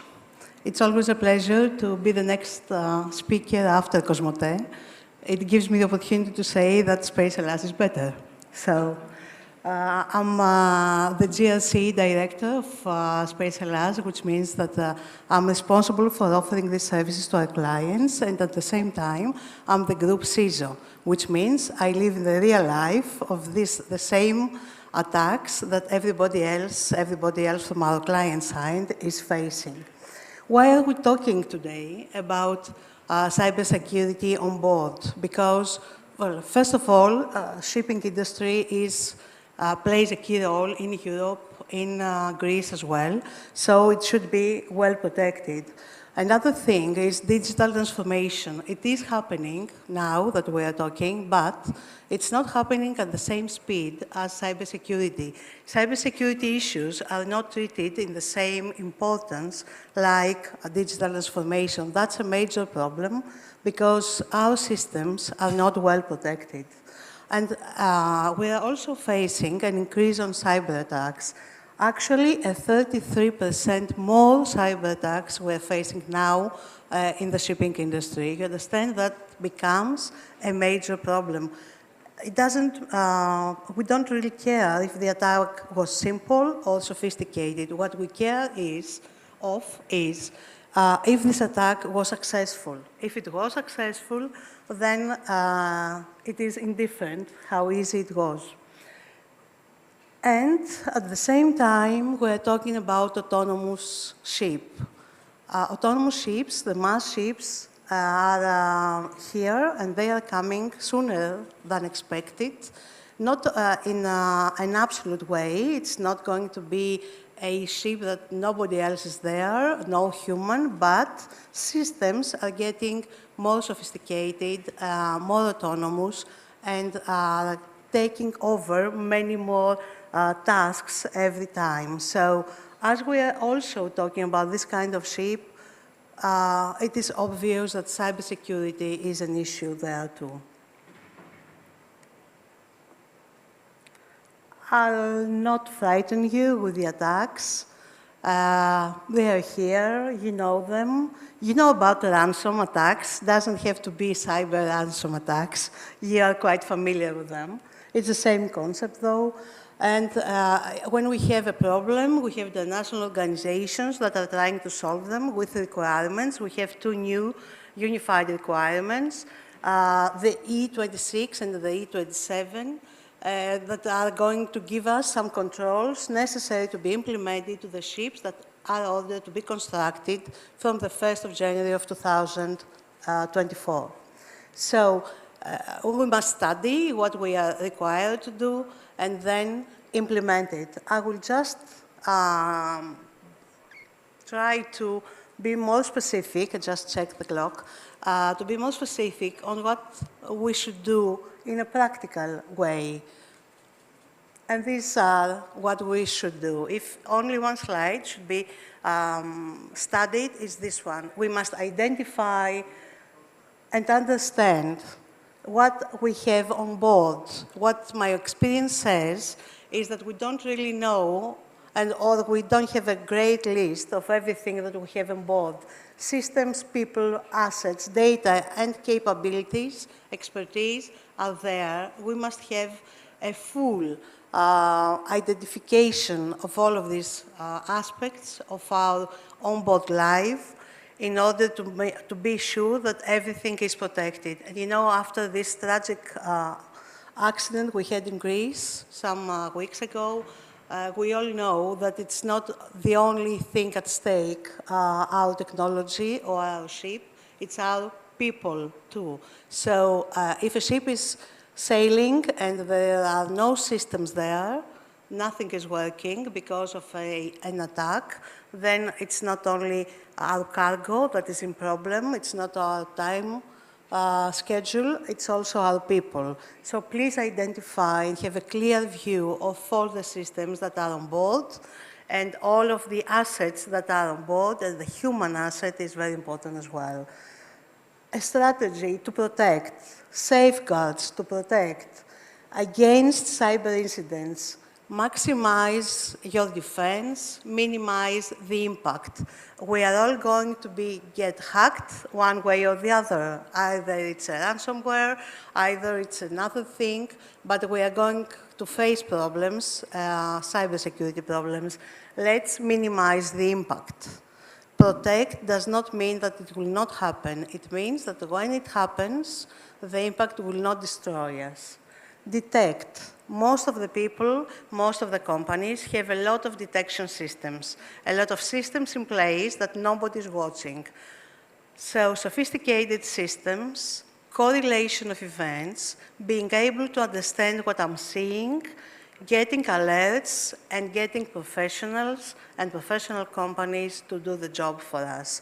Because if an early detection is there, that means that the impact will get minimized. So please think about what you are really doing to detect on time, the moment it happens, the problem. Respond. If we know what's happening, then we must have prepared a strategy, a plan. We must have people and procedure in place to respond to the incident. This cannot be done the last minute. It should be done ahead. It should be planned, well tested many times in order to be able to respond to the crisis.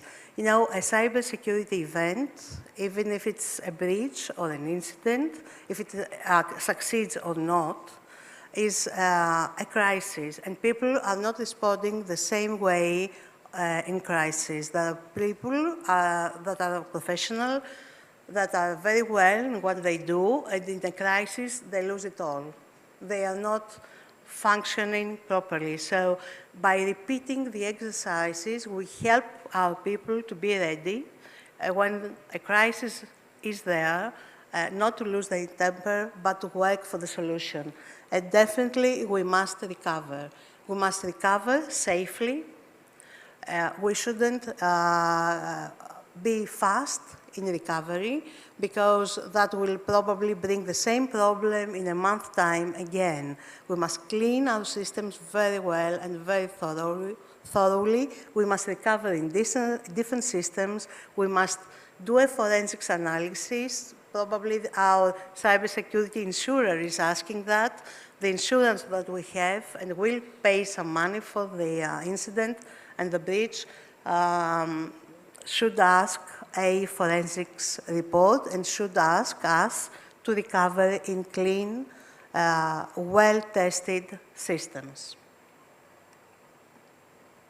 These unified requirements, as I said before, I would like to say it once again, are due to be, should be, in place from the for the ships that are getting built from the 1st of, will get built from the 1st of January of 2024. And it will be recommended, all these controls, in order to make secure our ships. So we must work on it from now, from this moment on, and do it quite fast, actually, as it's not a long time until 2024. Another thing, that we should consider is our providers. We must make sure that systems are built by design, secure by design. So when we buy things, we must, software, hardware, and whatever else, network, we must make sure to ask our providers what are the security controls that are incorporated in, in their systems that we are paying so much money to get.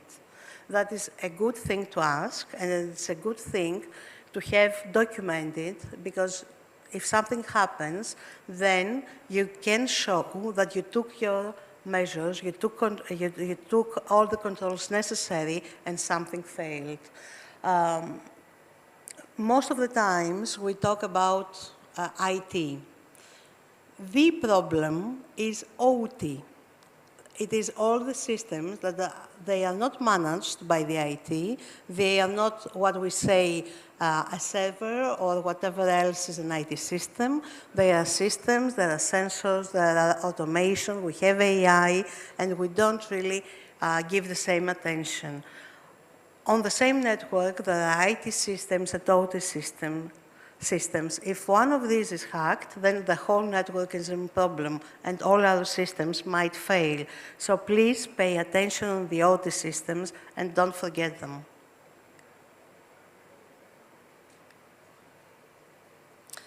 So, for the ship to sail, you know better than us, many things should be in order and should work properly.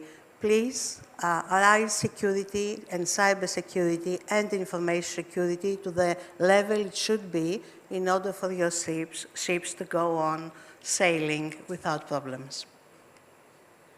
Thank you very much.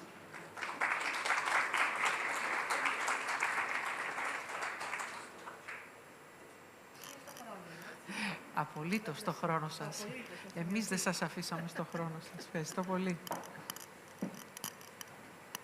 Βεβαίως θα σημειωθεί στα συν της space. Connected oceans, harnessing the power of space-based technologies for operational excellence. Mrs. Irini Liadi, please. She's the moderator. She's the ICT Senior Sales Specialist at OTE Group. With Mr. Yannis Anastasakos, General Manager, Sales and System Integration, Space Hellas. Mr. Ioannis Mavroudis, member of the BOD, Hellenic Association of Space Technology Industries, founding member and shareholder at Neuropublic. Mr. Nikolaos Botinis, Regional Manager, Greece, Cyprus, Malta, Cisco, and Mr. Philip Nielsen, co-founder of Oriani.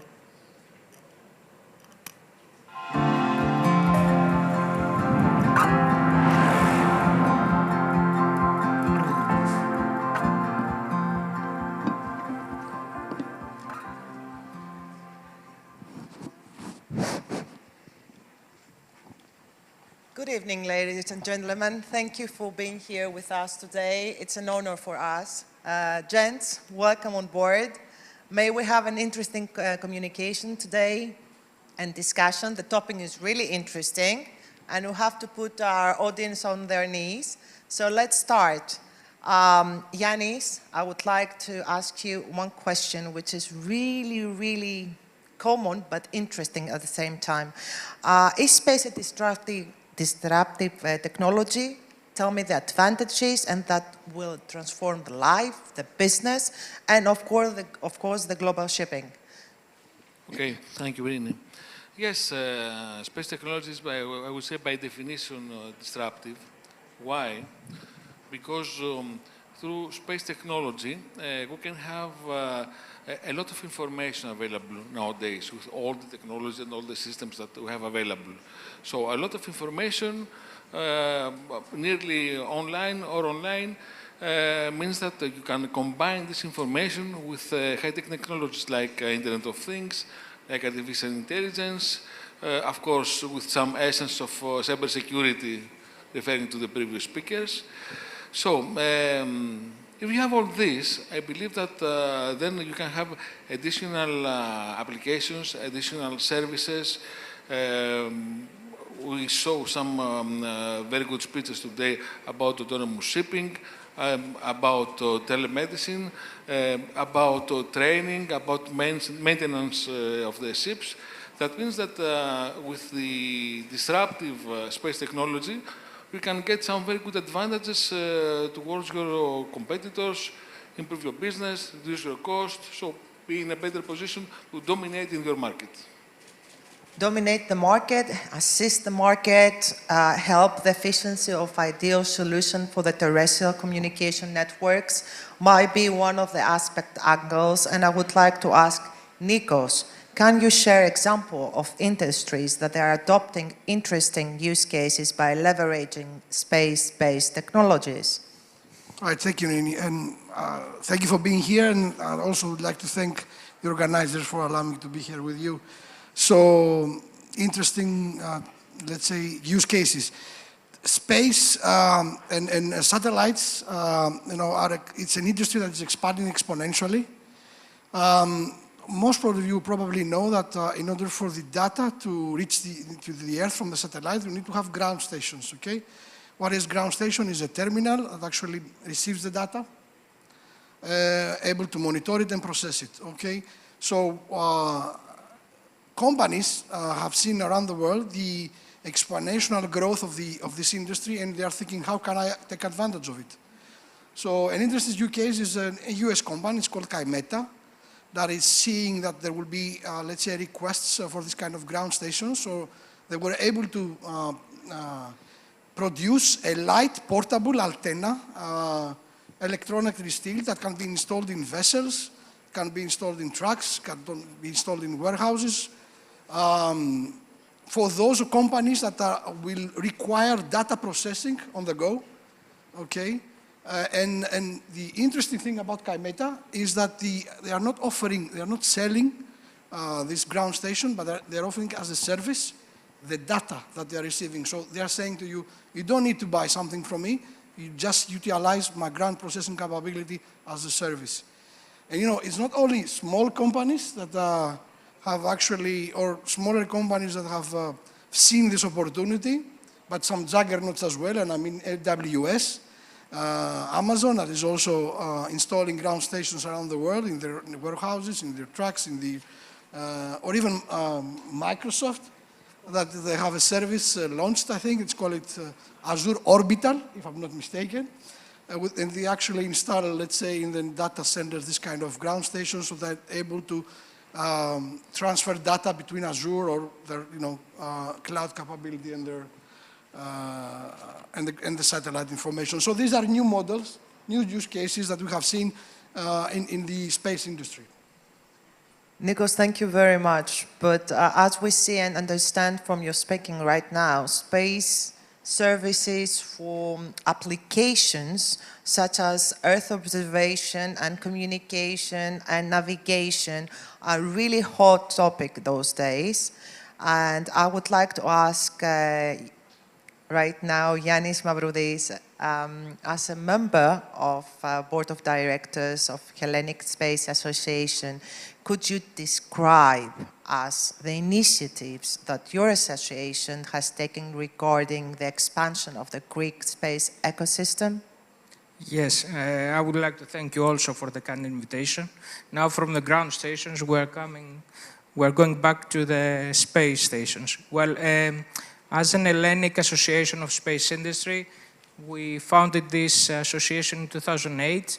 At the moment, we have 45 active members, companies in the Greek space industry, with more than 2,000 employees. Very highly skilled employees on a very high educational level.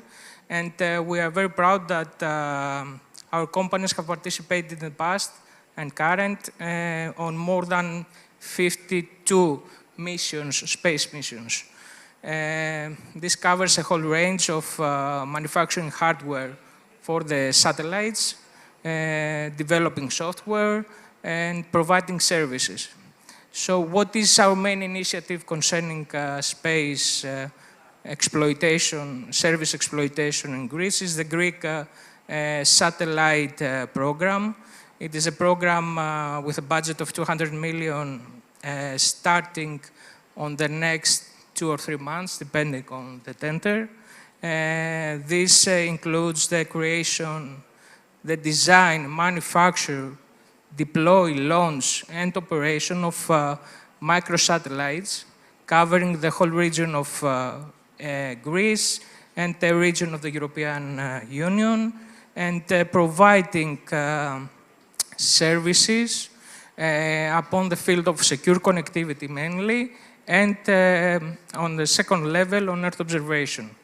By this way, we try to foster the integration of the satellite, the space knowledge to the business demands of the Greek market. So by this way, we'll be able to provide, after the deploy of these microsatellites, cybersecurity, satellite cybersecurity, secure connectivity for the maritime sector, what else? Earth observation on the maritime sector also, Earth observation on agriculture, forest monitoring, defense, and border surveillance. Very, very interesting topics to analyze. And right now, I would like to ask you, as the next panel question,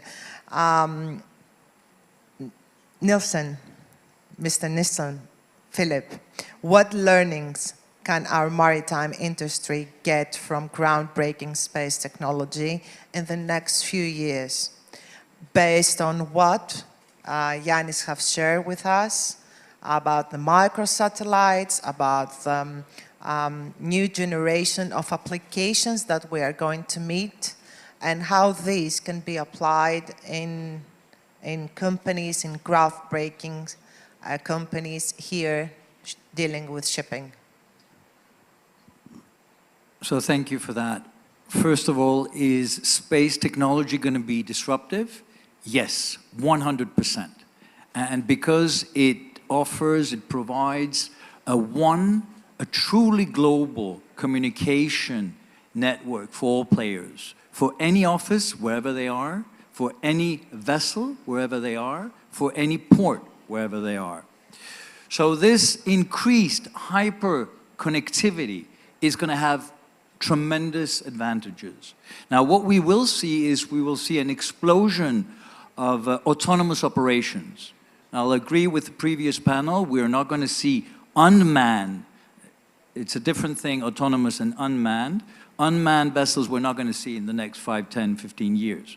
But what we are going to see is a lot of automations, and especially in the very repetitive jobs. So like lookout, or filling in forms and sending information, in and out of ports, docking and maneuvering.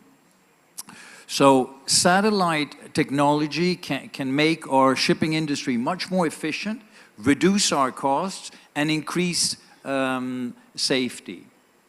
This connectivity from space is actually going to empower people, and it's not going to replace people.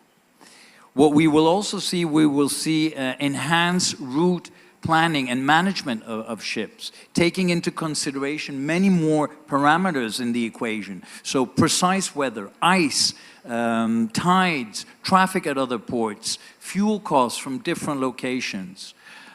And this will mean, and we will see much deeper integrations, much more meaningful integrations of one vessel, of different sensors within one vessel, of sensors on a vessel to the office, of all the ships of a fleet to the office, but also with third-party stakeholders. So what we're going to actually, this is going to lead into a lot of industry benchmarking, and this is going to enable real-time decision-making. Now, we will be confronted with a huge amount of data, and how are we going to analyze that? Well, people are going to use machine learning, not just to spot trends and anomalies, but also to be able to see business opportunities. And when we talk about data, let's keep in mind that it's about the insights that the data can actually reveal. Of course, but don't leave. We have one more question for you. All disruptive events that are the ones that historically transform our world. And I would like to place another question. If space technology goes into this direction, how it will advantage to transform the shipping industry, and if these learnings of the maritime industry get from the ground breaking space. For sure. I think there is a lot of things that we can learn here in the maritime industry from the space industry. And let's take an example. SpaceX, Elon's company. Now, this is a really small startup, and they actually achieved things that a big NASA, a huge organization, couldn't actually do. So in Greece, we have a lot of big shipping companies, but we have many more medium and small. And what I think they should do is look up to companies like SpaceX. I think there is a couple of learnings, like you ask. Small teams. Small teams are the ones that drive innovation. You don't need to have huge teams. And what happens if innovation fails? You retry. And you retry again, fast. And again, and again, and again. So quick fails. Quick fails. And restarts. Exactly.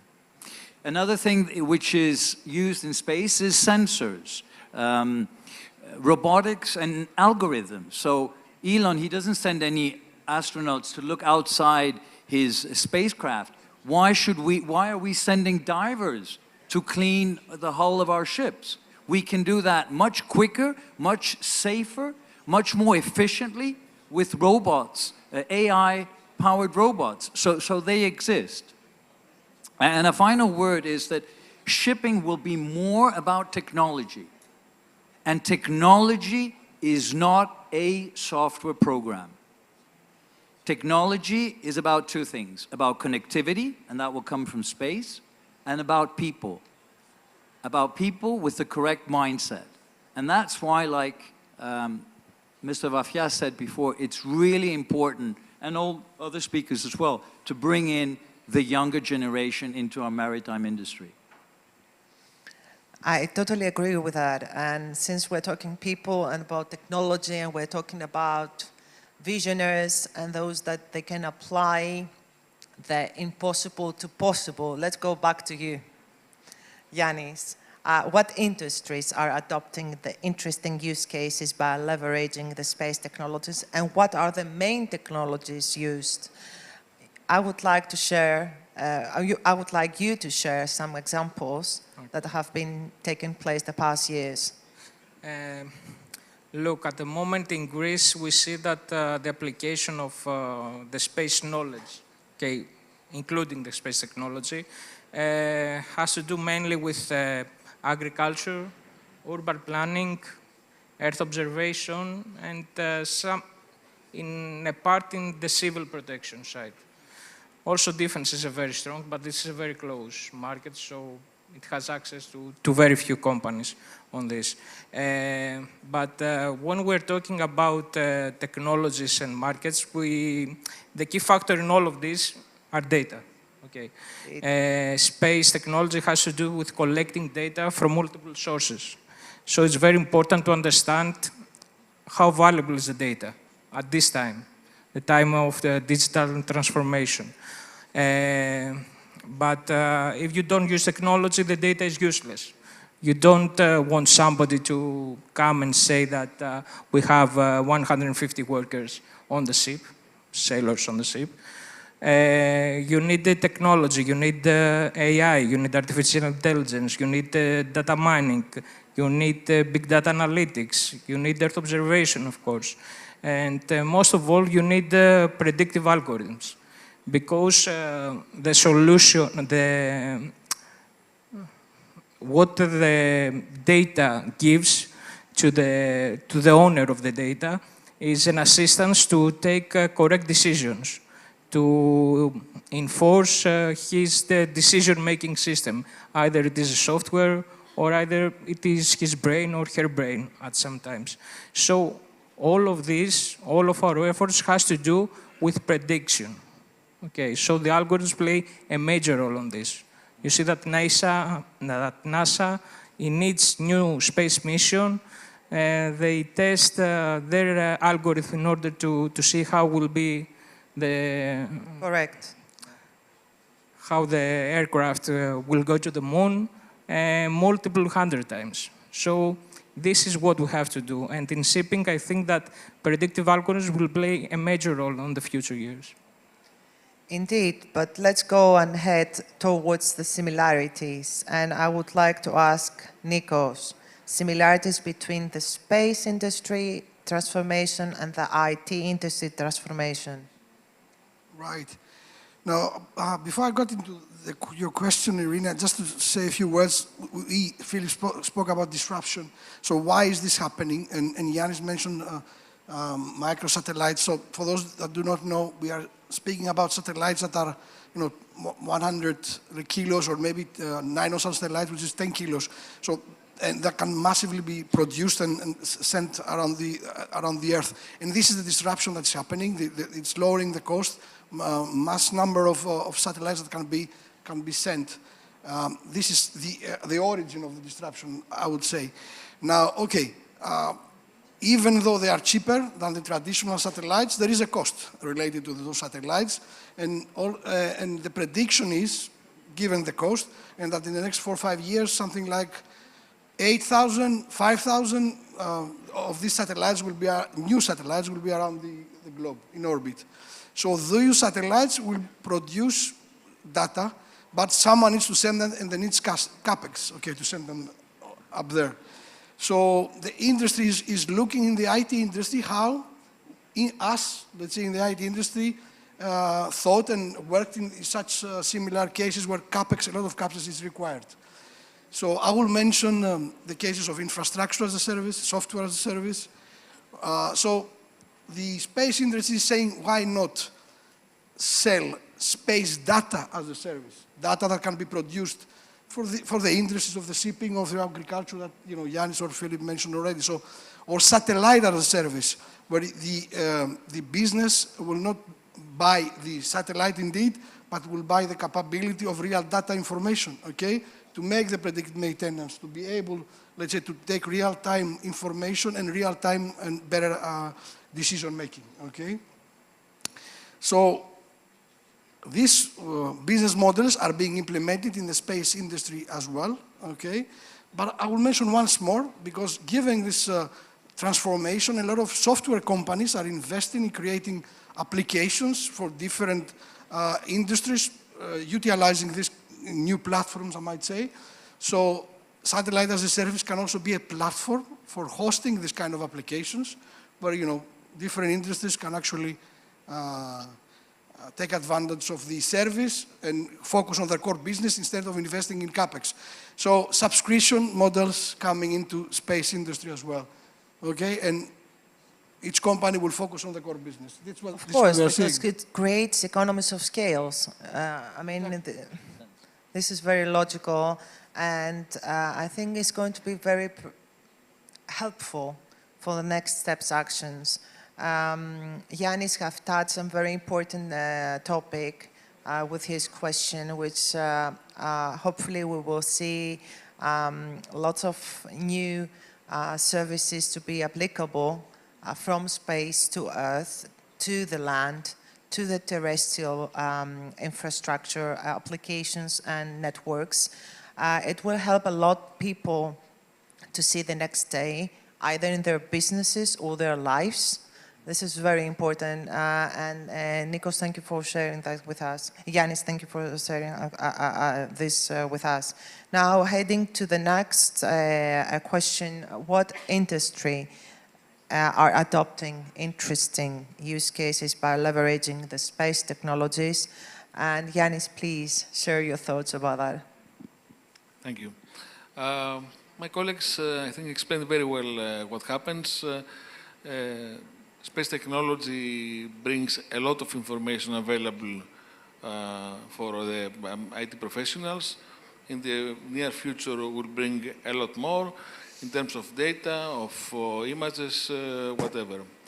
As ICT companies, we have provided the right tools, the right algorithms, the right devices in order to make all this available for the industries, make everything more competitive, more secure.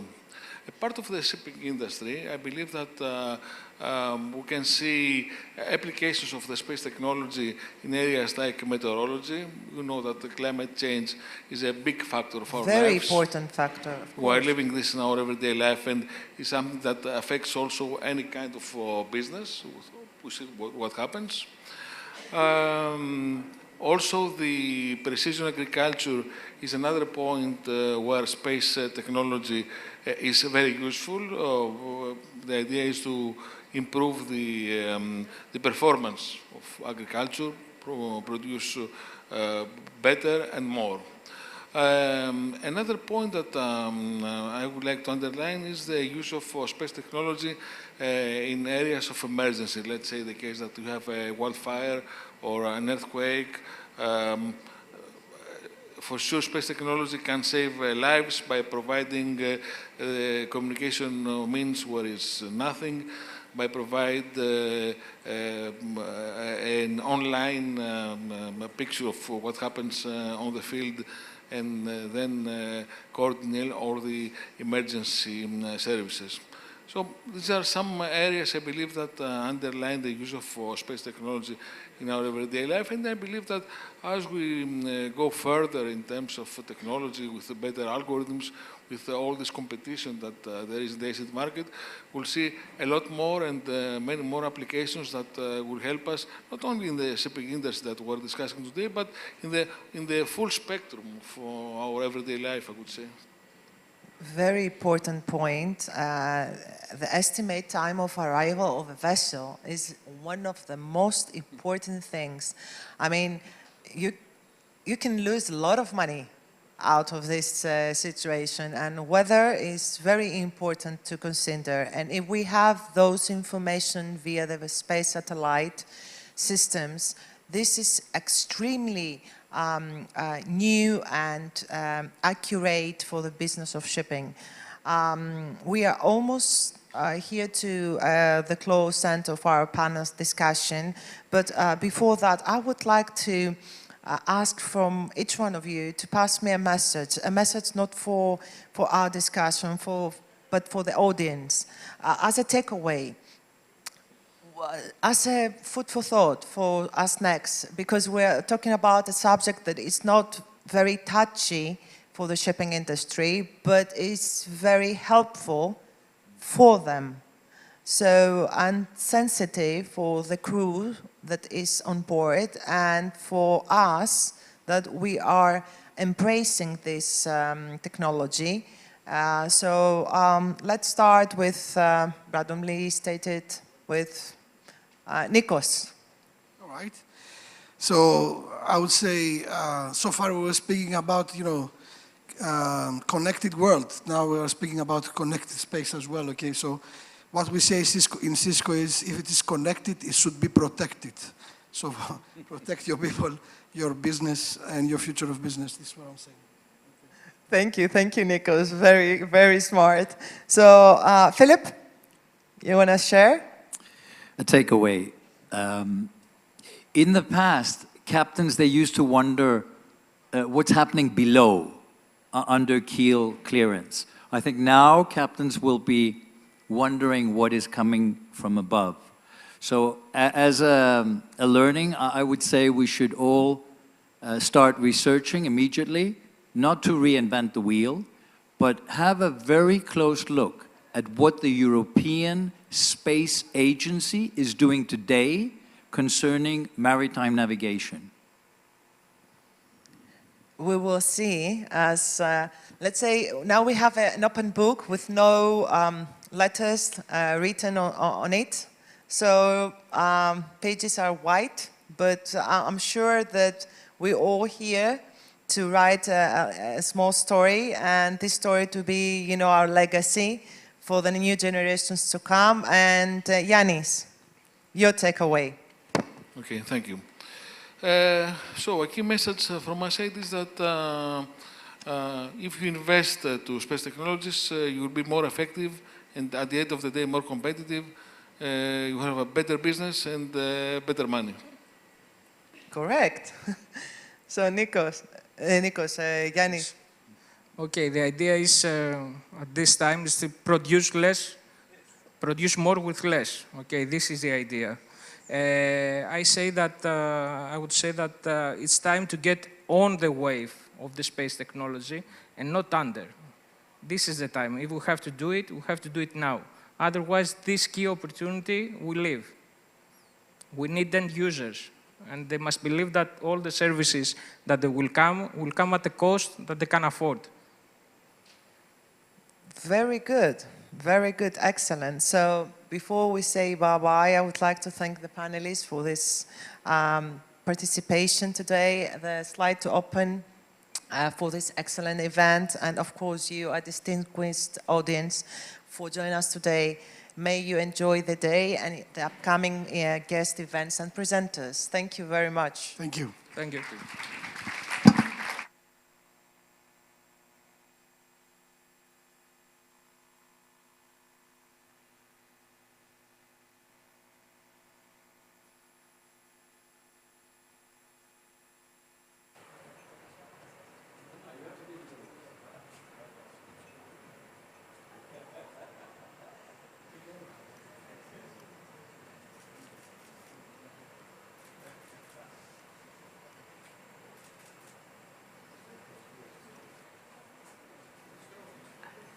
It's lunchtime.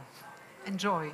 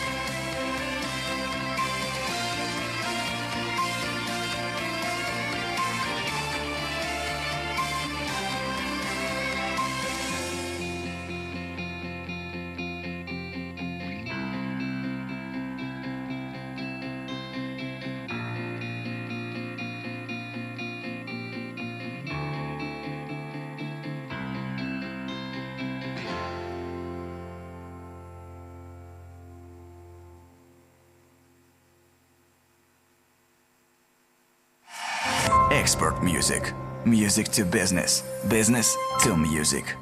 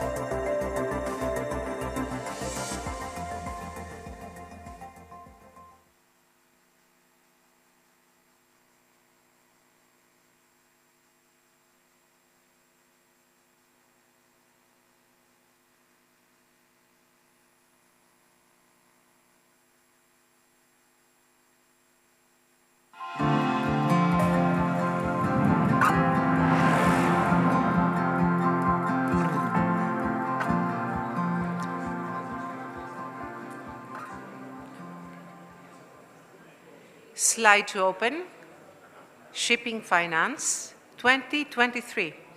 Here is the afternoon session, and we start with a keynote speech on the new geopolitics of energy, the energy transition, and energy markets.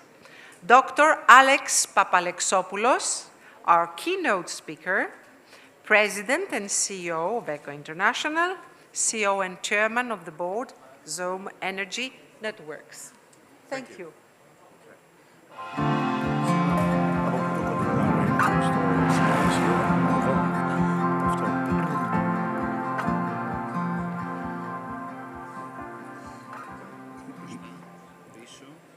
Μπροστά είναι αυτό. Όχι, όχι. Το μελάνι. Μπροστά είναι αυτό και πίσω είναι αυτό. Και πώς δείχνω.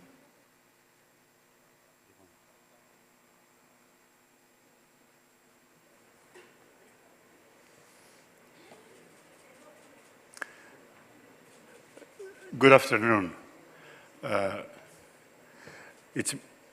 I'm the speaker immediately after lunch, so I will try to keep you alert. So I want to thank the organizers for inviting me to share with you my thoughts about the energy sector, the new geopolitics of energy, the energy transition, and energy markets. This is what we do for the last 25 years. I'm based in San Francisco, California. We have designed about 15 markets in about 15 countries, mainly North and South America, Western and Eastern Europe, and Asia. What is happening in the energy sector? We are in a state of fluidity. There are many uncertainties how we'll move forward in many respects. I have some slides from, maybe it's the US perspective. I'm involved with several governmental agencies, how we view the energy and where we are going in the next, let's say, 5 to 10 years. So I have some material to show you about the new geopolitics of energy, the new energy market design for the energy transition, how energy transition can be implemented, the new, what we call hierarchical energy model. And I will close, because we're in a conference about shipping, how energy ties to the shipping business. And why this is so important that the sector of shipping needs to take that into account. I start with the geopolitics of energy. You may not agree with everything I say, but I'm open to feedback and criticism, but at least that's the way we see things going. Number one, that the globalization as we know it is over. This is a result first with the supply chains with COVID, but also with the war in Ukraine. Globalization will continue to exist, but now we don't have one global market. There will be basically various blocks. It will be the bloc of the West, Europe and US, will be the bloc of Russia, China, and India, the bloc of the Middle East. So this new energy landscape creates opportunities and risks that we need to take into account. First, the oil and the gas markets are being fragmented, okay? So we have major disruptions and major inefficiencies. As a result, that will create higher prices. So many people think that after the war, the energy crisis will be over. It is my view, and the view of many people in the other side of the Atlantic, that the energy crisis will not be over. New gas is not coming in before 2026. Now with opening of China, with the lockdown gone for COVID, the demand will skyrocket. As a result, we'll have new pressures, and we believe that the prices will be higher. So who we think are the losses from what's going on in Europe the last year? I think the losers clearly is Russia and Europe. And who is the winner? Is the United States. And when I say United States, I mean the gas producers, not the consumers. Me as a consumer, I pay more for my gas. Of course, the gas companies make tremendous profits because they send the gas through LNG to Europe. So the domestic market suffers from scarcity. So I'm in San Francisco, I pay twice as much for gas for my car than a year ago. People don't realize that. So people at the pump pay twice as much. So the profits go to few companies. So there is a redistribution of wealth from US consumers to US gas companies. Also, the model of globalization is changing. The old model is we go where the lowest cost is. This architecture is changing globally. The new motto is low cost, close to the customer. And that's the thinking to deal with the supply chain problems. We believe that Russia will strengthen its relationship with China a great deal. So there will be a lot of bilateral deals between these two countries. But who is driving the bus? Is China will be driving the bus. And that creates uncomfortable feelings for many Russians. Also, this new environment is strengthening the energy industrial base of the US. There's no question about that. The flows of gas and oil have changed drastically. Natural gas, LNG, that was going from US to China is changing direction, is going from US to Europe. There are many other changes in various levels. US is having deals with Venezuela, is striking deals with Lebanon and Israel to open up supply chains for Europe. We'll see where this will settle. But one thing we are certain, the gas in Europe for industrial uses will be twice as high than the gas in the US. That creates a tremendous problem for industries in Europe. So what we're afraid it may happen for Europe, we'll have what we call de-industrialization, αποβιομηχανοποίηση της Ευρώπης. This creates huge problems. Europeans know that. They try to have deals with the US how to make that a smoother transition. We'll see where the dust will settle, but this is a serious threat. So one may ask, given that there is so much profits that the US gas producers make, why they don't invest in more gas so they can sell more? The answer to that is that there is a fear from the highest levels of the US government that when the war is over, because of the economics, Russia will be back supporting Europe. There are, as I say here, more than 100 billion cubic meters of available capacity through pipelines. The economics work so well for the Russian gas that the American LNG cannot compete. And that puts the US companies at a disadvantage. That's why they don't want to invest. So what they want from the Europeans is 20 years bilateral contracts. But no European government can sign 20 years bilateral contracts with US producers. And without a contract of 20 years, no US company will invest in long-term gas or oil for these reasons, even though we have it.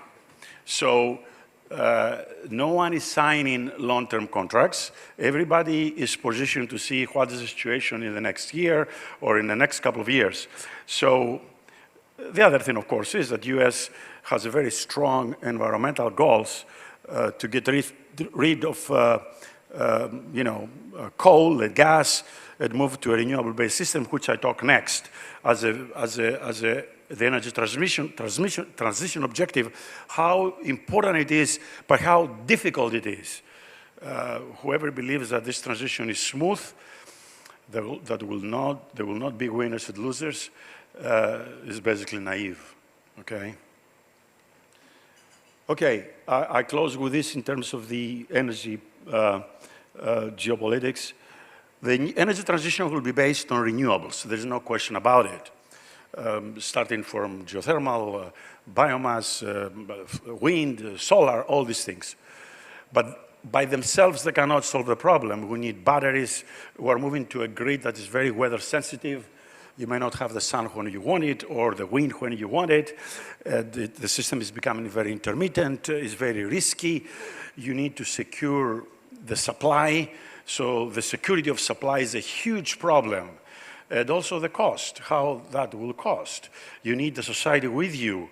If the costs become prohibitively expensive and you start having blackouts, which is possible in many places, I don't think people will follow.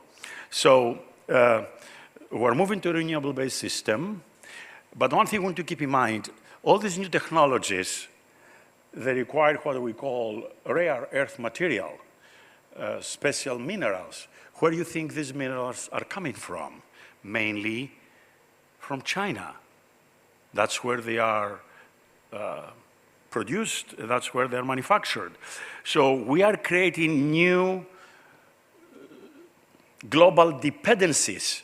And Europe and US are very concerned about the new supply chains for the material that you need to build wind farms and solar and batteries. And they are developing what we call a critical mineral hub. A critical mineral hub, so will develop the West its own supply chains for the West. New supply chains, I mean, for hydrogen. I don't know if you follow all the developments in the chip business. For the first time, the US administration is subsidizing the chip industry so they can bring back the manufacturing of chips, so we'll not depend on countries like Taiwan and South Korea and so on and so forth, because COVID really proved that globalization, as it works so far, it cannot continue working in the future. So the energy landscape is very risky, is very uncertain, and transitioning to new energy fuels is not going to be smooth or fast. I have a diagram here that I'll try to explain in a minute. This has created concerns in the highest levels of local, state, and the federal government in the US. This has a potential of a blackout. By the way, we have seen that in many European countries too. Let me explain. This blue line on top is a typical load profile for a typical day, okay? The yellow thing is a production from solar. You have it in the middle of the day, but you don't have it at night. The green thing at the bottom is wind. This is from a study that we did many years ago for the state of California. If you net out from the load profile, the solar and the wind, you have this red curve. This red curve, we call it the net load. It looks like a duck. It has a belly, and it has on the top, in the evening, it has the neck. We have the belly of the duck, and we have the neck of the duck. Who is meeting the needs of the net of the duck, the red curve? The traditional assets. We net it out, renewables and everything that everybody talks about. So who meets the need for the net peak is water, hydro, coal, and gas. And in other countries, nuclear. Let me show you how dangerous that is. We need to meet the belly of the duck in the middle of the day. In the morning, as the sun comes up, we need to create room for solar, so we ramp down everything conventional. We take it out of the system. In the middle of the day, you may have so much solar, you start curtailing it. That creates what we call over-generational conditions. So we dump it in the market with zero or with negative prices, meaning I'll pay you to take my energy. And then in the evening, it's ramping up so fast that we don't have enough ramping to meet the evening. That's the problem. So you need for that, ramping down, ramping up, you need conventional sources, meaning basically gas. So that's a very dangerous situation we need to avoid. As a result of that, in many advanced markets, we see negative prices. Many countries don't allow negative prices, but this is from an old study that we did, so old that I thought it's public, so nobody will go after me by publicizing this. If you see this inside the circle, you have so many negative prices. Negative prices mean I pay you to take my product, okay? So this will become more prevalent in many, many places. So what is important as we move forward? What is important is this list. Number one, security of supply. We call it resource adequacy. We need adequacy criteria. And unfortunately, in Greece, we don't have a market, a capacity market yet. It is very important to develop a capacity market. Transmission policy and planning, it's very important. We don't have enough capacity to move this low carbon energy from one point to the other. For that, you need policy. You need government intervention, and you need planning. We're talking about long-term procurement. I have some other terms that maybe they're not well known to you. These are financial products, CFDs, contracts for differences, a lot of things you can talk about here on this.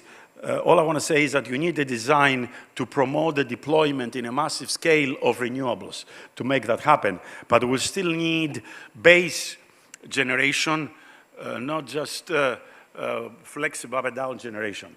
We need better consumer protection. What happened last year in Europe and in Greece, we don't have enough consumer protection. We need to do hedging. Companies are not very sophisticated to do hedging, to hedge volatile prices up and down. There are products like that. They are available, but not many people take advantage of that. So people want to rely more and more on government coffers, get subsidies to support that, even though there are products in the market that you can go buy to hedge the volatile prices. I have a couple of items here. Demand response. I'm very big on demand response. Finally, in Greece, we are in the process of having demand response. The Achies. Institutionally, it's a very difficult asset, but it is the asset that will make the difference.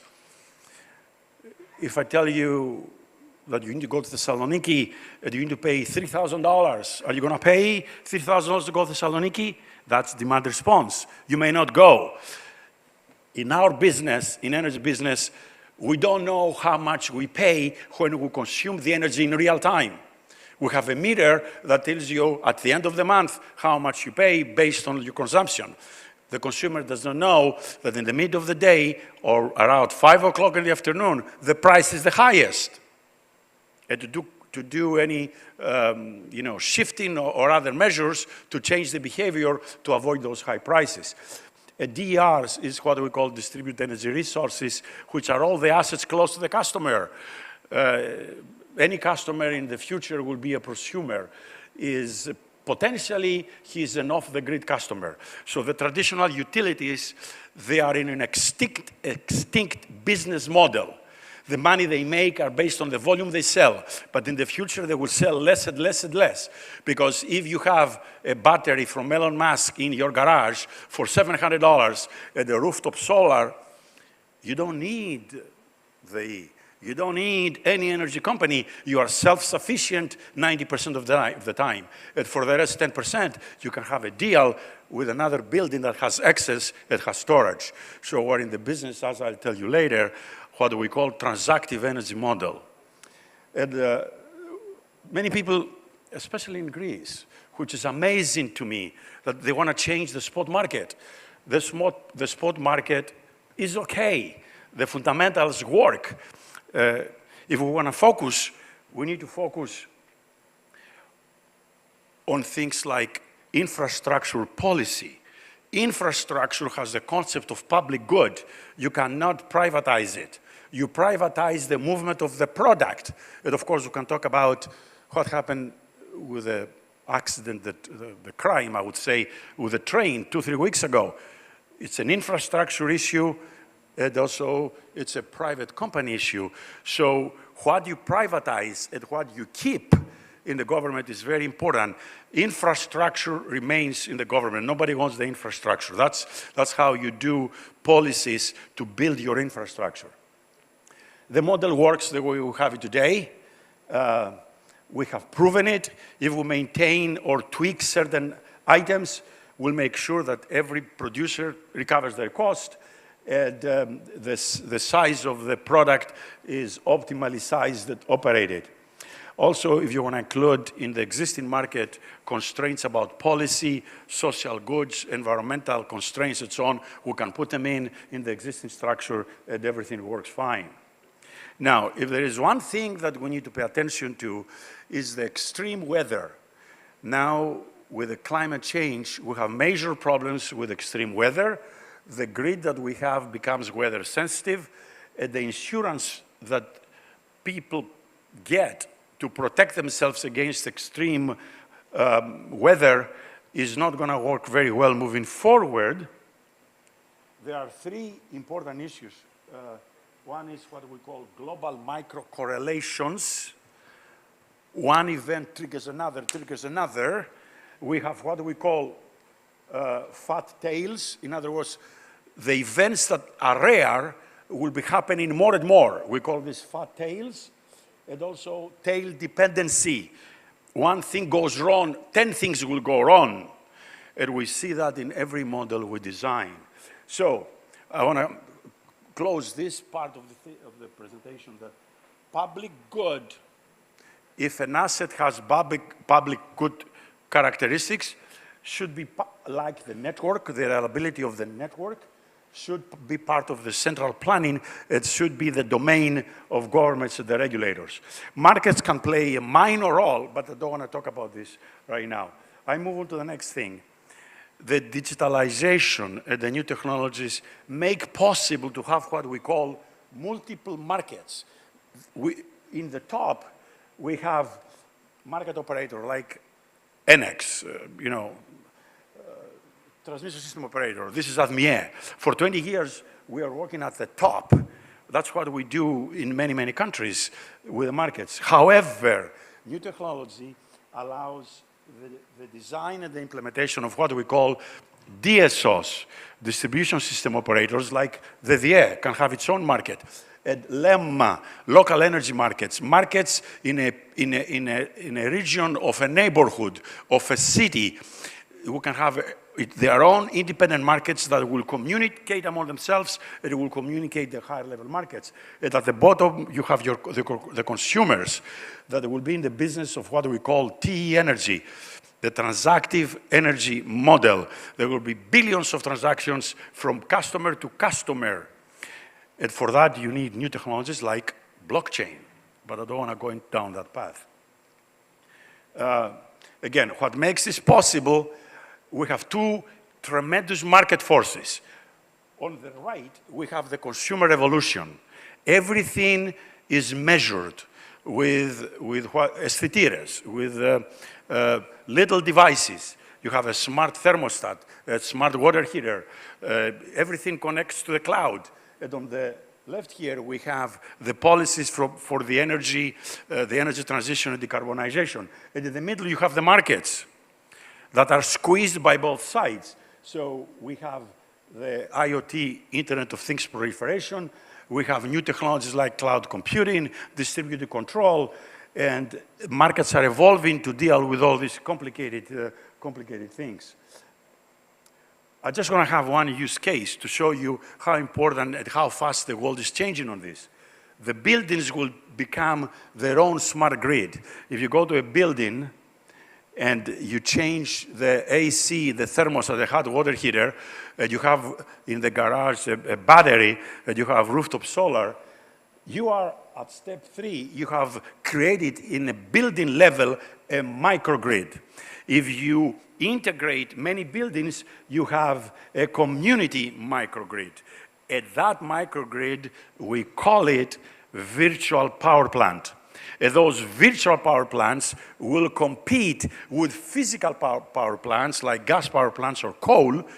We call them virtual because they don't produce anything. They use your usage, the usage of the customers. But that's what it is. And that ties with the last part of my presentation, which is, the ports. Now I come to I have a few slides about the ships at the ports, how they tie together. We're talking about microgrids.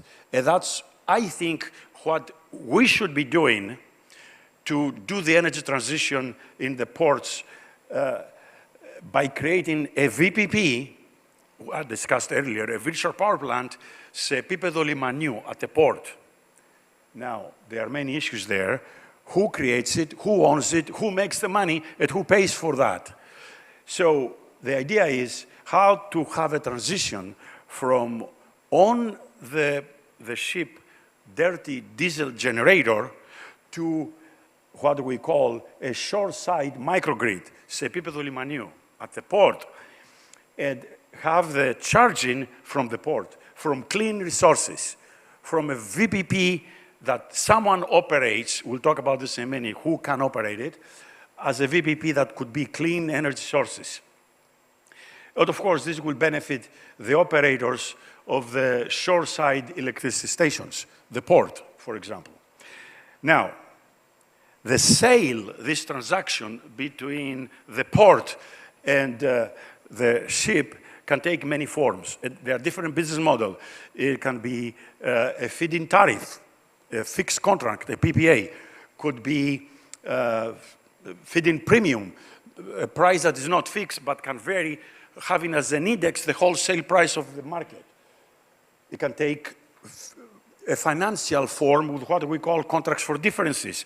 We can develop forward contracts for that between the owner of the station, the operator, let's say the port, one case, with a ship that docks at the port, it gets charged. It could be different models with a ship that shows up every week versus a huge cruise ship that shows up every 6 months for different purposes. So you can have different business model depending on the frequency that the ship approaches the port. So you can have PPAs, power purchase agreements, that can have different duration contract durations. Could be a month, a year, or multi-years. Now, DSO is the distribution system operator. The distribution operator could be the owner and the operator of some of these microgrids. Now, we need to take into account size here. Size is important. For a major port, maybe the owner of the port can do this. But for smaller ports, we recommend that the DSO will be the owner, the operator of those microgrids. And as experience is gained, we can develop more sophisticated models to have financial instruments for this activity, the trading activity. So to be able to give the incentive to the owners to do this transition to off-board ways to generate electricity, of course, we need some form of subsidies because I suspect that the cost of producing from dirty diesel generators is cheaper than having this model. So we need the regulatory structure, we need the regulatory environment to make that happen. So we need to do it in a way that the cost of procurement is less or equal than the cost of producing currently to make this transition. And of course, switching to onshore generation, of course, it's something that shipping operators will like because that improves the green image, it's good for the environment, and so on and so forth. So we believe implementing a model like this is an attractive alternative that has many benefits for all involved. But you need the proper regulatory structure, you need the design, and we have experience from that we can do it with a new use case now for the ports.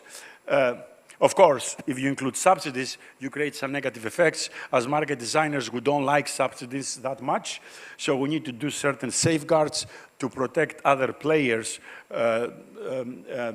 so they will not be affected negatively from those subsidies.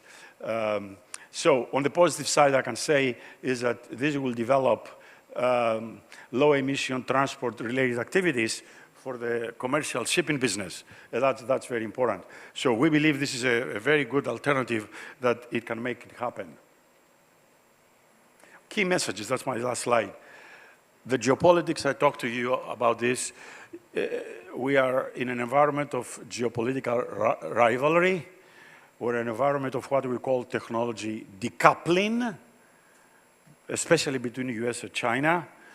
And we're in an area of subsidies that will decrease the free competition and with the globalization as we know it. And I believe this will result in longer-term higher prices. One thing that is coming out of this is that this will accelerate the energy transition. There's no question that people will put more and more emphasis in the energy transition to decouple a little bit the impact of high gas prices from the energy markets. So we believe, I believe strongly, that the hierarchical model that I presented to you, that you have multiple markets, not the high-level markets at the transmission level, but markets at distribution level, in a level of neighborhoods at cities, it will emerge. It's happening in many places, like Austria, Germany, and of course the US. It is going to happen here, and we can take advantage of those technologies to do this transition in the ports from on-site dirty diesel generation production to off-site at the port of creating microgrids based on clean energy. And of course, the application of these virtual power plants is a great application for the ports. Thank you.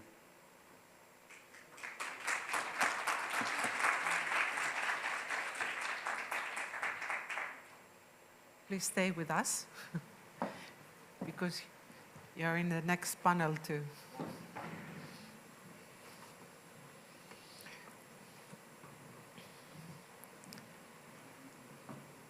So, paving the next steps of maritime sustainability, maturing electrification and environmentally friendly fuels. Professor John Prousalidis will be the moderator, Professor of Marine Electrical Engineering at NTUA. Alternative fuels, fuel of special interest, maritime electricity, roadmap to electrification, supporting the cold ironing, battery ship charging via expanding and upgrading the power distribution network, monitoring and supervising the electrification of the maritime sector. Dimitris Fouriaris with him, Second Vice President of the Regulatory Authority for Energy of RAE, George Lukos, Research and Innovation Director at the Hellenic Electricity Distribution Network Operator, Mr. Spiros Paschalis, Chairman of the BOD of the Association of Passenger Shipping Companies, Chief Executive Officer at Attica Group, Mr. Theocharis Terzis, Business Development Manager, Queensway Navigation, Dr. John Kokarakis, Technical Director at SEBA Zone, Bureau Veritas. Dr. Alex Papalexopoulos, already with us, thank you. And Mr. Dimitris Spirou, Consultant at Piraeus Port Authority. Please, take the floor.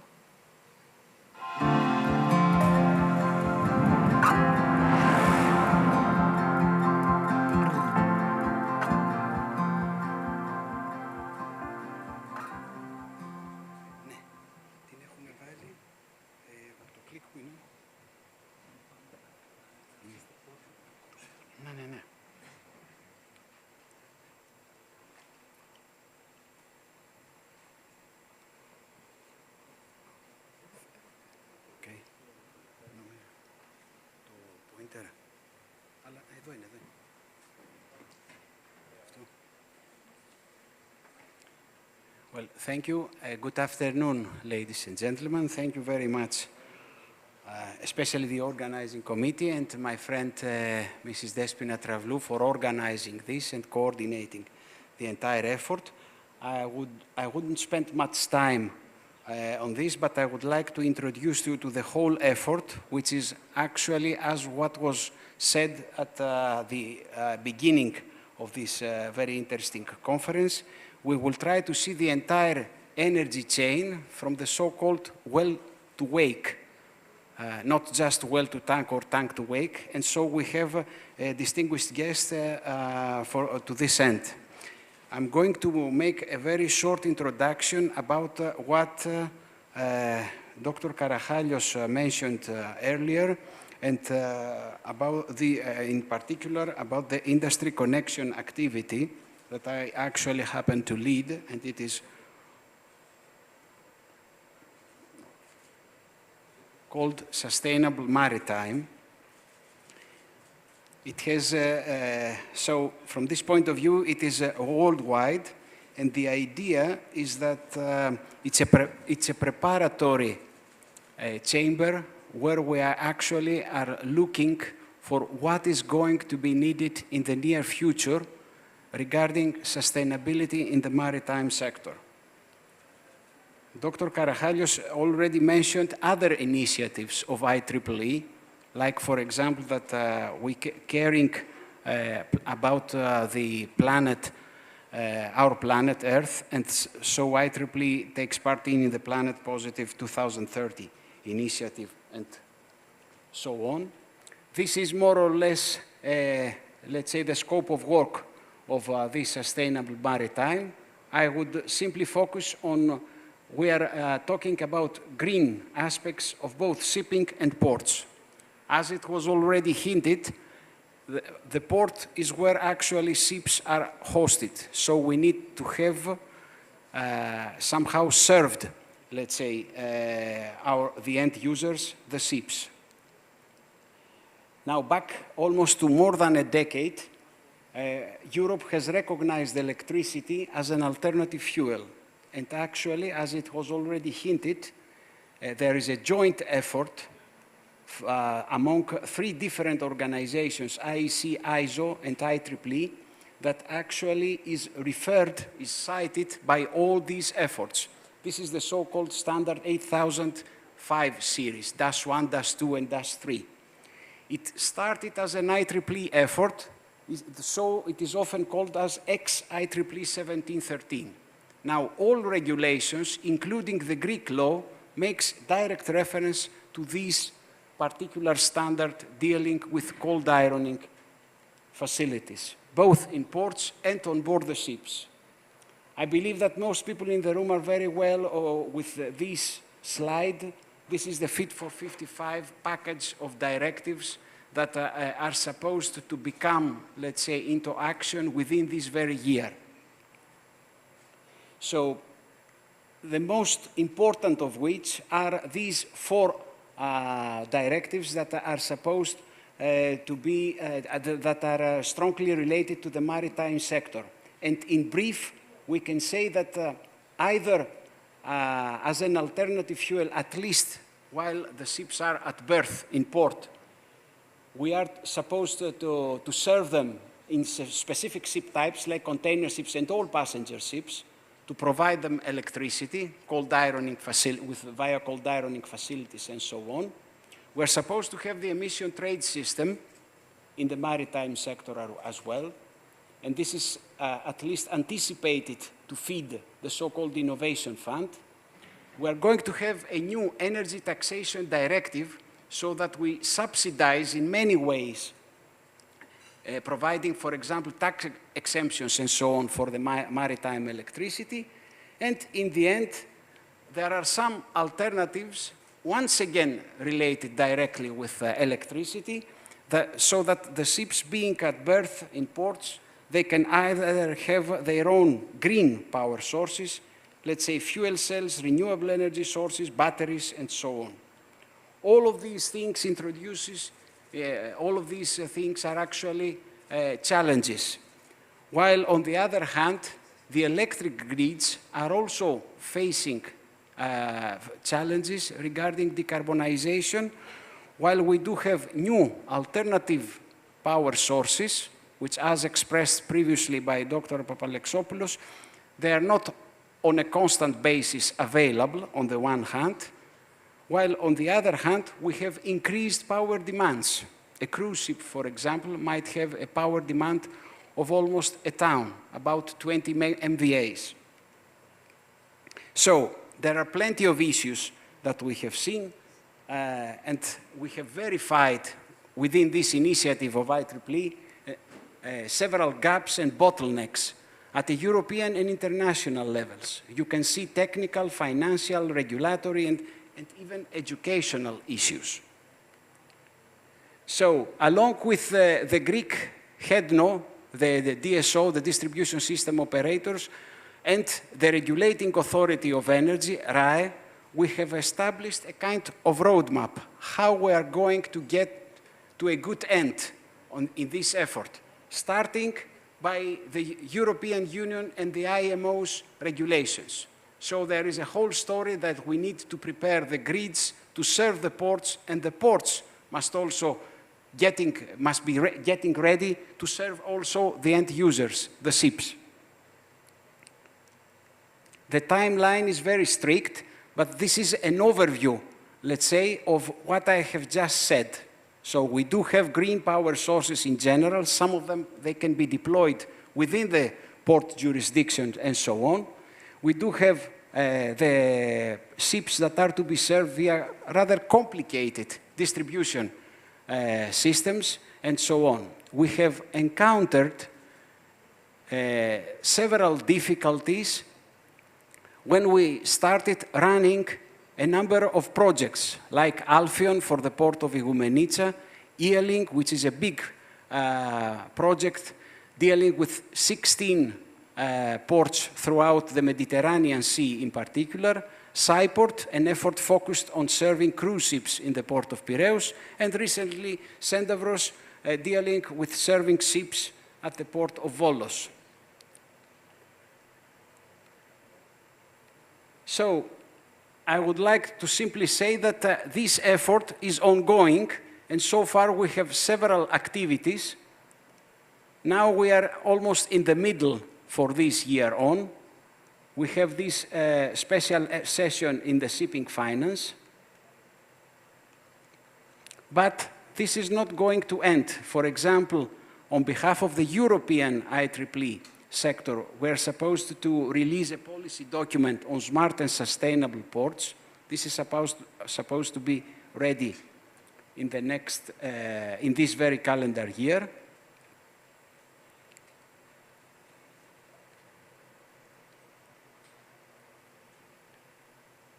We're supposed to have several webinars and so on. There is a similar conference that is going to be held in Venice in about 2 weeks, and in Washington, D.C. in USA in a couple of months, in early August.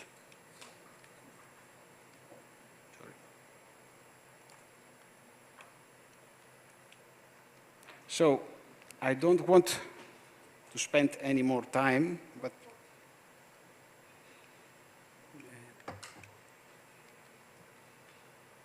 I would like to introduce you the speakers. Okay. The only thing I wish to say is that 2 different services, agencies of, in Brussels, the DG Ener, the Directorate General of Energy, and the one of Transportation, DG Move, are strongly interested in these efforts. They want to get the results. And so, besides, let's say, the fact that we do have the Greek maritime sector being globally a champion, we do have, let's say, the strong interest of the European Commission to get some results. Sorry, I'm trying to close right now. But, no. Anyway, I think I must skip because there's something wrong with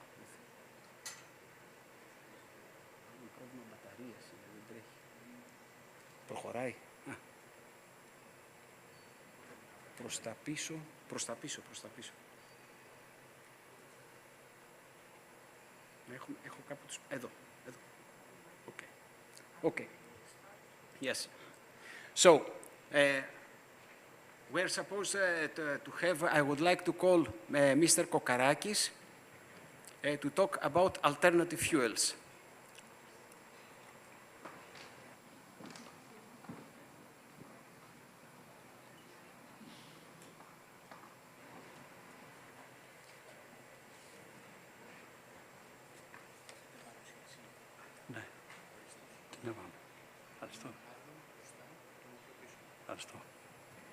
Thank you.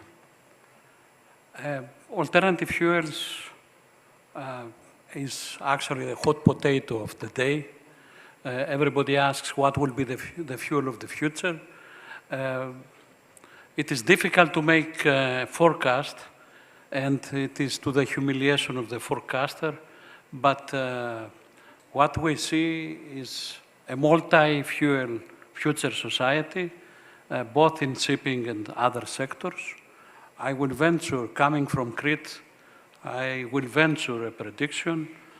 What I see in 2050, first of all, I believe that we're gonna see the legacy of the fossil fuels will remain. And in addition, we're going to see LNG, methanol, biofuels, hydrogen, ammonia, as it was mentioned by the moderator, electrification and ethanol.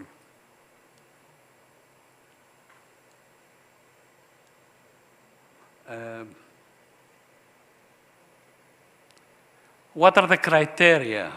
Well, the main criteria, you see them here in a form, what I call the octopus of criteria. Let's look at the most critical ones. We have, first of all, the green production. It does not make sense to emit more carbon dioxide to produce a fuel than what we save. So we are going to have well to account for well-to-wake emissions. As of yesterday, the report, the guidelines for how to do that was delivered by the corresponding group, and this is going to be discussed in July of this year by the MEPC 80 in London. So green production is very critical. We need green fuels, the storage. The tanks that we store the fuels have to be, is the highest cost after the engine, so they have to be like of the smaller possible volume. The bunkering, we must have availability of bunkering. This is not always, the infrastructure is not always available, so availability is really critical. Because there is competition with, among the sectors. We talk about biofuels, but biofuels are going to be absorbed primarily by the aviation sector. And then we have combustion, the ease of combustion. Ammonia is one of the promulgated fuels, but ammonia, besides being very toxic, does not want to burn. So we need to utilize pilot fuel, which is a carbonaceous fuel, and we still have emission of carbon dioxide. And also we have, as it was mentioned, the maritime electricity, the cold ironing, as it is known. But we must have electricity in the ports in the form of renewable sources of energy. It does not pay to kill the people of Ptolemaida and Megalopolis in order to save the people of Piraeus, even though I live in Piraeus. So renewable sources, otherwise we gain nothing, or minimal gains. So what I see is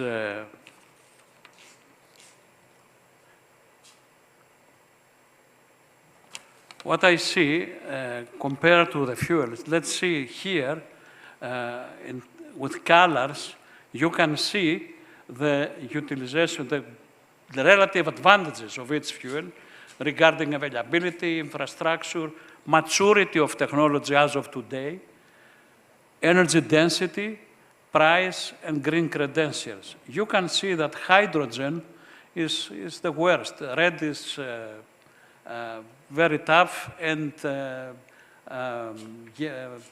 what I would say orange is neutral, and green is go ahead. So today's very low sulfur fuel and marine gas oil is the easiest, but it's detrimental for the environment. It emits carbon dioxide.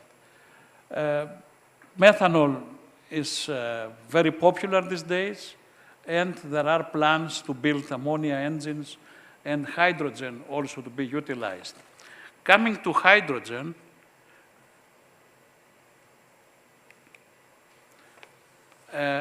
my prediction is that hydrogen will be utilized heavily in the future.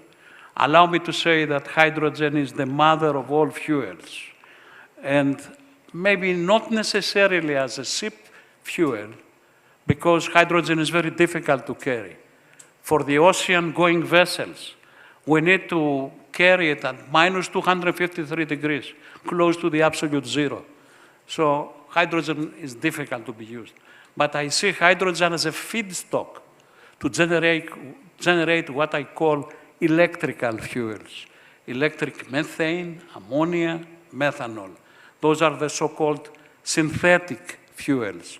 These are neutral, carbon neutral fuels. They do not burden, they do not increase the carbon dioxide footprint because they are composed of carbon which has been captured in the emissions, and also hydrogen which is taken by electrolysis of water.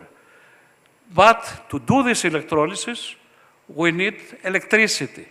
And this electricity must be cheap. One easy solution, not easy, but probably the best solution, is to have pink hydrogen utilizing nuclear energy for the production of hydrogen. There is one more child, but this is the synthetic diesel also, but the fourth child has been out to buy ice cream. So it appears that it is going to be a big discussion about fuels. Technology must be promoted. Unfortunately, nothing comes for nothing. So no free lunches. There is going to be a huge amount of money necessary, and the big question is who is going to pay this money. The EU ETS is an effort, along with also another hit for the vessels. Don't forget Fuel EU Maritime. This is another penalty. But it is hoped that these market-based measures will bridge the gap in the price between the fossil fuels and the alternative zero-carbon, low-carbon fuels. Thank you.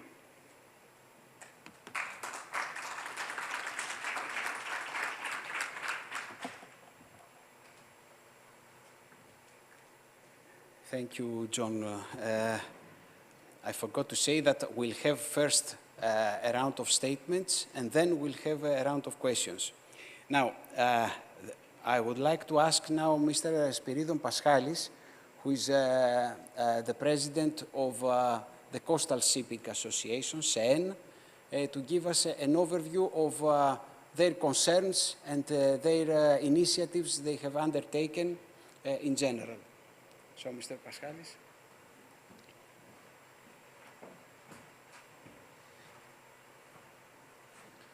Thank you, Mr. Pousalidis. Good afternoon to everyone. After the very, let's say, impressive speech of Mr. Papalexopoulos and the very enlightening speech of Mr. Kokarakis, I will have to, how do we move this on?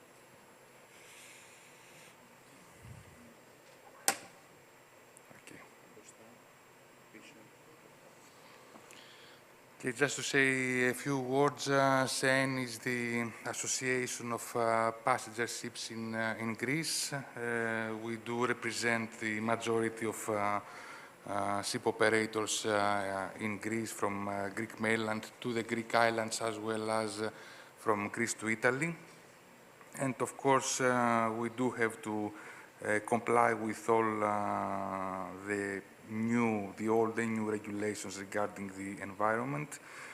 I can say that the interaction of IMO regulations and the European regulations for Fit for 55 create a very demanding context, although it seems that the Greek government has taken some exemptions until 2030 for the coastal vessels. Because we are serving a series of Greek islands, about 115 islands in the Aegean Sea and the Ionian Sea. And of course, the geographical landscape of the Greek islands is well known to most of you, and it's very unique, I will say, in the European environment. Our members are continuously evaluating various energy-saving devices in order to implement on the existing fleet and try to reduce somehow the greenhouse gas emissions, although even this is not at all a cheap exercise, and investment-wise, a lot of times it's not making much sense for the shareholders. I will also say that Mr. Kokarakis said a lot of things about alternative fuels. I can say here that it would be wise, at least for the Mediterranean ferry operators, if they can, let's say, try to discuss what could be the alternative fuel that is the most suitable fuel for the ferries in the Mediterranean Sea. We are talking about a regional market, and of course it would be nice to have a regional production of this alternative fuel. It's not at all an easy selection. I do agree with Mr. Kokarakis that Most probably liquid fuels will dominate the ferry market. I guess methanol. Some North European ferry operators are moving towards this way, also some liners, some big names. I will further say that the supply chain of any alternative fuel is a big question mark for Greece. We know that we are at the far end of European Union, and except the regular fuel oil and marine gas oil that is now available, and let's assume that also LNG is available for supply to vessels in Greece. Anything else, it's a dream for the time being. Let me now focus on the electrification. As we have Mr. Poussalidis here, the association is cooperating with National Technical University of Athens since a couple of years now, and we have recently agreed to extend this cooperation. And as ferry operators, we are looking for a unified protocol of port equipment and positioning of this equipment towards the stern of the ferries. It's very important to achieve interoperability of this equipment between ports, because we do know that we have now ferries operating out of the port of Piraeus or out of the port of Patras, but we want to have the single equipment on board that will be able to plug in every Greek or Italian or Mediterranean port if this is possible. So the interoperability is extremely important. Another thing that we are trying to discuss with the Greek ports and the Italian ports in the Adriatic Sea is that we have to align the time plans between the ports and the users, i.e. the vessels. In terms of time, if the port is about to be ready sometime by the second half of this decade, also the vessels should be ready to accept the plugs of the ports. So an alignment in the time schedule is very important. Pricing of electricity and taxation of electricity are two very important matters to discuss. I think Mr. Poussalidis and Mr. Papalexopoulos earlier has referred to various pricing models, but what is important here is to try at least to achieve that the electricity cost for the ferries, that they offer a social service to the Greek state and the Greek inhabitants of the islands, to be at a reasonable price so that it makes some sense and the whole cost is not passed over to the passengers. And the last one is all this story to have an acceptable investment payback period in order to manage to convince our shareholders that this is worth doing this whole story, although the electrification by itself and alone will not offer more than 4, 5, 6, some people say 8% reduction in the greenhouse gas emissions of the ferries. Thank you very much.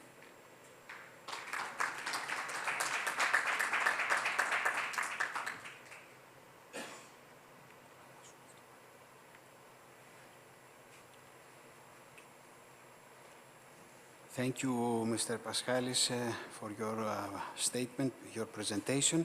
I would like also to stay with the ship owners, and I would like to ask Mr. Theocharis Terzis to give his view about a different type of ships, the shore sea shipping vessels, but which are, do not necessarily serve passengers. So, Mr. Theocharis. Thank you very much. Hi, hello.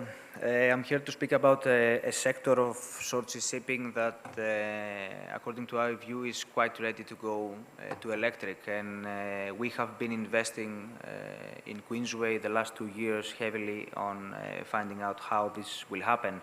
And this is the sector of the bunkering services and the port bunkering services that we provide with part of our fleets in many ports in the world. So for us, bunkering is has the ideal trading pattern in order to be converted to electric. And obviously, the reasons are we are very close to the shore, so we can be very easy recharged and reconnected to a source supply. So the reason that we believe that bunkering, which is a form of short sea shipping that on a pilot project we can start electrifying our vessels, is obviously because electricity is by far the most competitive solution at the moment. As the previous speaker said, it is absolutely zero emission. You have nothing to do with intermediate fuels, LNG. There is nothing to do. It is also a solution that has also other advantages, especially when you speak about places that the city and there are inhabitants very close to our operations, like Piraeus, for example. It is also a solution that has zero noise and zero smell, so electricity for us is by far the most competitive solution. Now, in order to make the project viable, there are three main pillars. You need the green energy, which is something that we have been in communication with quite a few ports around the world, not with Piraeus actually, but other ports in the world. And there was always the issue of who actually is providing the energy and through what framework. And obviously, you need also a securance from the energy provider that you will have a protection and you will have reasonable prices in the energy, because if the energy goes up, and like it happened with all the Ukraine war, then the project obviously goes below in terms of financials, and you have a financial and viability issue. Now, this is the first pillar. The second pillar is the infrastructure of the port. We need the support from the port to allocate for us a specific berth with the required equipment in order to recharge our vessels on a daily basis. Again, through a lot of discussions with several ports around the world, ports are not yet there to commit and actually say that yes, in 2.5 years that you will have your vessel ready. We are here and we commit that we will have the infrastructure for you ready. And the last one is obviously the barge and the technology around the electrification of the vessel, but this is not something new. There are basically three main aspects on that. It's the storage of energy, the handling of the energy, and the propulsion. The propulsion is an old topic for shipping. Electric propulsion is there for many, many years, so this is not something new.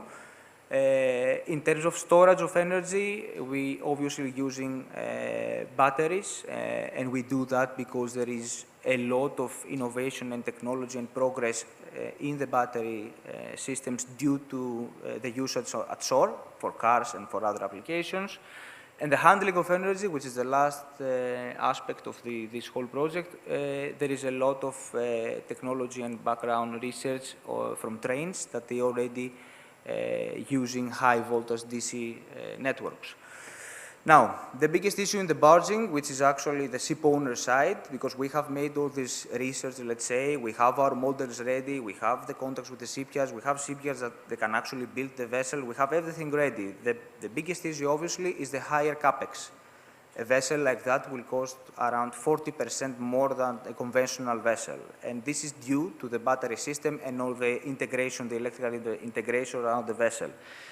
This gap is the main issue for the ship owners at the moment. There is nothing out there that can bridge that gap. So neither the charter or the trader is willing to bridge that gap with this extra capex, because obviously we are all in a business of making money and not losing money. So they are not willing to to put it in an ESG report to spend money on that. So they are looking for an economically viable solution. And there is no support for, at this moment at least, for the ship owners from any organization, European, governmental, or whatsoever, to subsidize in some way or give you something, a competitive financing for the extra capex, which basically goes for the batteries, etc., etc. And there is nothing basically at the moment out there that could bridge that gap of this 40% extra capex. So to put it all in a nutshell, ship owners and short sea, let's say, ship owners, they have done a lot of research on alternative fuels and ways how to go greener and greener. But the main issue is that there is nothing out there to support these extra investments that they are required. And this is where basically all the projects are getting stuck. So we need the support for the extra capex. We need the ports to commit that they will be actually ready, and obviously the energy suppliers to find out exactly the framework that they want to work through the ports or with the ports in order to have the supply of green energy on standby. That's it. Thank you very much.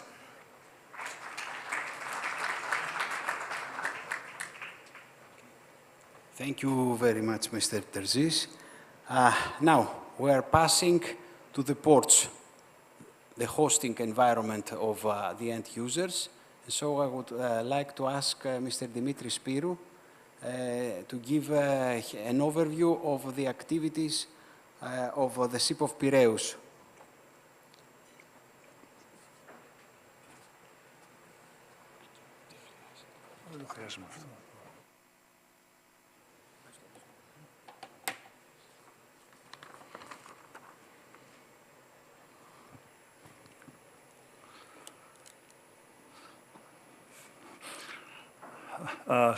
Good evening. Due to the limited time, I will only present just one slide through which I will try to give you a few words for the decarbonization plan in which Piraeus Port Authority has been working with the goal of a sustainable and zero-emission port by 2050. So, the tackling of the environmental impact is the main priority of Piraeus Port strategy over the last years. Piraeus Port Authority has been studying its transformation into an energy hub since 2018, the output of which is a decarbonization plan consisting of actions targeting the environmental viability of the port and having a time horizon of implementation of 10 years. Main measures include air quality and noise monitoring and forecasting, e-mobility, energy-saving technologies, high-standard energy monitoring tools, and of course, alternative fuels. I will be focusing on this. Following the technology trends, alternative fuels is a critical subject for Piraeus Port Authority and one of the priorities in our EU project sector as well. Piraeus Port has been implementing numerous research projects investigating new technologies in alternative fuels, including safe bunkering and supply, storing and investing, including also maritime electricity, serving coastal shipping, short shipping, including battery charging, and supplying cruise ships. For LNG, although with a question mark on how green the specific fuel is, and thanks to Poseidon Med and the Super LNG project we successfully participated, is the most mature in terms of bunkering. All works concerning infrastructure are almost completed and ready to supply, along with the formed regulatory and financial frameworks. Short sea electricity has been developed over the last years through a series of SEF Connecting Europe Facilities projects. You can see on the slide the Element, Ealing, and Cyport projects. We have succeeded in completing the designs and technical, environmental, and financial studies for a large part of the port and have submitted a proposal for funding under the recent SEF call for infrastructure works for 5 short sea electricity positions at the passengers port. The subject requires a lot of work on all sectors, technical, legal, regulatory, financial. PPA is dealing with all of them in parallel. One of the main issues to be resolved is the excessive needs of energy demands, through which we have to upgrade the existing grid, the development of microgrid network, which we hope to resolve in the cooperation we have already, we already have with DVE, ADMIE, and RAE. The other two alternative fuel categories are more immature for the Port of Piraeus. Concerning hydrogen supply, we are happy to be cooperating in a new project with Motor Oil and VE, and we will have the opportunity to mature the introduction in our port, assess the technical requirements and develop the studies for the bunkering. Concerning the use of biofuels, we are cooperating with a number of international partners to assess the scenarios that could be introduced and become operational in the port in the next 5-6 years. The electric bunkering is a major challenge, not only for the Port of Piraeus, but also for the electric energy authorities in Greece, namely HEDNO, IPTO, ADMIE, and RAE.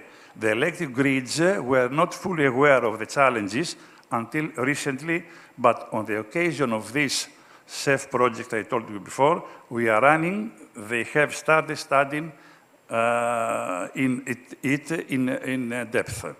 Now, regarding the Port of Piraeus, we have been dealing with the issue during the last 2 years and have contacted the 3 interrelated authorities, and it seems that the energy demands will be fairly large and cannot be easily by the VA, but we have to cooperate with ADMIE, and we're presently studying 4 implementation scenarios on this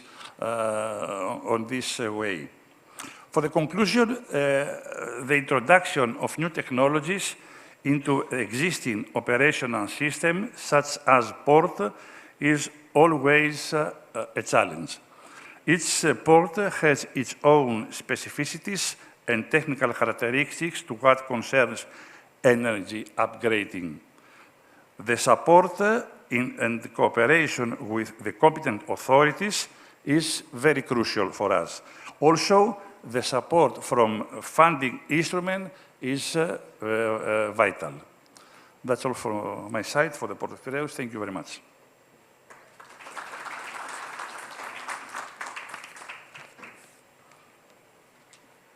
Thank you, Mr. Spirou. And I think you have introduced to the last 2 speakers about the grid, the electric energy related authorities.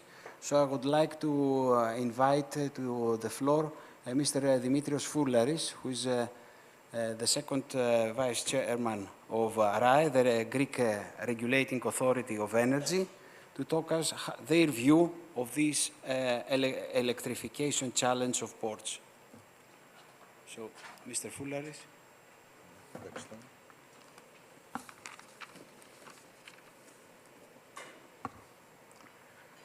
Good afternoon from my side also. RAE has identified the new era in the energy due to decarbonization.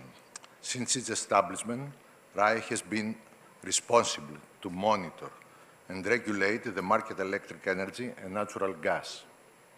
We have already performed studies on exploiting promising alternative fuels like hydrogen regarding the energy in the transportation sector. RAE has helped the promotion of electromobility by elaborating several measures and policies. Concentrating on the maritime transport domain, RAE realized the importance of serving ports and their customers, the ships which are the end users, with alternative fuel, especially with electricity in ports. Thus, we have seen that according to the European policy, the ports must be transformed into energy hub and be able to provide electricity to ships, could have their own generation units, for example, PV panels installed on available terrace-shod roof, or have some energy storage units. Considering that Greece has many ports in mainland and in islands, along with National Technical University of Athens, we try to map the future energy of the biggest ports in Greece, to estimate the total investment cost, not only for port side, but also from the national grid point of view. To set a realistic timeline of implementation and encouraging HENDO, the sole DSO in Greece, to make the necessary amendments to its strategic expansion plan and be heavily involved in the implementation in many ways. HENDO must support the electrification of ports and ships, the new distribution networks of special type within the ports must be compatible with the national grids, which, by the way, is also being transferred due to its own decarbonization. A project running in parallel is the submerged interconnection of non-interconnected islands in the Aegean Sea, which, for the time being, are a major problem in the energy chain of Greece, because the energy there is very expensive and very pollutant, while the network is not very stable and cannot easily integrate green power sources.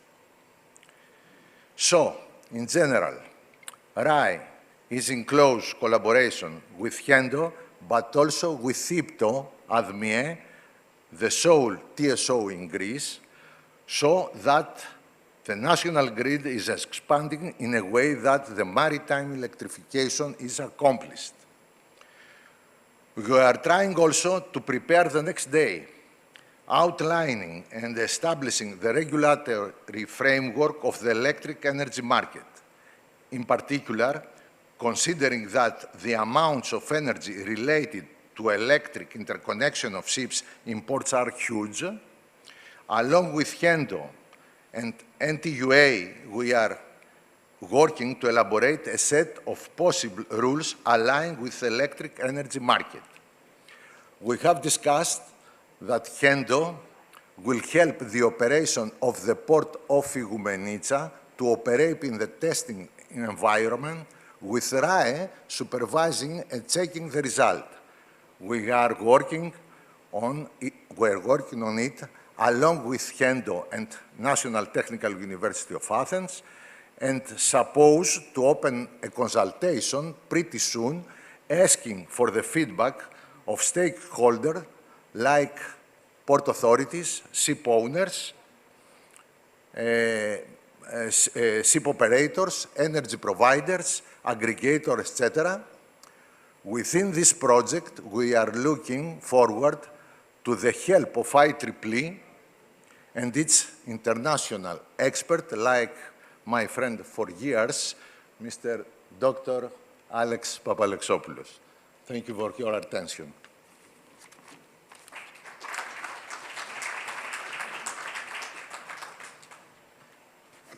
Okay, thank you, Mr. Fourlaris. And last but not least, I would like to ask Mr. George Loukos, who is the Director of Innovation of HEDNO, to talk to us about how actually they proceed regarding planning of the expansion of the electric grids, regarding maritime electricity. So, Mr. Loukos. Good evening, and thank you very much for the introduction and for hosting us. It's a pleasure to be here in this important conference. I'm George Lucas. I'm Director of Research and Innovation at HEDNO. And basically, I will be short, just to give you an outlook of what we are doing in order to support the electrification of the port. Actually, I'm replacing our CEO, Mr. Manos, that could not be in this conference today.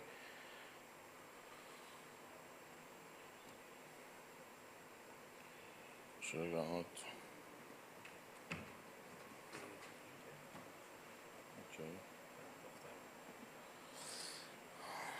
Okay. In short, we are, as Mr. Fuller said, in Greece, we are still the sole entity responsible for the development and operation of the electricity distribution network. We are the infrastructure operators. Our infrastructure comprises of something like 250,000 kilometers of electricity overhead or underground voltage lines. We are serving customers all over Greece. And this is important because later on I will just, we need to serve all ports in Greece. Our clientele, so it's, our customer base is something like 7.6 million of customers. Our asset base has a value approximately to 5 billion euros, and we contribute to the country's GDP with 700 million euros of revenues each year. Our vision and goal is to become an innovative, inspiring, socially responsible and operational excellent liaison and enabler of the energy transition. I would like to say that our role first is to ensure that we supply with electricity all customers across Greece, but also lately we have a new role. And this role is to become the enabler of the energy transition. Simply because as HEDNO, we are responsible to connect the renewable sources of energy with the consumers. Nowadays, we are becoming also responsible for allowing new forms of energy, new services to be served by the network, like e-mobility, like the electric vehicles, like batteries, storages, heat pumps, etc., as electrification has been recognized as perhaps one of the most efficient paths towards net zero. Oops.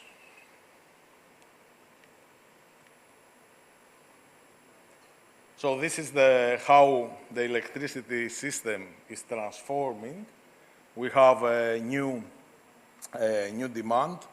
We are expecting demand to grow as electrification is entering into new sectors. And this is how we are viewing what would be the electricity system of tomorrow. So, as far as the electrification of the ports is concerned, definitely we consider this as one of our strategic goals. We are definitely going to support port electrification in several ways. First of all, we have recognized its importance because, as Professor Bousalidis said, the maritime industry is huge abroad, but also is huge locally here in Greece.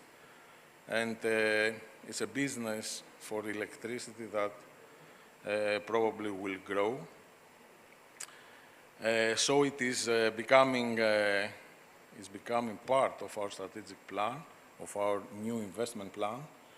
We are actively participating in the national and European policy groups, along with RAE, the Ministry of Energy, Euroelectric, IMO, in order to identify barriers and solutions for implementation. Because to electrify the port is not as easy as it sounds. Therefore, one of the actions we are taking is to engage in innovation. we are supporting innovation actions.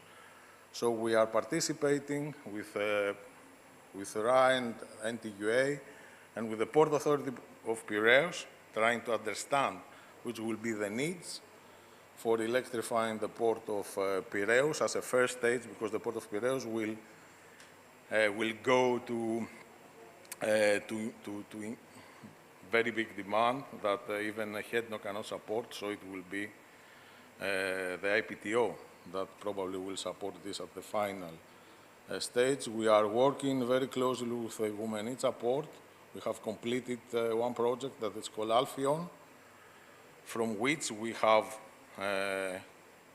done the studies to electrify the Womenitsa port. We participated also for the electrification of port of Volos with Centavros,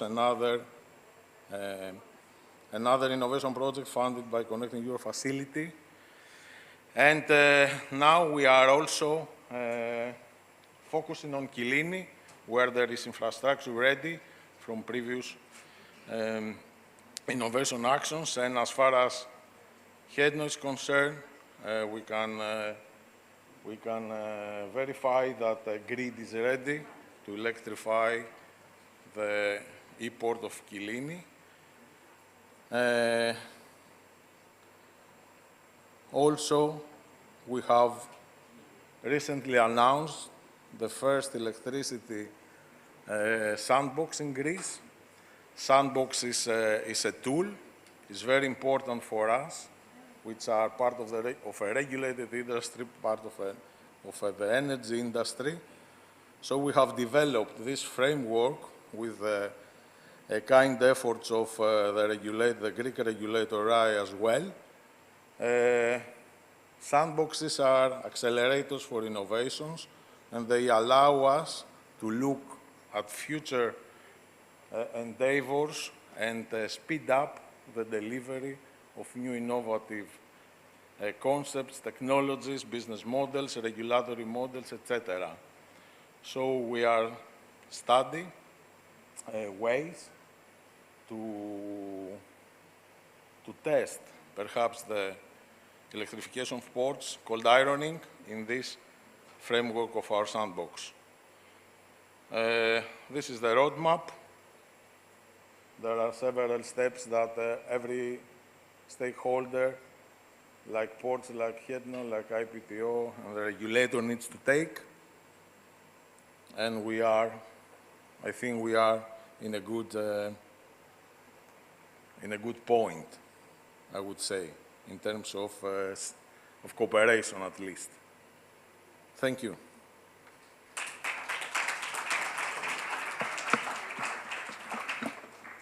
Okay, thank you, Mr. Loukos. I would like to thank, first of all the panelists, because actually they have addressed all the issues that we have discussed along. And so it is a good thing now that we are running out of time, and we are not going to have questions because most of them have already been covered. I would like to have a conclusion, let's say, by the Dr. Papalexopoulos, having seen all these concerns and thoughts by the other panelists, how he could see in general the energy market in the maritime sector. He has already mentioned several issues, like, for example, microgrids, smart microgrids, and so on.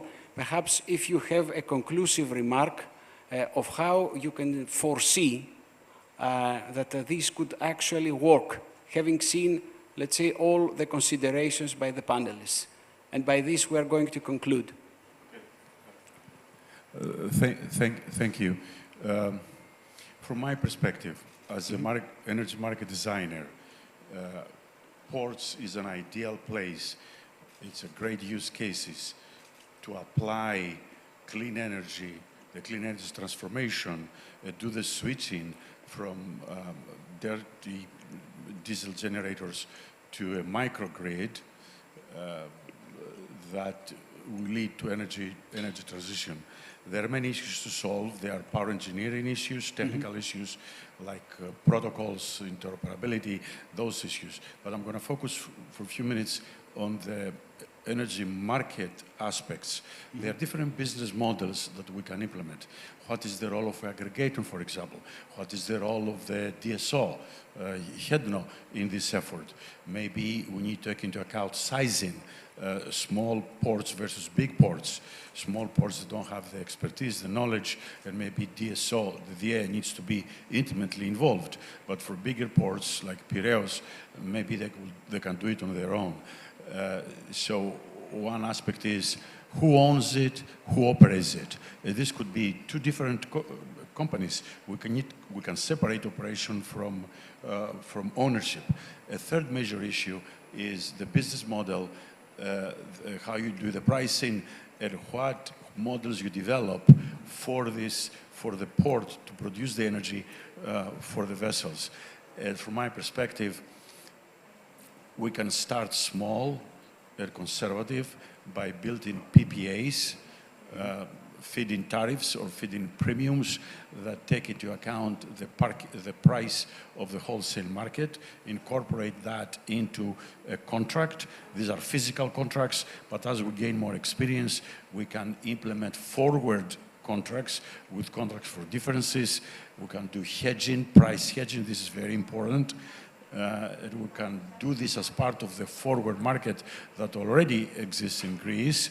But of course, liquidity is not enough. We need to improve liquidity. We are working now as part of the European market reform to provide better liquidity and better hedging instruments. So with an owner of a vessel, we need to sign a contract to give them price stability. It's very important. We need to make sure that there is a regulatory construct implemented in such a way that the transition will be easy. We need to give the incentives, so we need the regulatory environment. So from my perspective, the first most important thing is identify the regulatory construct, establish the market rules. Without the market rules that give confidence to all parties, I don't think this will proceed. So number one, regulatory construct. Number two, the market rules. Number three, with all stakeholders, design maybe not the same business model, depending on the size of the port, depending on what is available at the time. But I will start from a very conservative approach to give price stability to this electrification project. This can take the form, as I said, of a contract. Of course, a lot of things can go there. If it's a vessel that visits the port all the time, it's a different type of contract versus another vessel, a big cruise, for example, that appears only twice a year for different purposes. And for that, you need a different contract with different characteristics, different provisions, different duration. But to what extent we include the price for the wholesale market in the contract, these are open issues we need to talk about. So regulation, market rules, pricing policy, these are the important things from my perspective. Of course, there are others, like engineering, the connection, the connectivity, as you call it here, cold iron, and those things. These are kind of the engineering aspect. But we need to deal also with the market issues and give all the parties involved some form of price stability and an incentive to do this transition. Thank you. Okay, thank you very much, Alex, for this conclusion. It seems that besides investing and implementing initially, we have a long way to go also on operating well this new energy market. I would like to thank all the panelists for being so concise and giving in brief, let's say, their views. And as I said, they were very well prepared and addressed all the topics that we have discussed. So I didn't need to go any further to more questions and so on. I would like to thank them all and to proceed, apologizing for any delays we had. Thank you very much.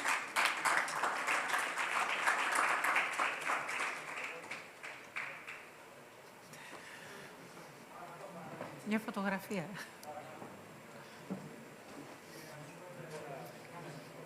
Here is a family picture.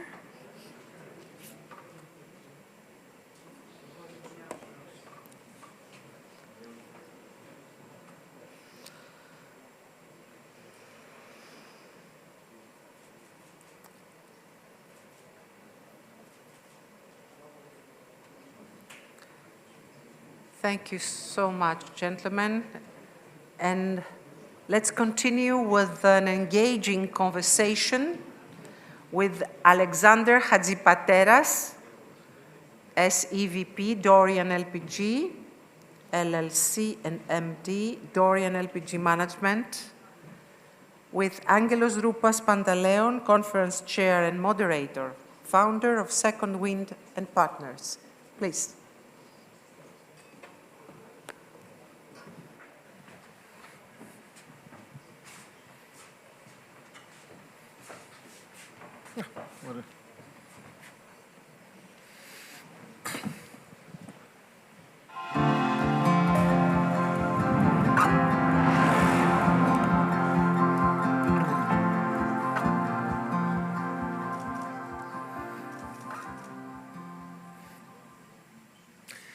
Alex, thanks for joining us.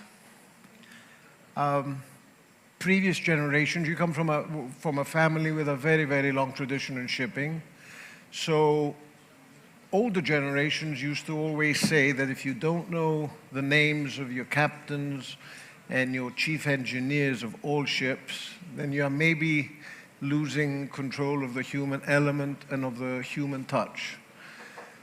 You, of course, have more than a handful of ships, and yet you have a tradition as a family of not paying lip service to the human element, but in really believing that it is a fundament of your shipping operation. So today I would like to touch a little bit on this human element from the perspective of a younger generation, yet traditional ship owner who believes very much in the value of what they're doing, even if you're doing it in a corporate setup. And are quote-unquote accountable towards shareholders and authorities. So I would like to a little bit pick your brain about how you've experienced the human element and how you've worked on it in the last 3 challenging years, and what that human element for Dorian and beyond means to you. Thank you very much, Angelos, and thank you, Despina, for inviting me. It's my 4th time participating in Slide2Open, 2nd time physically, so delighted to be back in front of everyone. And I want to thank the sponsors as well. It's an excellent question, because as we're talking about all these new technologies, new fuels like ammonia, one can't help think of the engine room, the seafarer there, with what is a very toxic gas. So, as you mentioned, for the last 3 years, and with COVID and crew changes, the human element came even more to the forefront. But at the same time, we're talking all the time about automation and changes and unmanned engine rooms, which have been in existence. But how do you navigate that with keeping a respect for the seafarer and the people at sea who are operating the vessels? So, and helping create a sense of ownership for the seafarer to feel a sense of ownership for the company they operate for and in. Absolutely. I think you mentioned knowing the name of every seafarer. Now we're using Microsoft Teams to do vessel meetings in addition to visits. Of course, we're having continually seminars, physical seminars. So we want to keep that handshake very strong, because the ships are the floating business card of the company. And once you go to a terminal or ports that we discussed, that's what's giving the image of Dorian to a port in Norway that's operated by Equinor. So how have you helped create this sense of ownership, and how have you brought the crew on board ships closer to the shore complement? How do you achieve this in a period where you only had technology on your side and you couldn't even have the physical presence of visiting your ships in ports, of having that sort of interaction? How did your personal engagement help resolve issues of this nature? Through crew loyalty and longevity with the company, through engaging and asking for feedback that you then incorporate into designing a new system, be that a technical system, safety system on board. And through treating the vessels, it is a vessel with a captain, but it's also a management structure where you have someone like the captain who's managing the vessel. He might have a diverse crew, different genders on board, and he has to manage that as professionally as you would a modern corporation today. So let's become a little bit esoteric, meaning could you share with us a challenging moment, a challenging interpersonal moment these last 3 years where there was a situation that really required a very esoteric type of handling in order to save the day? Well, despite all of these things that I've just mentioned, we have still today Ukrainian and Russians on board. So at the outset of the war, I can share that we had issues with just like getting to a boiling point on board a vessel where you may have a younger generation that perhaps they question some of the motives behind the invasion, but nonetheless they're in a closed environment. And we've had issues where that could boil over and create tension, and we've had to manage that from the shore side to bring it down and try and not be unrealistic, because you can't separate all the crew and have divided ships, but manage that as best possible from the shore side to account for future issues like that. Okay. So you did mention Teams, and you mentioned other tools that you've used extensively, but let's broaden it a little bit and bring technology in the bigger sense here. How can you bridge technology and the human element and make both indispensable for the company? How do you navigate these two issues, and how do you really instill upon your people that they remain important and invaluable despite the technological advancements? So in two parts, I'd like to answer that. One, we look at it much more closely now as a risk management tool, data and the quantitative data that we're deriving.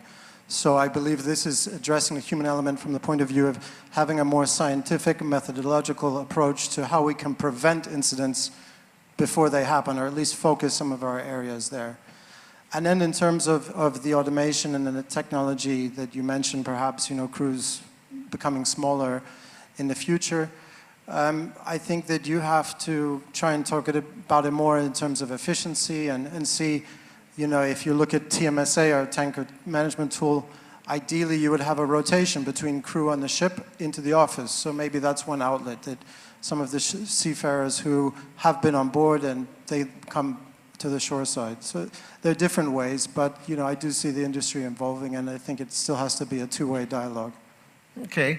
So ultimately, the human element is indispensable, but you can't run a company only on that, because you also have to make money.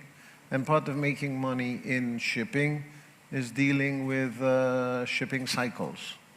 And what lessons can one learn? Meaning, what's your personal style? There are investors, ship owners who try and time the highs and the lows. There are others who believe that so long as you keep on buying in an orderly way, your median will always be a respectable one, and then if on top of it you are a sharp operator, then you can not do any bad for your company. Where would you stand on this spectrum? Are you more the old school asset play where you try and time every single move, or do you believe that a long-term focus is important, quite aside from the fact that you have the capital markets also to always cater to? How do you balance these two elements in your mind? We try to be opportunistic, but at the same time, we're using time charters or taking coverage as a tool to hedge as well, aside than just selling. So being a listed company in New York, having a fleet of about 20 ships and operating a pool with a Japanese company, MOL, about 25, 26, we do have a critical mass, which doesn't mean that we want to just keep that for no reason if the market goes up and we can sell vessels. But we also look very closely at how we can hedge the portfolio. So maybe taking a little bit longer time charter coverage if we think that there's a lot of new buildings coming. For example, this year there are a lot of new buildings coming. So we adjust that lever as well.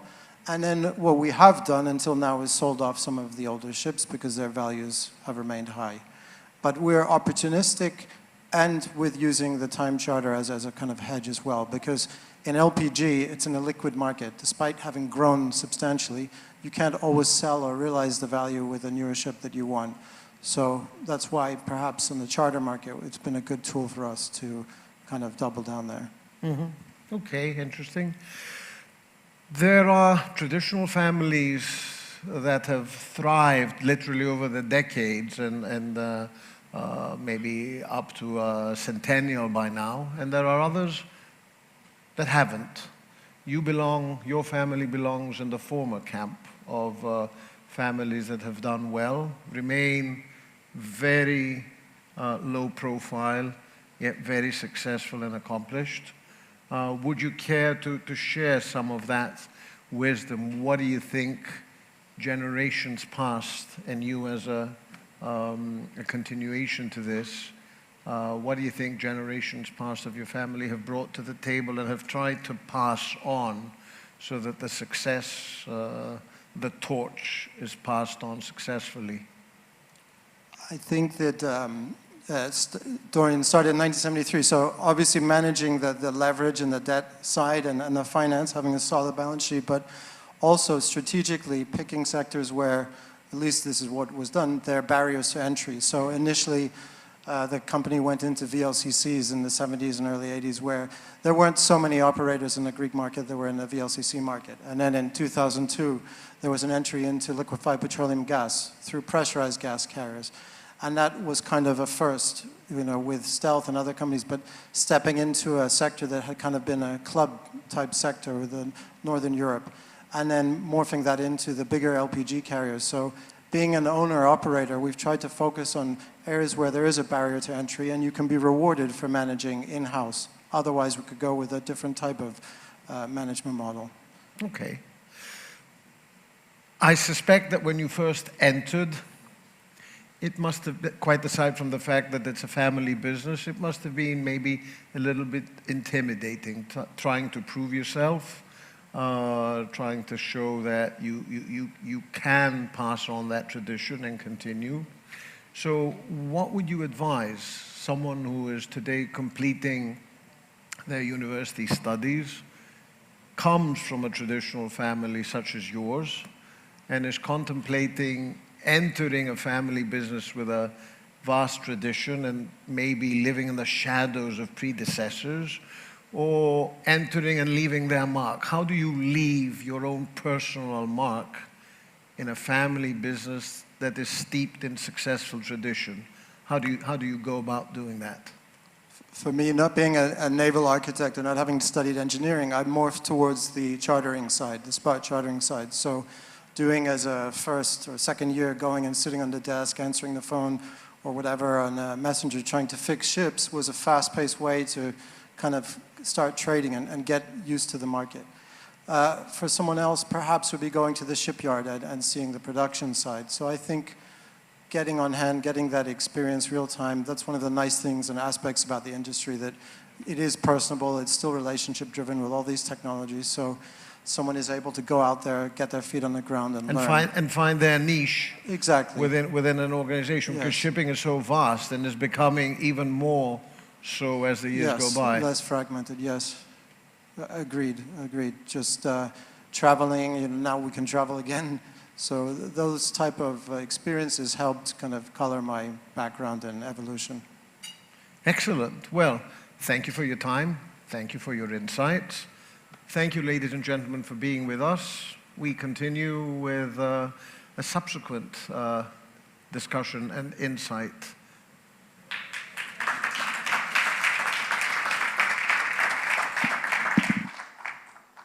Picture. Of course. Okay, fine. No problem. Where is the photographer? He's not here, so no picture? No picture. No photographer, no picture. Off we go. We'll take it later. Sorry, yes. So, here is Insider Insights Fireside Talk with George Alexandratos, General Manager of Apollonia Lines, Vice President Hellenic Chamber of Shipping, President Piraeus Marine Club, and Mr. George Laios, Vice President, Association of Banking and Finance Executives of Hellenic Shipping, Deputy CEO, Intermodal Group. An engaging conversation with George Alexandratos and George Laios. Please take the floor.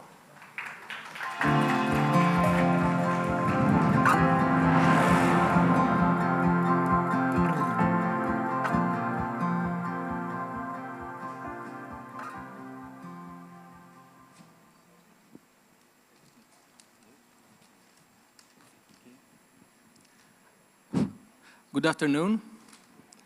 Despina, the organizers, thank you for having me. To be honest, when Despina called and said, I'm going to have a discussion with George Alexandratos, actually an interview, I said, oh no, because you cannot put George into a frame. And I proved to be right. When I called George, I said, George, I'm thinking of asking you this kind of questions. And George replied, George, you can ask me whatever you want. I will say whatever I want. Like, it doesn't matter what you're going to ask me. So, George is very talkative and very... So,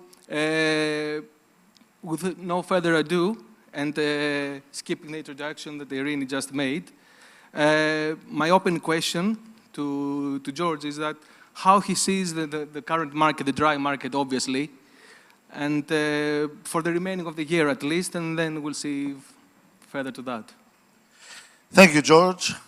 Good afternoon to everybody, and I would like to invite you to a warm applause to the organizer of this event, Ms. Despina Travlou, and all the team, to this nice Greek conference for shipping finance. And thank you very much for inviting me. Honestly, I saw my face at the schedule. Despina didn't call me because she's from Kefalonia, like myself. She can do whatever she wants. And it's an honor for me to discuss in front of you with my friend George Laios, with whom we have studied together. Πότε μου έχει ο δάσκαλο καθίσεις, same γράμματα θα μάθεις. Now, I have made, usually don't make a lot of notes, but when they put me at a frame of 15 minutes, I have to make some notes in order to control the time. So, what I'm thinking for the dry market. We have founded the company, our father founded the company in 1974. And I'm totally optimistic for the existence and for the future of the dry bulk market. We are, fortunately, at this earth, 8 billion inhabitants, whilst dry and shipping, we carry 90% of the world trade. So 9 out of 10 objects here have arrived at Divani Caravel by ship. So I'm totally optimistic, and that keeps for ages and ages. Those percentages, that specific percentage have never changed and will never change.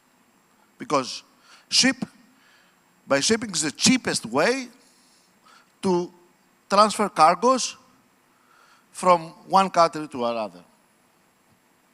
Now, what does not make me optimistic usually is the eagerness of the additional supply.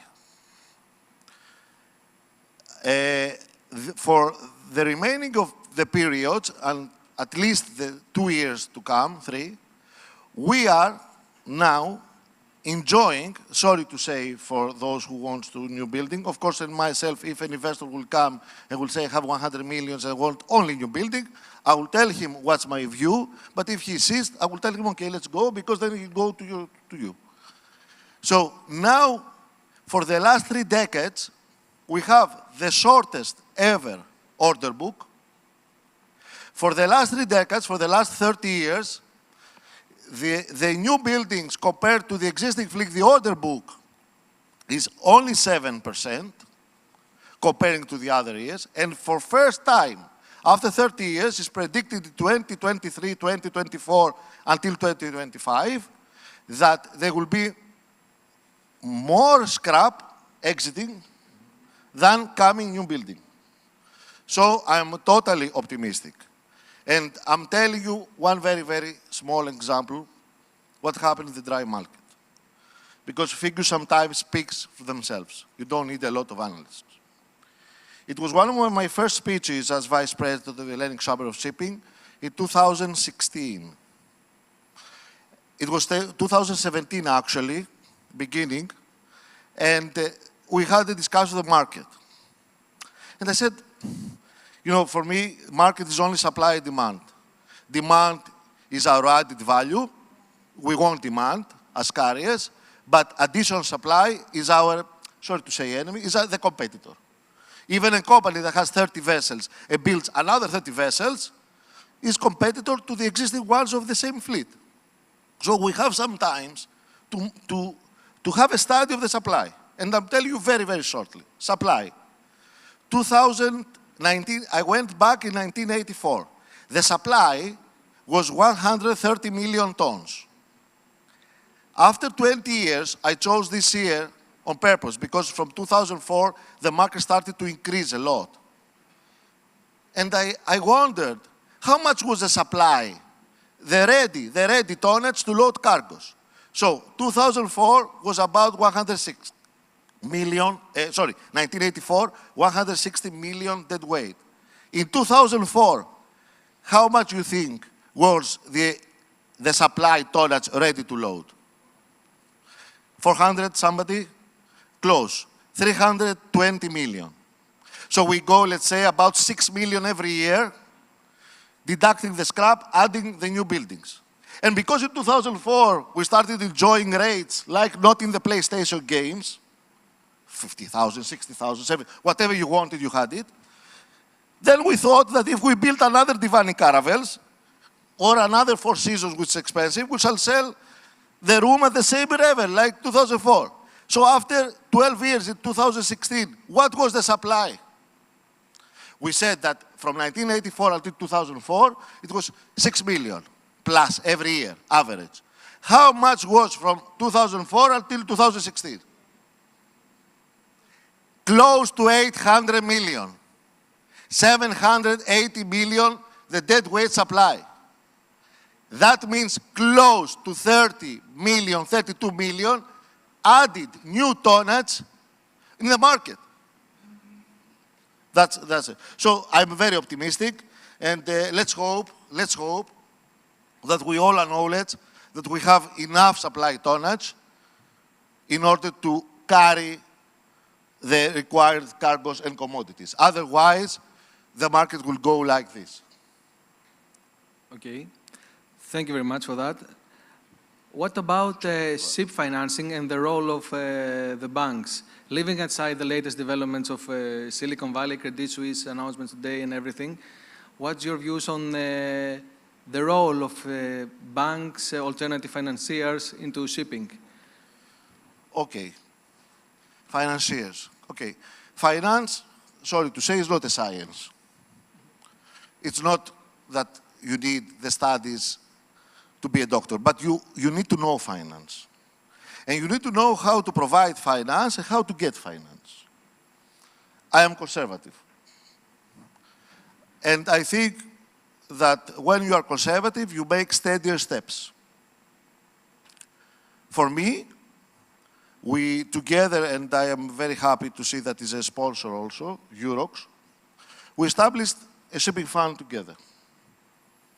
When you listen to the fund, we established a company, white paper company, with investors coming from zero to invest in dry. And we cooperated, we bought 5 Panamaxes, we closed the fund because there was a duration, and we cooperated with 2 banks by providing loans, 50%, 55%, with the usual tenor up to 20 years, 22 years. That conservative, and also we had some meetings in our office, came another funds, shipping finance funds, providing us the proposal of granting close to 80 million, but having a coupon of 10 or 11 or even 12%. As managers, the easiest was to say yes. But that could not calculate, whoever knows from shipping, if we have only to give 12% to the bank, and also they were giving close to 70% for the money and equity 30%, how would we drive? So I imagine when I go back, because we entered 2014, TradeWinds reported that we broke the barrier, we bought the first vessel, we broke the barrier of 20 million, but the barriers, again, we continued to break 18, 17. Anyhow, we bought another vessel, we made them again, and we gave a profit, net profit to our investors, before 2 months was closed, close to 40, 45%, because now we are at the clearance, in excess of 40%. Means if we had taken this proposal, I think the fund would be busted, the vessels would never take money, and we had some vessels running around to see who will take care of. Sorry for the interruption. How difficult or how easy it was for a newly set up fund to raise debt from a bank? No, we never. Of course, you use your name, your experience, your family name, but first of all, we had a family name. Secondly, we joined forces with Eurox. Eurox is at the top listed, the 30 stock broking company, if I would say, because they're doing other ventures. Every time is at top 3. And for me, if I was a backer, I would feel more reassured when I see a venture and I would see people that they are conservative to obtain results, other than to ask everything. Yeah, I'm only asking because banks are not famous for supporting JVs or collaboration, despite of the JV parties, like maybe a billionaire or whatever. They say, they're be sensitive or allergic to JVs because they don't know about the relationship, the exit strategies. So, but you said we didn't face. Thankfully, we problems. didn't face any problems, to be realistic with you. But I know that now banks demand a lot. They have been in over-regulation a lot. And so if, for example, we couldn't obtain a loan from the Greek banks, then possibly we could consider what we would say, okay, what are we going to do now? Looking at each other. Maybe we'd consider to go at a fund, at another shipping fund, and go inside the loop. Because I'm telling you something. Those easy money is also a trap for the market. Because it's like, I remember, when we play cards, okay, we don't have the money. Okay, we start with, let's say, pot, 50 euros each. And we lose our money. And say, give me another 50. But you don't pay the 50, you take only the chips. Okay, right, 100 Alexandratos. Give me another 100, 250 Alexandratos, and then we remain with the chips. And we search for the money. And that's happened. And for me, sorry to say that, but because as company, of course it's a free market, we have paid our loans since 1974 in very difficult seasons. Then some other companies going for haircut, and that's a fair competition for me and for investors that Eurox brought on the table because we paid all the installments to the bank. Trust me, I know.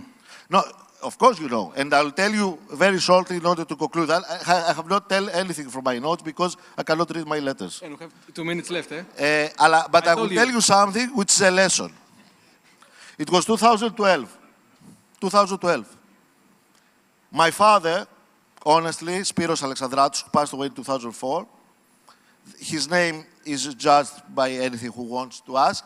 One thing, he was very, very stressed. And I don't know why. To pay the installments at the bank. He didn't want to owe to anybody, but definitely to the bank. I don't know, he had a very strong fear. He will pay the banks. So he passed away in 2004. 2010, we sold our last vessel, and we were searching now some ventures. That's why in 2012 we found Eurox, and we made that, I think, successful venture comparing to the other ones and comparing to what the interest the bonds from very serious companies give. So anyhow, to make the long story short, we have paid all the loans. I mean, we were the perfect customers because we have paid all the loans at the day that we were owning the loans. The bank took the interest because you don't want early repayments, blah, blah, blah. The brokers took the... So we were no ships. We sold all our ships from 2008 to 2010. And I went with my sister in 2012 to a Greek bank. I mean, the CEO is a friend of mine because I understand them. I wore my tie. I said, hello, how are you? How are you? Thank you very much. Yes, we are the perfect ones. Yes. And we want another one loan, 2012. So, like this. I was watching him. I said, what? We cannot give you now loan. Why? Because we want to assist the existing clients that they owe us money.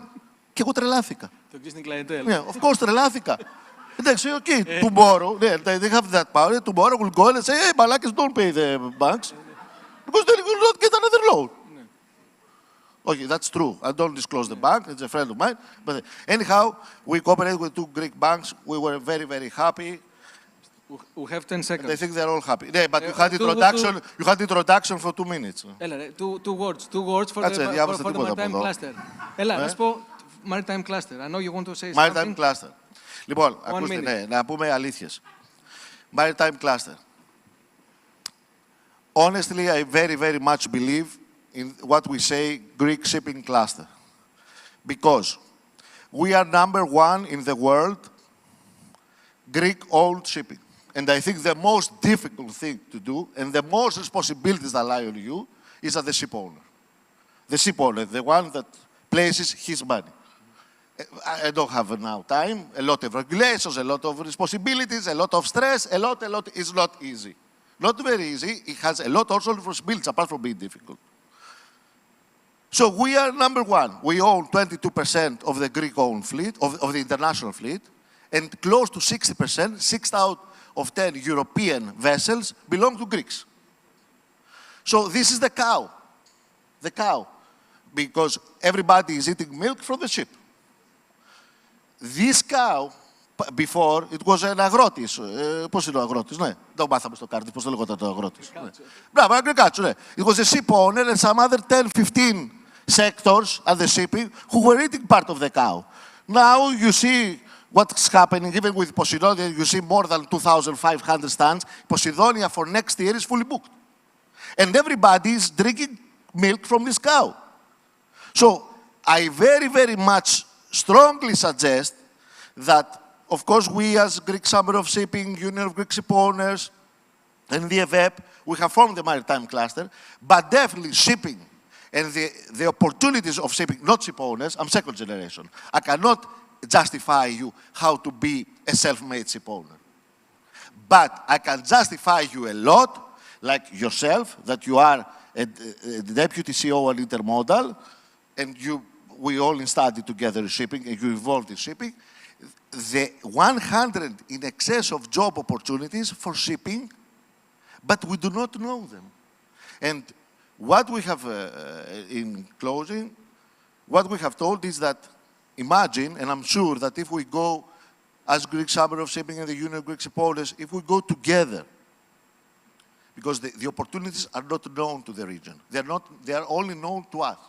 But if we go together and have a correct promotion, not myself taking the microphone, and other fellows of mine, they promoting these jobs, and have a correct promotion, established also in media, because you know, we have also another coincidence, and we are lucky.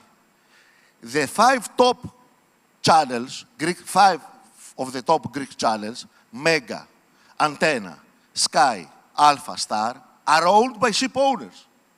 So if we do not put shipping in our televisions and we put another shows, then nobody knows from shipping. But so this is my aim for the cluster. There are a lot of opportunities. I'm very happy. Of course, I respect my fellows from abroad, but I'm very, very happy to cooperate with Greek people, like the Greek banks, like the Greek brokers, whenever I find the opportunities. But definitely, if we want to protect that, we have to forward our diamond, which is shipping. And last but not least, I will make a quiz now to you. Because the point is for us to give the information to the others and then they choose. Whom of you are parents? Everybody's single or they came with their girlfriends. What, we have only 10 parents out of a... Okay, you are parents, okay. Everybody knows the opportunities in shipping, at least you are in shipping cluster. Whom of you have sent his or her kids to sea? To sailors, seamen. Το παιδί σας? Μπράβο. 1 out of 100. Μπράβο σας. Why I'm telling that? Because, θα το πω ελληνικά αυτό. Γιατί, ξέρετε, το θέμα είναι να δώσουμε τις δυνατότητες, αλλά να ξέρουμε και αν πραγματικά θέλουν οι άνθρωποι να στείλουν τα παιδιά τους για να επικεντρωθούμε πραγματικά on what is feasible. I concluded by Greek because we are in Greece and θέλω να πω. Ωραία, ευχαριστούμε πολύ. Εντάξει, ευχαριστώ και εγώ πάρα πολύ. Τελειώσαμε αυτό. Σας είπα θα είναι ενδιαφέρον, σας το είπα. Να είμαστε καλά με υγεία και αισιόδοξοι. Hope you enjoyed.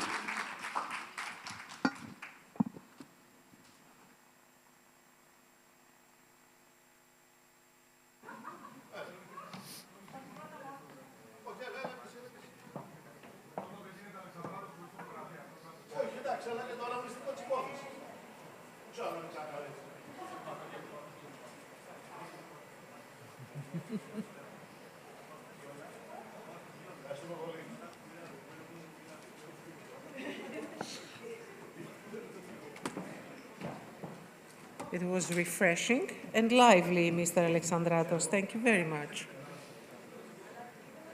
So here is a panel discussion. Angelos Roupas Pantaleon will be our moderator for capital markets, reconnecting the dots, reattracting companies and investors.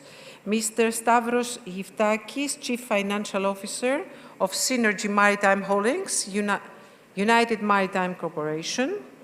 Mr. Aristotelis Niños, Vice President at Eurox Securities. Mr. Christos Timayenis, partner in Timayenis Law Firm, first Vice President of the International Propeller Club. Port of Piraeus, Mrs. Peggy Papastavru, Listings Director, Athens Stock Exchange. Mr. Alexis Stefanou, Chief Financial Officer, Golden Port Group. And Mr. Bart Veldhuizen, Founder, Aquarius Maritime Capital. Thank you, please.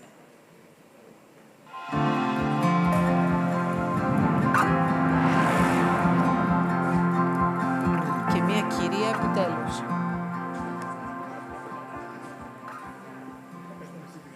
No, no sitting arrangement.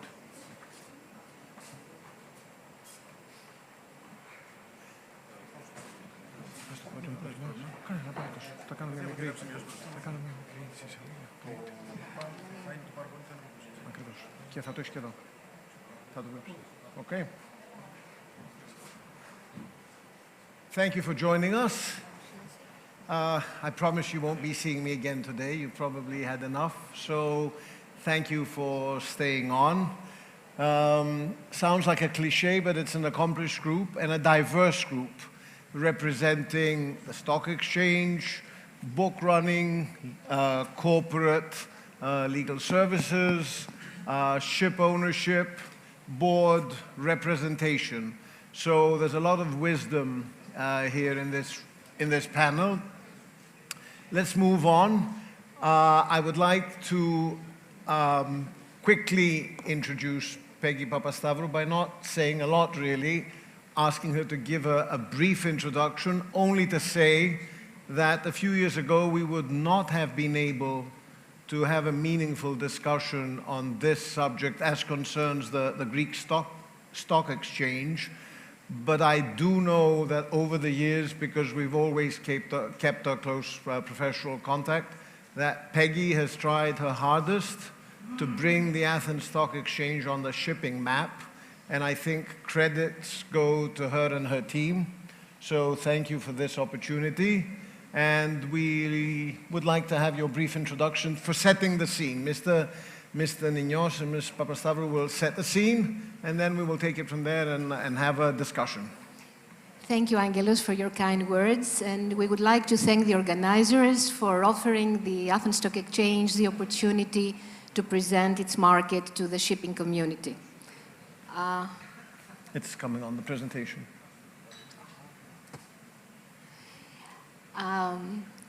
Okay. The Athens Stock Exchange is a group which offers the suite of all services associated with flotation. We provide listing, trading, and post-trading services all in one. We are a company with a very long history. The exchange was founded 147 years ago. And let me give you some statistics of our market at a glance. We have 147 listed stocks with a market cap of 71 billion. We have 20 corporate bonds of 3.7 billion nominal value. We have 42 trading members, including 5 international investment banks. And we have a very strong presence of foreign investors. over 50%, who carry out the daily trading activity. Our exchange in the recent years has shown a very strong capital raising activity. 2021 was a record year for us. We raised over 8 billion euros. And also last year was a very good year. We raised over 1 billion. The significant thing is that not only the banks managed to raise these big amounts, but also smaller private companies, they managed to raise the funds when they needed, like Lambda for the Hellinikon project and Aegean Airlines. 2 years ago, we were happy to welcome on board for the first time the shipping sector, which raised 450 million euros with shipping bonds issued in very competitive terms. And this project was well received, especially by the Greek retail investors who trusted the Greek ship owners, and covered over 70% the issuances. More details on this will be elaborated by Mr. Niños from Eurox.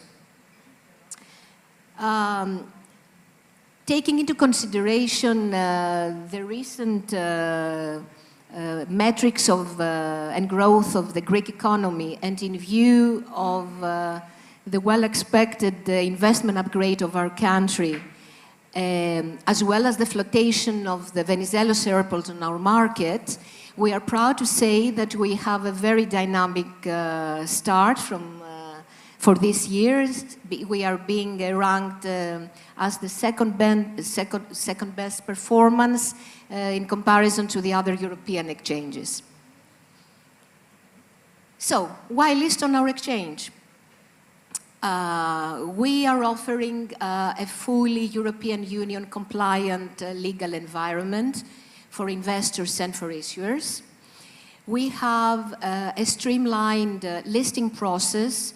All previous restrictions of the past legislation have long been abolished. If anybody remembers, you know, like Greek flag, all these have been abolished.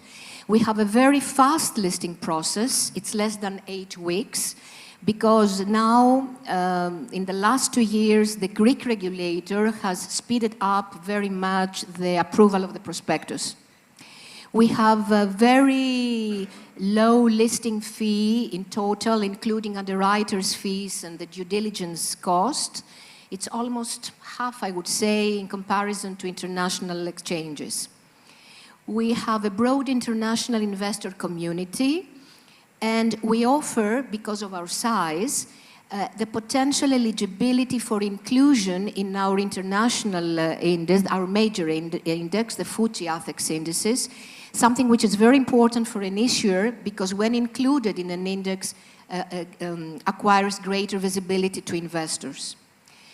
And we have also, we have reason to believe that we are also the ideal venue for dual listing, especially for US listed companies, because due to time difference, we can offer seamless trading and differentiated investor base, because many of our foreign investors can invest only in Europe, in European assets. And most of all, we offer the home market advantage, something that became very evident with the Greek shipping bonds, who were so much welcomed by the Greek retail investors. And last but not least, taking into consideration the recent trend of ESG, which is very significant also in shipping, we are an exchange very keen on this trend. We support our companies. We have made many activities to support our companies who are associated with this trend. We have issued an ESG guide. We have launched an ESG index to promote such companies. And we also have created a hub in our website. It's called GreenNet. in order to promote the green bonds that are listed in our exchange, which currently are 1 billion. So, thank you. Thank you very much. Aristoteli, would you care to set the scene briefly also for us, since you've been an integral part of this bond issuance process? Okay, first of all, I'd like to thank you for your kind invitation. I'm very happy and honored to be here among prominent members of the shipping and the finance industry. Please, to exchange some ideas and some thoughts. I'm Aristotelis Dinios, I'm Vice Chairman of Europe Securities. Mr. Alexandratos has made some introduction. Parenthesis, I love the guy. He's the soul of the party. If he leaves the party soul stops immediately. Okay, I close the parenthesis. So because the title of the conference, Shipping and Finance, let's talk about finance a bit, and then we specialize on shipping. What we did regarding shipping and finance in the Athens Exchange. And when I say what we did, I mean us as advisors and underwriters, and the Athens Exchange as the venue. If I can have my, okay. Let's keep this let's go to the next slide, please. Okay. Okay. I can do this for you. Okay. Multitask. Okay. Thank you very much. Board members can serve useful purposes. Okay. Don't be afraid. I'm not gonna exhaust you with too many slides. I know that time limitation, so we're about. I'm in charge of the slides, so don't worry. Okay. Thank you. Okay. What you see here, this first slide, is what we did in the Athens Exchange regarding financing through bond issues. Okay. Please bear in mind that the corporate bond market was absent until 2016. So it's rather a new market for the Greek Stock Exchange. And I'm very proud that I am one of the initiators of this market. Well, at this point, we have 25 bond issues. 20 of them are still on trading. 4 of them had early redeemed, and 1 finished its tenor, 5-year tenor. I include also the disbursement among the years, through the years of the issues. And the very important thing here is that up to these 6 years, we have managed to raise 4.4 billion euros only from Greek investors, either retail or institutional. I include also some minor details, like the tenor, that is varied from 5 to 7 years, and the historic rates, that the lower rate was 1.9, and the highest rate was the first issue, house market, 5%. Okay. We can go to the next slide. You see here that there is a disbursement among sectors. The sector disbursement is wide. As I can recall, these are 13 sectors. Okay, like construction business, apparel, retails, airliners, travel and tourism, and of course, the shipping companies. That is the focal point of our discussion. Okay. If we go to the next slide, I have some additional data on these issues. Some details, like the tenor of the 20 bonds that are still traded. What was the details about those bonds that were early redeemed? If some of them were having a call option or no. And the one that was paid off was, as I told you, the first issue of house market that had a tenor of 5 years, started 2016, and 2021 they pay off the 40 million euros they raised, and everybody was happy with the 5% they got. Now, here we are in the heart of our presentation. You see that, first of all, I want to tell you something that's very important, that although, as you see, the first issue was from Costa Mare back in 2021, May 2021, the discussion, the preparation for such an issue started back 2017. So we have a 4-year gap in order to conclude what will be the structure of the issue in order to overcome a lot of obstacles like tax authorities, like tax obligations, legal concerns, everything, stuff like this. And then we have the first issue from Costa Mare in May 2021 for an amount of 100 million euros. So we have, up to now, from shipping companies in the asset exchange, we have 4 issues from 3 different issuers. As you can see, CPLP issued 2 different bonds, one in 2021 and one in 2022, which, by the way, is the last bond that is issued in the Athens Exchange in all sectors. The fascinating thing here is that although that these issues were rather small for the size of the companies, someone can think that 100 million euros is rather significant for a company of the size of Costa Mare, for example. I choose Costa Mare because it's the first in the row. Okay. But it was a new path. They opened a door to Greek market. And now we have the path for the Greek investors, either retail or institutions, to invest in the shipping industry. This is very important. Let's see if this is a path that some companies might be willing to take and walk on. I will, let's stir things up a little bit now. So I will call Alexis into the discussion. You've had some experience with a European flavor. That was AIM. It was an interesting experience in many respects. It's no longer part of what you are a part of. So let's see why this wasn't suitable for you and what lessons we can learn in order to help Peggy and Aristoteles avoid these and maybe make it a more inviting proposition to come to Greece. Well, thank you very much for the invitation to participate in the panel. And if I go straight to your question... Cut to the chase. Cut to the chase, Angele. Part of the Golden Port Group was listed on the main market of the London Stock Exchange, actually not AIM, with a premium listing from April 2006 until April 2016.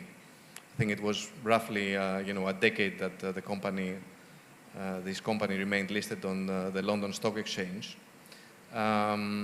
Look, with the hindsight that we have had, one key feature that was attractive at the time of the IPO and which has fallen away since in what we have seen in subsequent transactions is that the company at the time was listed at a pretty hefty premium to its net asset value, which is something that we have not seen happen.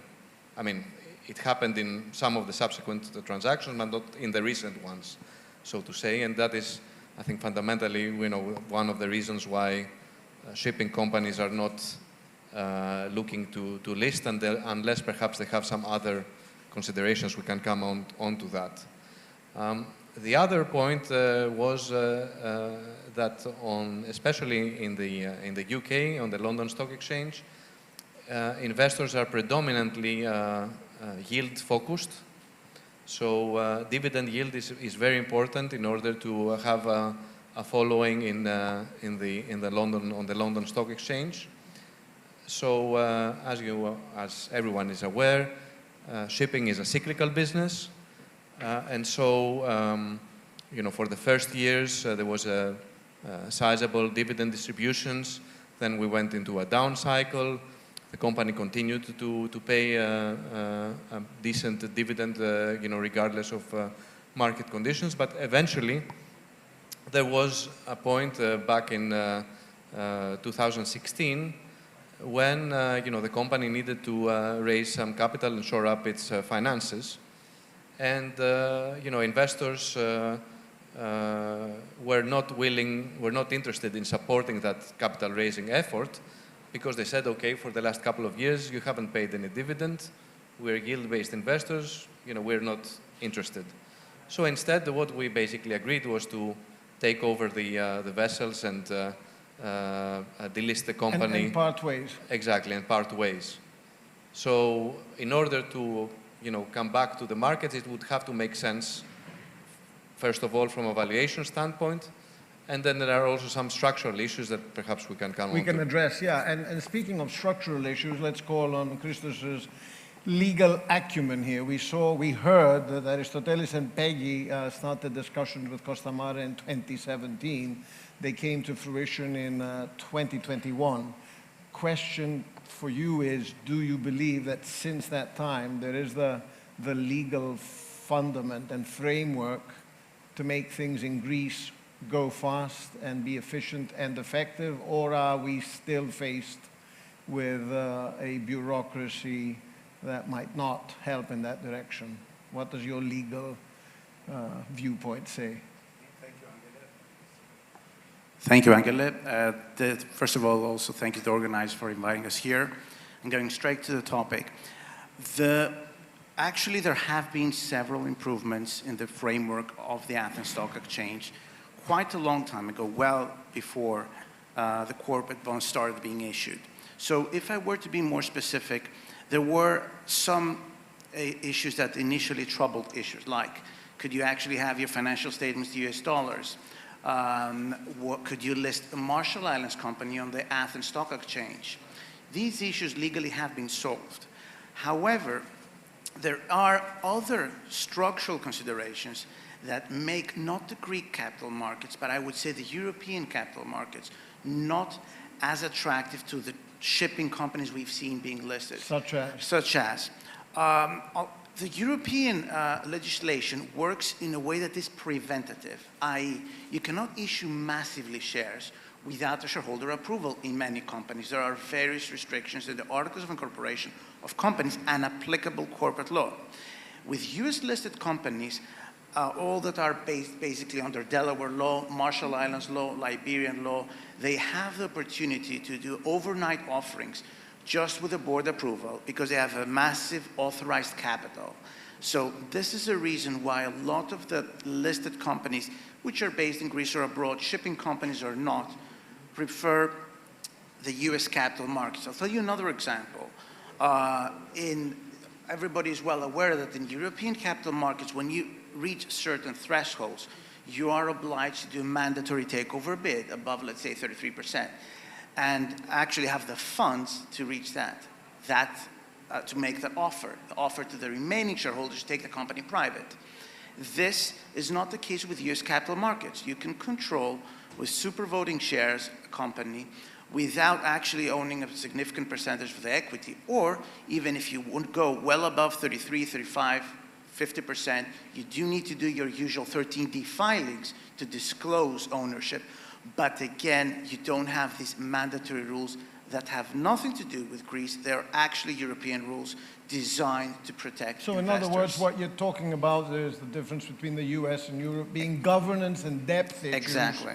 And these are fundamental issues. It's not for Peggy and Aristotelis to solve and work on. It's more fundamental, and it's more brains that need to come together at a Brussels level, let's say, to resolve this. Do I read you correctly? Actually, because there is also a difference of philosophy. European capital markets have a difference of philosophy compared to US capital markets. In US capital markets, if you actually do something which may not be ethical against your shareholders and you're caught, which you can get easily caught, you get seriously penalized.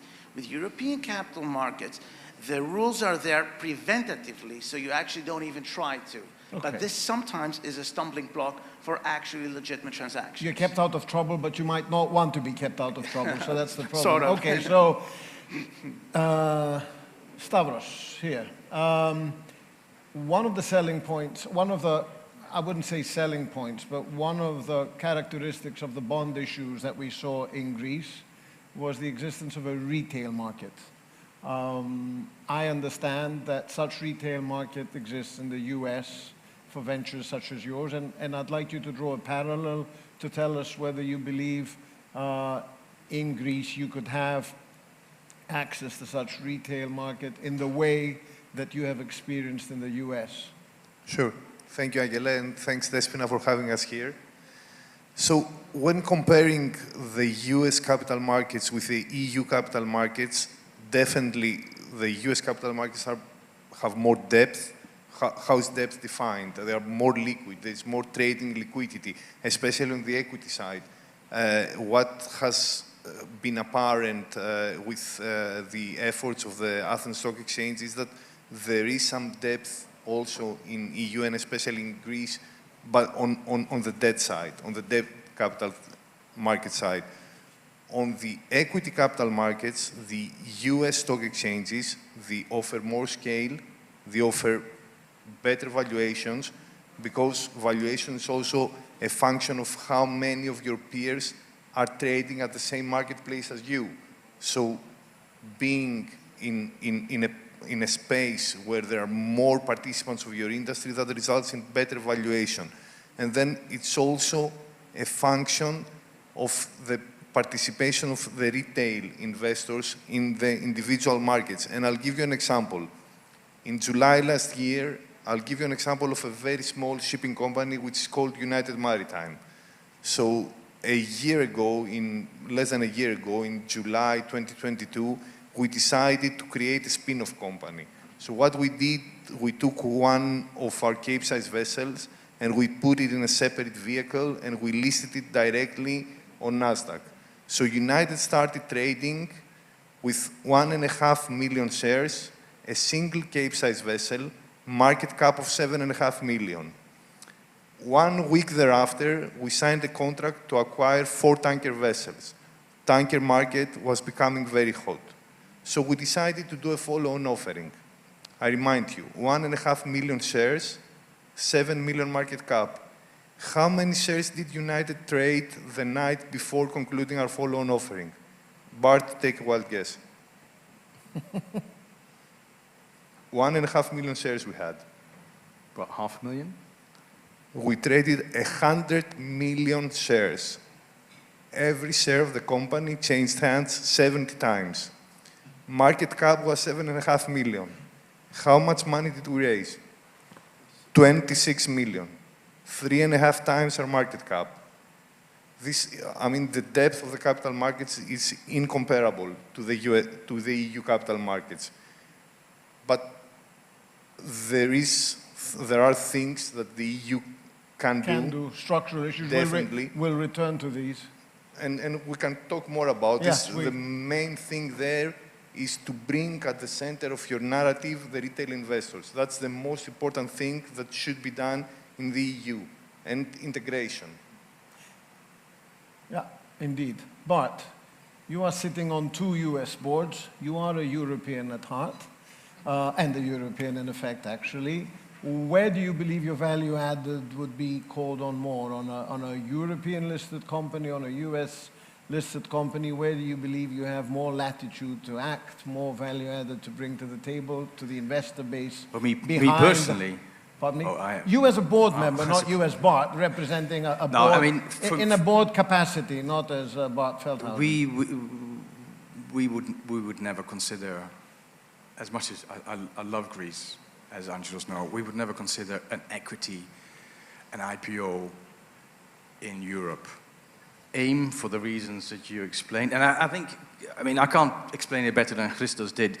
The equity markets in the US, whether it's NASDAQ or the New York Stock Exchange, it's so vastly deeper and wider, and you unfortunately you can't sort of compete with that.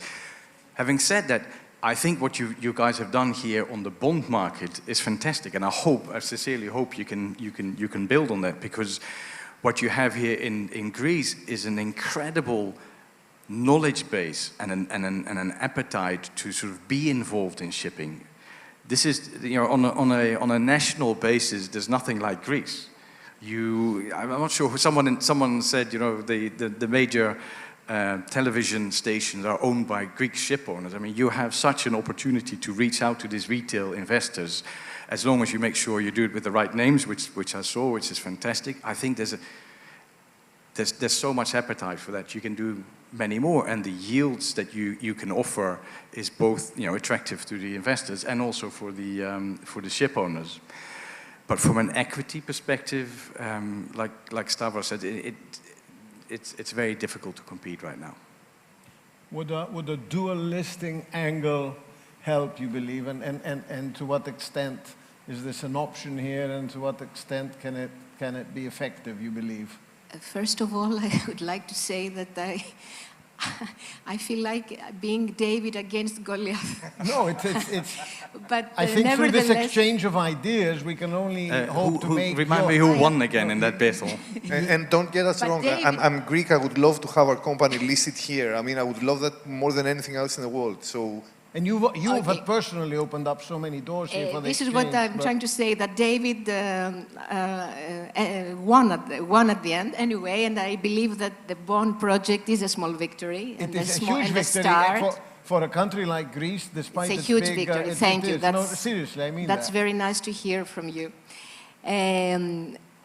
You are very right. We cannot compete with the US markets. However, I believe that size is important for the US market. So coming back to your question about dual listing, we believe that the home market advantage is a very strong advantage that has been proven. If we take, for instance, the 3 companies that made dual listing in European exchanges, we see that still for the 2 of the 3, the trading activity, about 95% is still carried out in Greece because this is where they are visible, because this is where they are known. The only company, the 3rd company that managed to do the opposite and have all the major trading activity in the other exchange, the foreign exchange, was the one that became so big in its market cap that managed to be included in the major index of that exchange. So we believe that liquidity is very much assisted if a company is included in a major index of an exchange. And we believe that for US listed companies, if they are not included in any US index, but if they do dual listing in our exchange, because of their size, they will be definitely listed in the FTSE ATHEX indices. So they will get exposure and visibility to a differentiated investor base, which are European funds that, because of their bylaws, they can invest only in European markets and European markets. So thus they will increase their liquidity, they will have seamless trading because of the time difference. And I think these 3 factors are very important for an issuer to think dual listing. So also equal, just passing that on, you may make your comment just if you can add something, an angle. Is it maybe an idea that rather than going after only the golden ports, the synergies, the Costa Mares, safe bulkers, and the capitals of this world, you go after the backbone of Greek shipping, which is small and middle-sized companies, and their things might be more enticing because the scale required is a lot smaller. So Aristotle, maybe, and anyone else who wants to chip into that thought process. First of all, Bart, I agree 100% with you that we cannot compete US market. And that's not the aim, but you can be extremely successful as you have been without competing. I mean, they are not their competitors. Okay, but I want to add that back in 2017, we introduced this effort, this bond market to the Greek ship owners. First, they laughed at us, and then we did some very good job. So we never say never, okay? I know we cannot compete, especially in the IPOs, equity IPO, because in the bond market, you can make a small issue just to take an essence of the market. You cannot do this in an equity IPO. And this is So you haven't had your last laugh. Does that mean, without us knowing, you continue your marketing efforts and you are trying to entice companies as we speak Can we take it that in next year's conference you'll have companies to introduce that are at least contemplating and want to sit in a panel with you? No, seriously, are discussions ongoing in this respect? Yes, of course. Do you see, have the forerunners here really created the backdrop where others are saying, you know, if these 4 companies can do it, we can do it on a smaller scale? Is that the case? You know, regarding the size of the companies, when we started this market, we wanted the best sample of the shipping companies for the investors. The best name, the biggest name. So we give them the best product to make a concrete market, and then we proceed with the smallest companies. Now we run the cycle, the bond issue cycle. For us, for me, it came to an end now. With the increasing interest rates and all the stuff that's happening around us, it came to an end. Maybe it will open if the conditions are better in 1 year, next year, in 2 years, but I don't know. But certainly we're gonna go to the tier 2 companies, let's say, because there are a lot of good companies with a strong fundamentals. The tier doesn't mean anything about the quality, it's the size, and that's what we're discussing here. And Christo, I very much agree to what is being said. I mean, it's important for the Greek capital markets to open up to non-establishment companies, because the names that were listed, the bonds that were listed, these are companies that everybody knows, they know the principals, they have other interests. It's very important to open up to smaller startup type of shipping companies and provide access, even if interest rates are increasing. That doesn't mean anything. There are companies out there in Greece who are addressing their financing needs to alternative lenders and are prepared to pay 12% over SOFR. I'm pretty sure that the Athens Stock Exchange could provide a much more competitive alternative to them. But what we need to do as a country, I mean, our banks need to create analyst coverage over the shipping stocks. We need to educate our investors. We need to socialize the industry. We usually speak amongst us in panels. We all know shipping, but the industry has not been socialized to the wider public, to the retail investors. So there you go. Go to Greek banks and entice them to hire analysts. Greek banks who are so active in ship financing, and entice them to create desks of this nature. I have some news. News in the making. I have some news because Christos is very right. EU legislation is very, let's say, conservative in comparison to the US, but they have understood this in Brussels and with our lobbying of all exchanges, and we have some developments. So they are discussing the multi-voting rights to be established also for the exchanges in Europe. For a start at the alternative market, but this is a start. So I think this is very good news. Another very big project is the IPO fund initiative. They understood in Brussels that if all the EU money are going to venture capitals which invest in non-listed companies, this is a big competition to the exchanges. So now, with the EU money, they are going to be created across Europe IPO funds that will be obliged to invest in IPOs. So we believe very much that with this new institution, many Greek IPO funds will be again created. We used to have so many funds in the 1999 when we had so much liquidity. So I think this is great news for Europe and especially for Greece. So these are the good news. So it seems you have more projects to work on, or at least initiatives to try and create. I need to clarify something. It's really important because in Peggy's defense, and actually European capital markets defense, not really Peggy's, we have to distinguish between two types of companies. Those that are more focused in yield, where the owners, the main shareholders, have skin in the game, and they're not that much or at all interested in dilution. All these companies we referred earlier that have done overnight offerings, there are actually 4 different spin-offs that have taken place over the past 2 years, a new trend. These companies do actually disclose in their public filings, and it's part of their strategy that I will grow, but that means dilution towards investors. If we have a company which is more interested in maintaining the value of its stock without massive, other than obviously external market volatility, which would actually grant a periodic dividend, for instance, Capital Product Partners does do that. You would never see such a massive movement in the stock of this type of shipping company. Other companies as well, which are the main shareholders, have skin in the game. These type of companies would actually be better candidates for a listing, whether in the Athens Stock Exchange or elsewhere.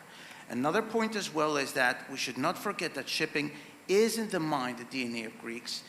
There are also some tax benefits for the shareholders. They used to be more important because there was actually a dividend with 0 tax. Now there's a 5% dividend whether you are a shipping company or not. But still, there are incentives to... There are incentives actually, and you may see equity offerings. And as Aristoteles said, a few years ago, it was unheard of a corporate bond, not to mention a shipping bond increase. So we are already on the right path. I would say so. Alex, if you had a magic wand and could structurally change a few things in the European space, in terms of our discussion points today, what would you single out as important? So if you had to hire a lobbyist and send him up north, what would your wish list contain? Well, the wish list would contain a couple of things, but there has been progress also, as we were discussing with Peggy earlier. So things like, the preemption rights is one thing. The timetable for raising capital is another. So I understand, from Peggy's presentation that this has been shortened, so that's definitely a step in the right direction. And the restrictions that exist in terms of the capital raising process, meaning that when you want to raise above a certain percentage of your existing shares, you need to go through a filing process again. Again, that there may be differences between one European jurisdiction and another, but these are things that delay things. Whereas, the shelf registration model that, the US has certainly is much more appealing to shipping companies that need to have access and be able to raise funds quickly. You cannot raise capital for an acquisition and, have to wait for 3-4 months for the transaction to complete. You need to be able to do that in a very tight time frame. But although you now live full-time in Greece, it's only recent that you came, so you are the only non-Greek in this company. So what's your take from this discussion? What can you hope for 1 or 2 years to see either on the European or the Greek public market sphere? What do you think is realistic to expect? I think it's very realistic to continue building on the bond issues that you've done. It reminds me a little bit of sort of the German market when they did the KGs, and there was so much retail investment, retail interest in this. I'm pretty convinced you have the same here in Greece. Just going back on the size a little bit, if you compare Athens with the US, it's just unfair, right? It's if you would have something like a pan-European sort of, you add everything together, then Europe is a sizable market. Peggy's mention of David and Goliath, I think, is right on the mark. As long as he wins, yeah. Yeah. We will. But as a Greek taxpayer right now, I sincerely hope that Greece can tap into that retail investors and make the incredible journey that the Greek ship owners have made over the last centuries, that people can actually enjoy this and join into the success and live that dream that a lot of ship owners have themselves, and they can actually be part of that financially. One final word of wisdom or a wish list from each one of you to leave our audience with? I don't know. Well, wisdom, yeah. what will be. As I told you before, the cycle has closed, but I am pretty sure that it will operate again. And we are here to discuss with all the ship owners for the potential of the market, and I'm pretty sure that we will manage to convince them why they have to consider the Athens Exchange. Alexis, a wish or an insight? I think the wish is that we have, some stability in the markets generally, because the last few days have been, a roller coaster. Not to mention of today also. Roller coaster ride. So I think that's important for any business, not just shipping. You need to have stability in order to operate and expand and grow your business. And no more bank runs, hopefully. Christos, a wish and an insight, or either or? In several conferences ago, about 6-7 years ago, I had made a similar wish about a bond issue on shipping, and that actually did come into reality at the time that people were literally joking, as Aristoteles mentioned. So I would not say not necessarily a wish, but a hope that we may see equity offerings also in shipping in Greece. There are actually 2 ocean-going shipping companies that were underneath publicly listed companies, which was a special vehicle, which our firm had dealt with, both of them in the Athens Stock Exchange. So we may see maybe some seats, maybe smaller companies, larger companies. So that's my hope / I would say informed guesstimate, I would say. There you go. Stavro. I would say openness in our capital markets, consistency and continuity on the regulation side, so that we can attract more shipping companies in our stock exchanges. Bart, a quick one, otherwise you miss your flight, and there's no flights tomorrow, so. I think, yeah, it would be fantastic if you have equity raisings here and do your IPOs, and hopefully you can do it with sort of smaller, innovative, new companies. It would be fantastic. So that's a wish. Great. Peggy, along with our thanks for your efforts in this regard, a final remark? For me, not a wish, a fact.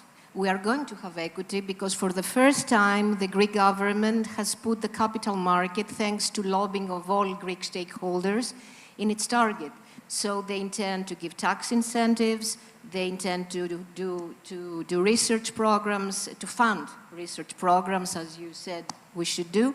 So I believe with the support of the Greek government, we will have the capital market that can be attractive for the equity of shipping.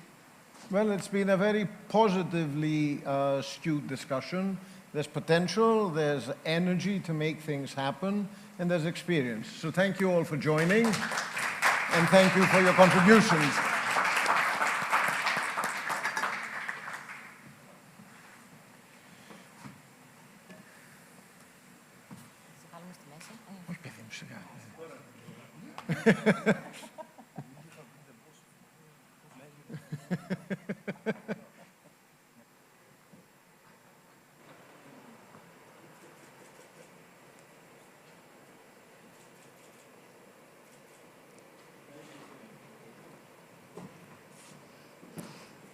Thank you so much.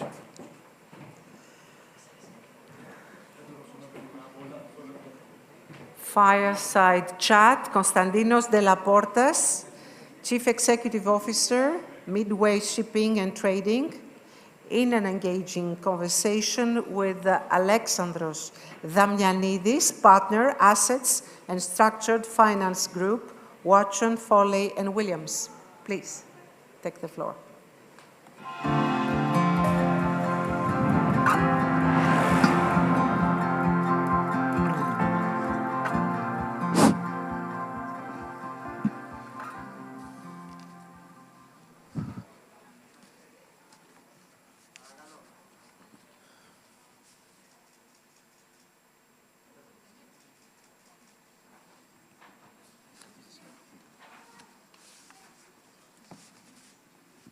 Good afternoon, ladies and gentlemen. Perhaps I should say good evening, by now.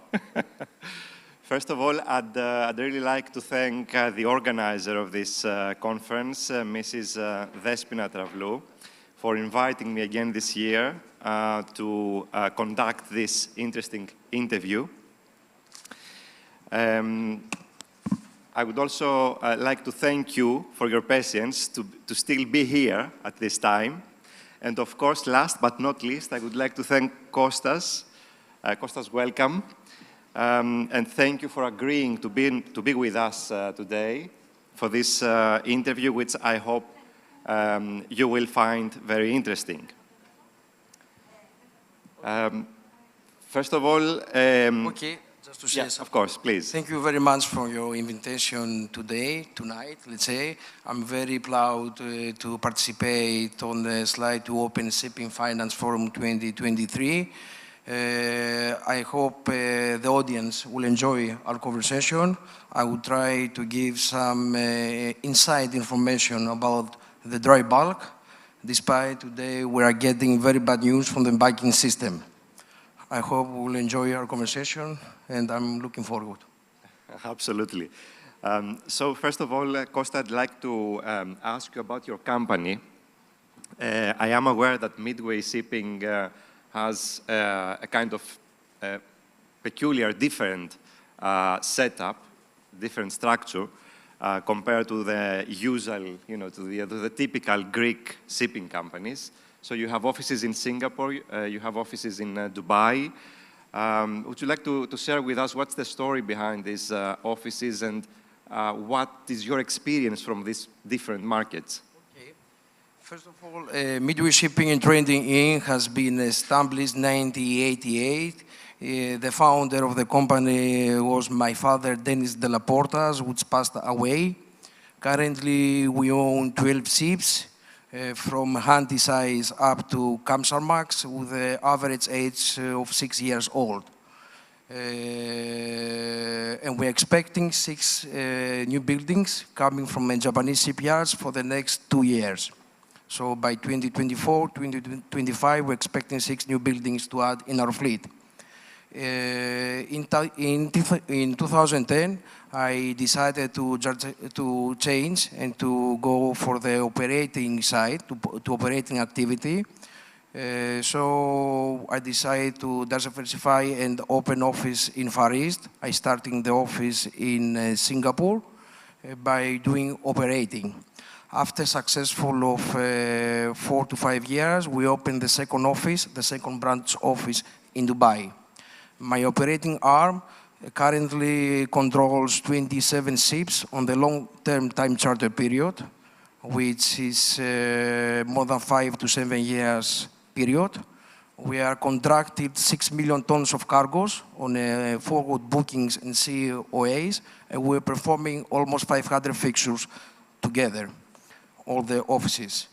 The reason of I changed, instead of just to be only shipowning, to have operating office, is just I wanted to be very close with the cargo charterers and COA people. And as we say in the chartering market, the cargo is the king. So when there's difficult times, I think it's more prudent to be near to the cargo. I'm very proud that after being an operator for 12 years, I'm very proud that we have a very professional with a Greek background operating, instead to have only Danish or other nationalities. I see many other people are coming and investing in operating, and I'm wishing to them good luck. Okay, that's very interesting. Thank you for sharing this with us. So you're obviously active in the dry bulk market, as you mentioned. And, there was a very prolonged, difficult period, admittedly, followed by a couple of very good years. Then the market dropped, and of course now it's improving a bit. So we're talking about a volatile market. What is your expectation for the future, for the imminent future? And on the basis of what elements do you make that judgment? Okay, as I'm a commercial guy, I need to be optimistic. However, I'm also optimistic about the dry bulk market since the fundamentals looking very strong on the supply, on the demand side. The good news are coming from China. The Chinese government has announced a target of 5% of GDP of Chinese economy compared to 2022, which was only 3%. In order to increase the Chinese economy by 2%, the Chinese need to spend a lot of infrastructures, so this will give a boost on the imports of the iron ore. Moreover, the Chinese, they have moved out from zero COVID policy. People have their life back to normality in China.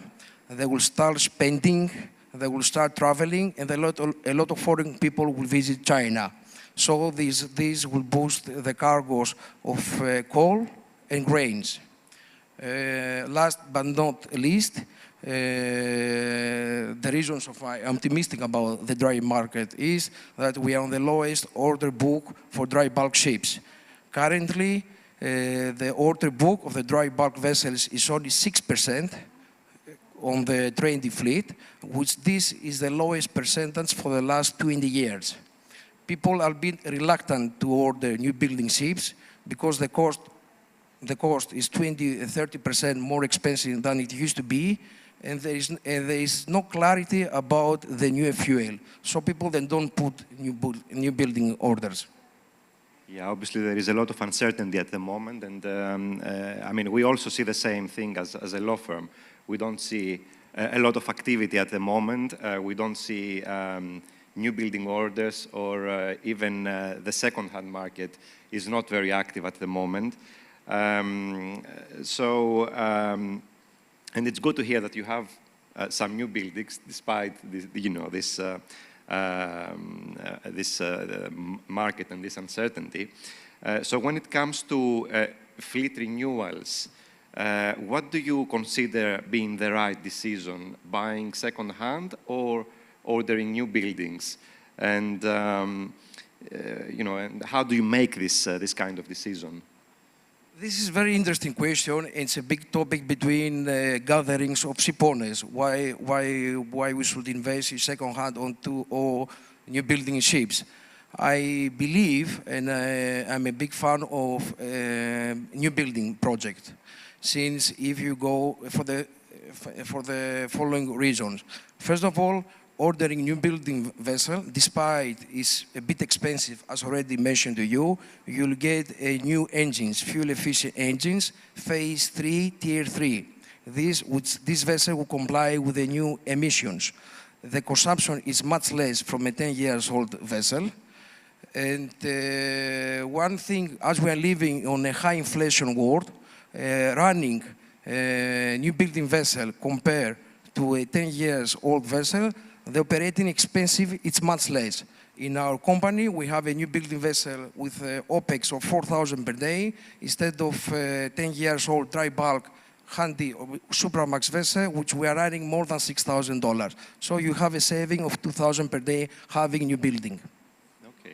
Okay, that's really interesting. However, if there is an option for a second hand, I will never say no, but I will recommend to the ship owners to go for the new engines, only ships with ME engines, electronic engines. Yeah. Due to the efficiency and then the reduction of costs. So they have to look for a vessel 2015 onwards.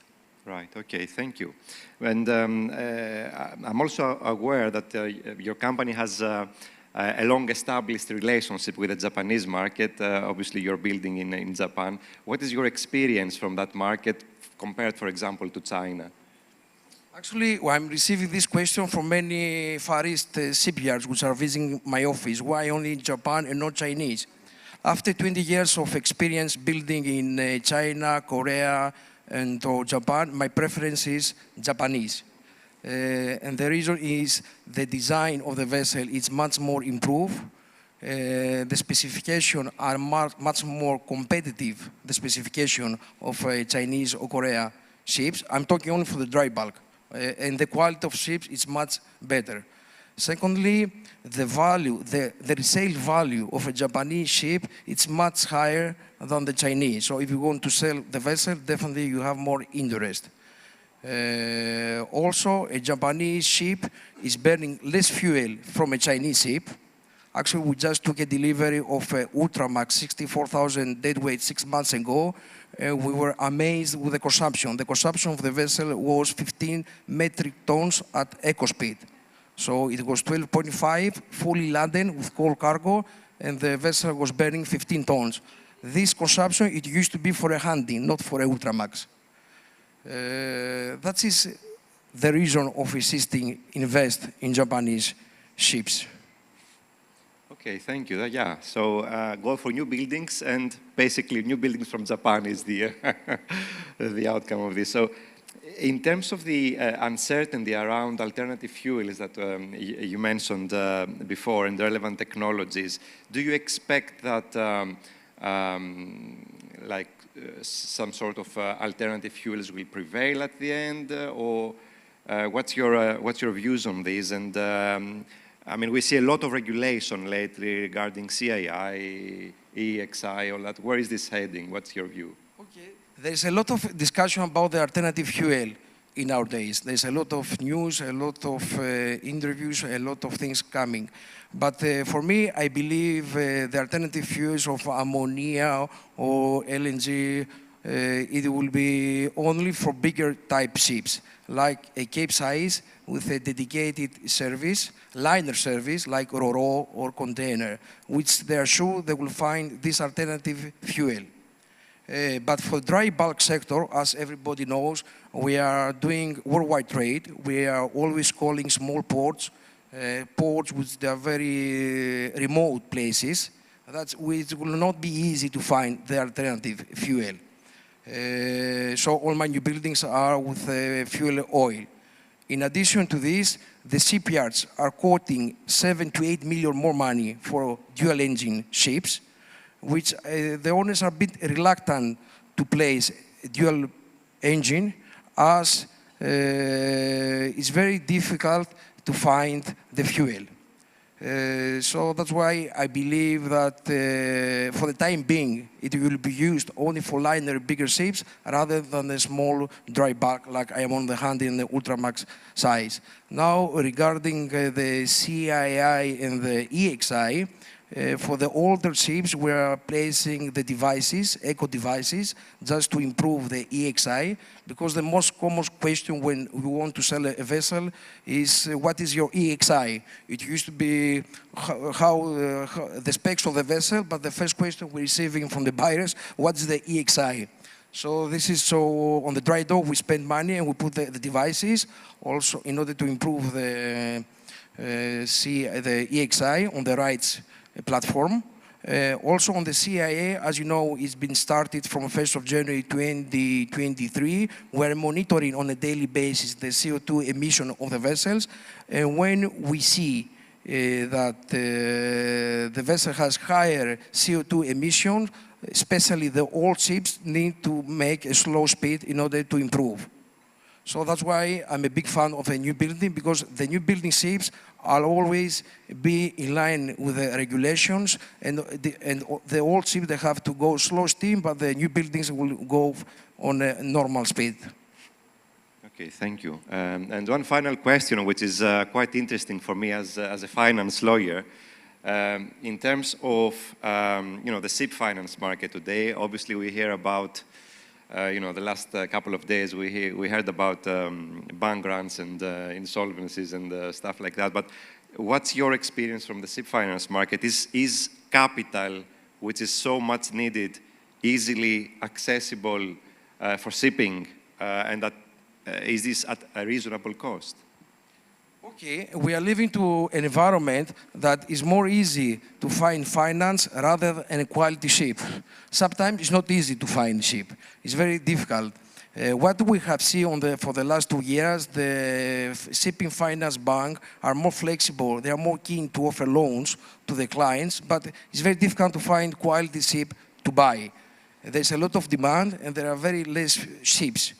However, the owners, they have to justify, and they don't feel so much comfortable with the interest rate, because we're talking, if you take a shipping finance, you'll have to pay around 6-7% on the interest rate, plus the costing of the bank, it's around 8 to 9% altogether. So people don't feel comfortable to apply for a loan with such high interest rate. It used to be around 3 to 4%.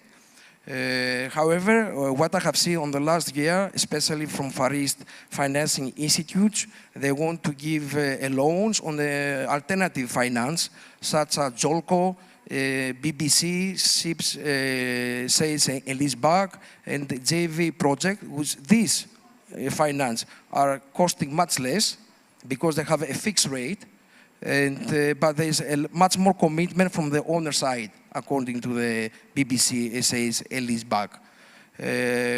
I believe by the end 2023, the inflation will ease, and the interest rate will come down, and this will assist owners to be more friendly and apply for loans and buy ships. It depends on the inflation, but I'm sure by the end 2023 we'll see easing the inflation. Okay, well, thank you very much. I'm conscious of time, so I'll stop there. Thanks for taking the time, and that was really interesting for me, and I hope for the audience as well. And let's move to the next panel discussion then. I thought it was quick because it's already 7 o'clock and people are a bit tired. Thank you very much. I hope you like it.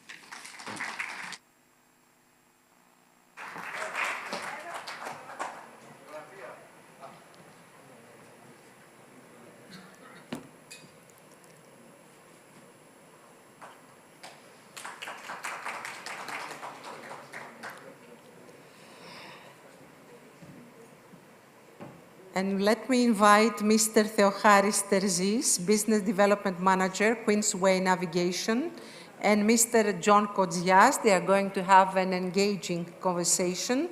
Mr. John Kodzias, Projects and Finance Exclusive Shipbrokers, President, Hellenic Shipbrokers Association.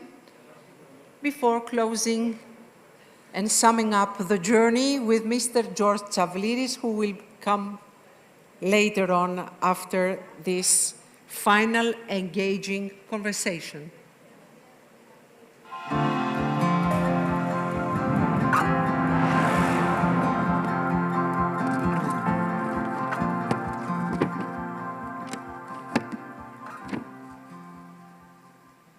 Hello, everybody. Good evening.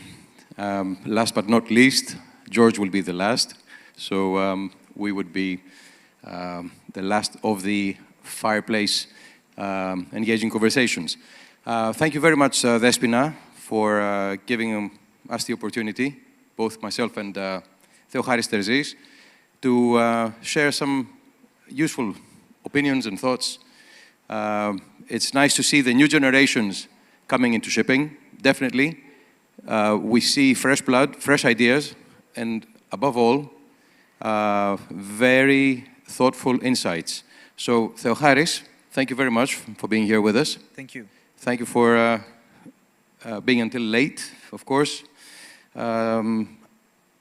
You're engaged in tanker trading and asphalt carriers, Queensway, the company that your father started, and you're the second generation. You have developed a very significant presence in the market, in the asphalt carriers and the chemical carrier ships. Tell us a little bit about how these markets are developing these days, what challenges you're facing, very, very shortly, and we move into some other topics which are very interesting as well. Basically, we have two sectors in the company. The one is the asphalt carriers, and the other one is the product tanker business, which is basically doing bunkering for a variety of clients. The market, as all the markets at the moment, especially the tanker market, it's quite strong also in the small tanker business. Same applies also to the asphalt carriers. There has been a huge shortage of supply, so all the markets, commercially wise, are doing very, very good. Obviously, the question and what we have discussed in the previous panel, it's what is going to happen in terms of environmental regulations and compliance. And this is something that still both markets are struggling to find out what exactly would be the future for both markets. It is generally said that, yes, there are a lot of options and a lot of choices, but today we see that you have done some development on the electrification of at least the bunkering vessel, which is something that maybe is possible. Tell us a bit more about it. It's quite interesting. You touched it a little bit on the panel that you were before, but please elaborate more on this. It caught my attention. First of all, it's not a maybe.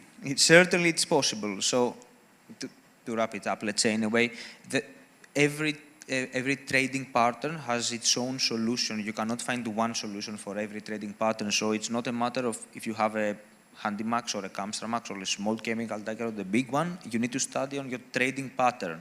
Different trading patterns will use different kind of solutions, and sometimes will be a hybrid solution. Maybe it's a battery/ammonia tanker. It will not be just one solution. So every market should be checked individually. For the bunkering market, we are sure that the solution that we have developed with the electrification is the future for bunkering, and it is actually feasible and viable for the bunkering tankers to go electric.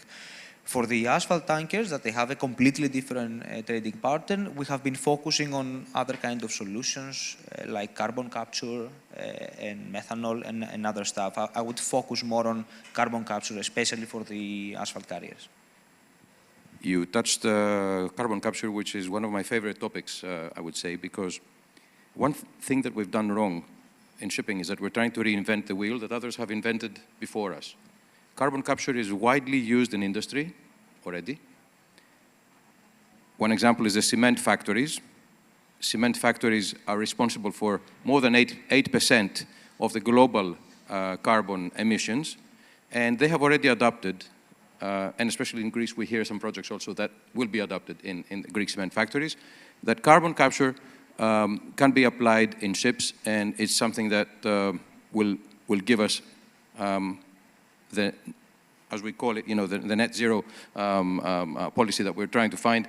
It will enable us. What is your thought on the carbon capture and how this, what's your research that you've done? I will speak in general in your sentence that we don't need to reinvent the wheel, and that's completely true. There are solutions out there that have been used in the shore industry for many, many years, and you can actually marinize them in a way and just implement it on board the vessel. You said marinize. That's a very nice, yes, to bring them into the marine industry, correct? Yeah, you just need to marinize them. Same happen also, for example, with the scrubbers. Scrubbers have already been used in the shore, and we just made them marine type, let's say, and we introduced them to the industry, and they actually work quite well, technically at least wise.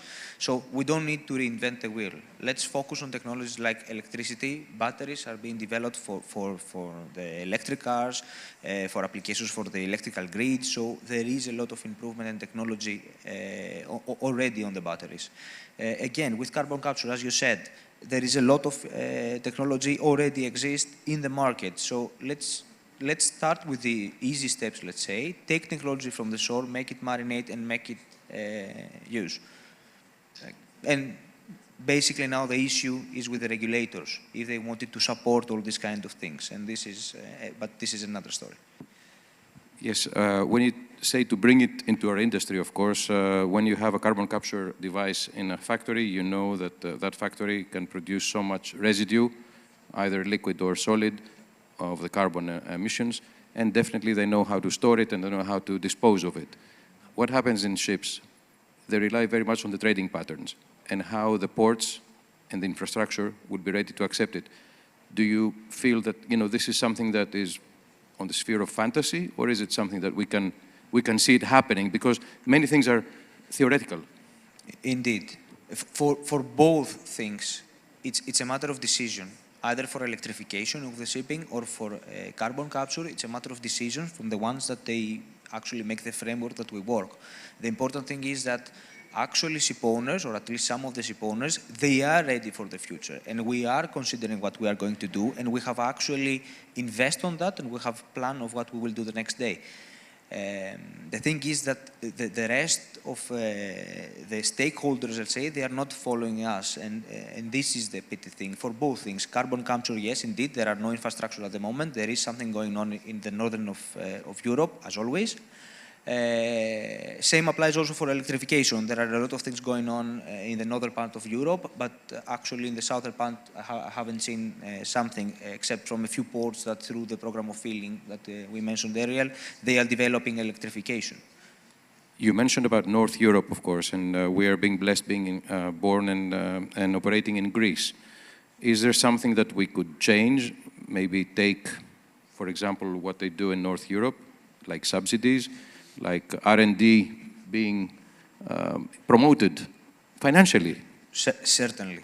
I mean, there is a huge gap between Northern Europe and the southern part of Europe, and in general with the world. It is, for me at least, it is amazing that we are we have the biggest shipping in the world, and actually a very small part of the innovation is actually happening in Greece. We are importing, let's say, know-how and technology from other countries in the world.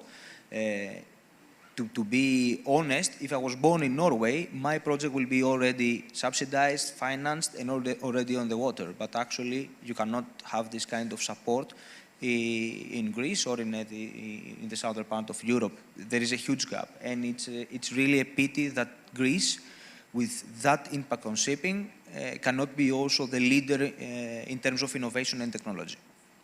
I will agree very much, Theocharis, on this, and this is something that we have to look seriously. We have brain drain, of course. We have qualified individuals, and we have very experienced people, compatriots, who choose to move out of Greece, and that's where they succeed. But this is a very, very strong point. I take it, and I think people who hear it should make something about it and be able to have this kind of support. Because you mentioned the chicken egg question before. Yes. Sometimes when you have a new investment, it takes three to tango in shipping. It takes the charterer, who brings in the long-term employment, the financier, who, on the basis of this employment, is happy to finance, and the shipyard, who is there to implement your dream into reality by building your ship of the future. Sometimes one of these three, or all three, don't click together, because one is relying on the other. So your opinion on this, please. Indeed. Let's go one by one.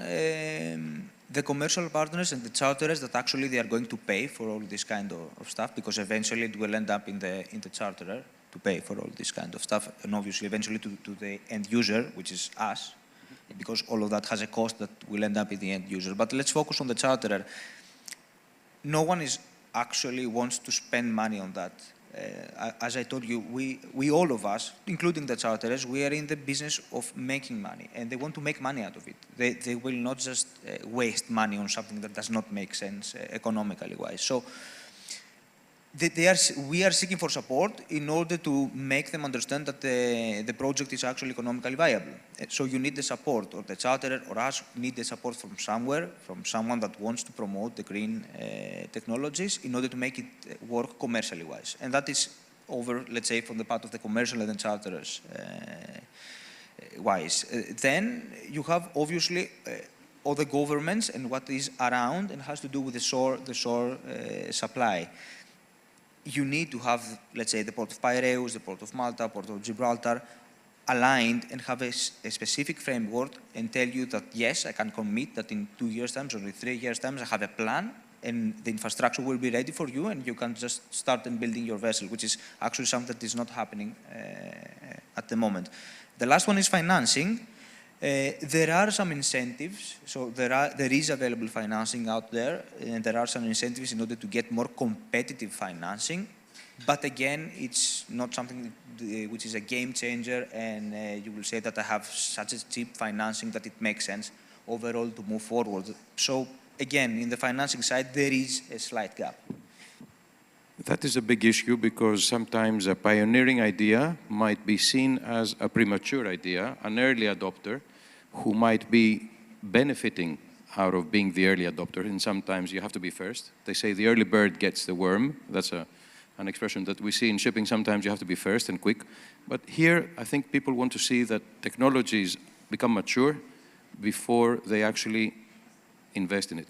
A charterer, and I think this is something that we touched in one of our discussions in the past, Theocharis, can have a benefit just by being green, by promoting a green project, and not just by making money because that ship is more economical, but also to support it, to support the extra money that you need to invest. Have you seen any charter, seeing the fringe benefit of the headline news? Charterers are basically hedging themselves in terms, and this is what they should do, I'm not blaming them. They are hedging themselves in terms of what will happen in the future. So you will see charterers ordering 10 methanol-driven tankers, 10 ammonia-ready tankers, another 10 LNG. So they are hedging themselves, putting investments and putting orders on different sectors. That reminds me a bit of putting all your money on every number of the roulette. Yeah. It's exactly the same, basically. They're hedging as well in another way. Yes. So they are hedging themselves, and actually they are not there to actually invest on what makes sense environmentally wise. They want to hedge commercially wise, and they want to hedge also their reputation. So you see some movement, but it's not enough in order to say that you have the absolute support from someone to move ahead. Theocharis, as we have 1 minute, 1.5 minutes, I would like you to conclude with a little bit of the human element of Queensway, because I see that you have a very nice motto, which is sea and shore, one team. This is something that I like very much when I hear. I know that you have your crewing agency in Georgia. Yeah, we do. And you have a very strong retention on the officers, above 94%, 95%. Indeed. Tell us a bit more about Queensway and how you see the human intelligence, not artificial intelligence, AI, HI. Indeed, HI. That's a very, very nice term.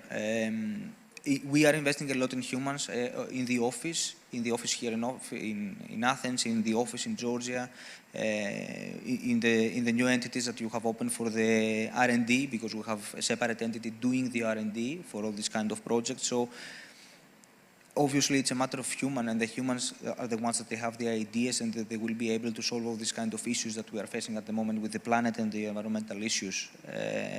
And also our crew is also fundamental for all these change. Vessel maybe go autonomous at some point, but again, there will be someone operating the vessels remotely. So this is only a transformation and a transportation, let's say, of the human element to something else. It's same applies for robots, let's say. Maybe robots at some point of time, they were supposedly taking jobs from employees, but actually there are new jobs being employed. So we do believe in the human element, and we will continue to support both shore and our sea team.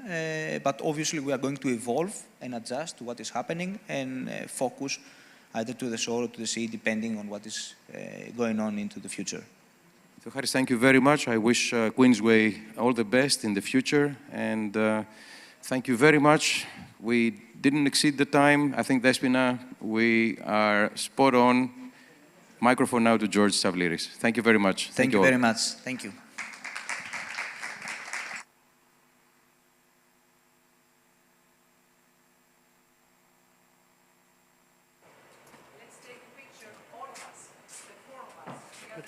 Yeah? Okay. Mr. Tsavliris, please. Yes, please. Yeah. Exactly. Kyrie Chair. Άγγελε.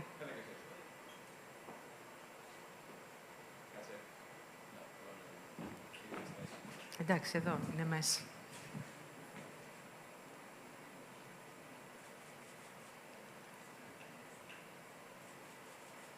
Ευχαριστούμε πολύ. Ευχαριστούμε.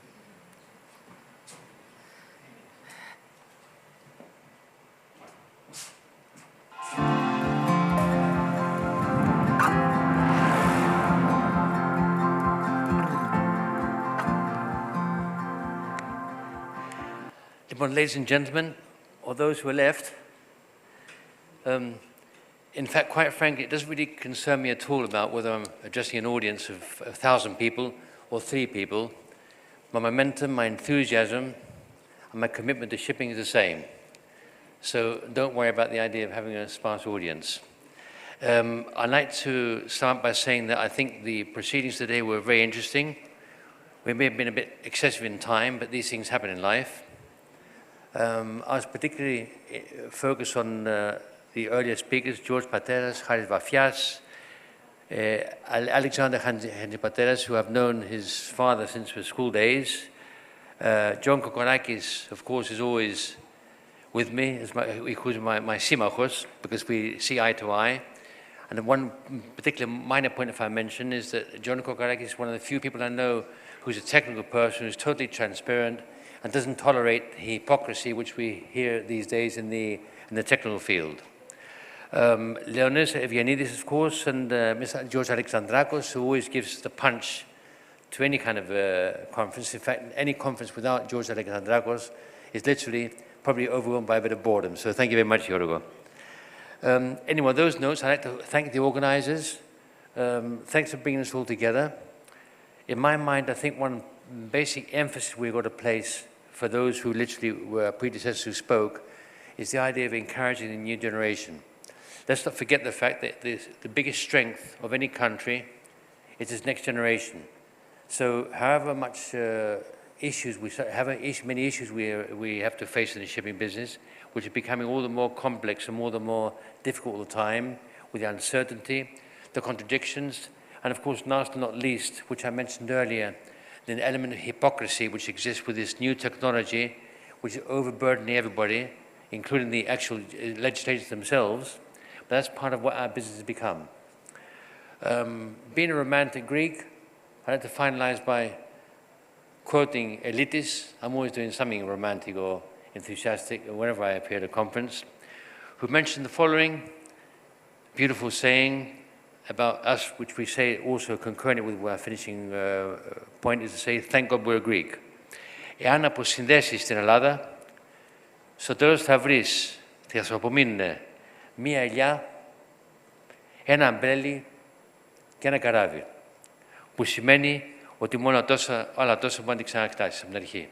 Ευχαριστώ πάρα πολύ. Καλό βράδυ, καλή ξεκούραση. And thank you for everybody. Thank you.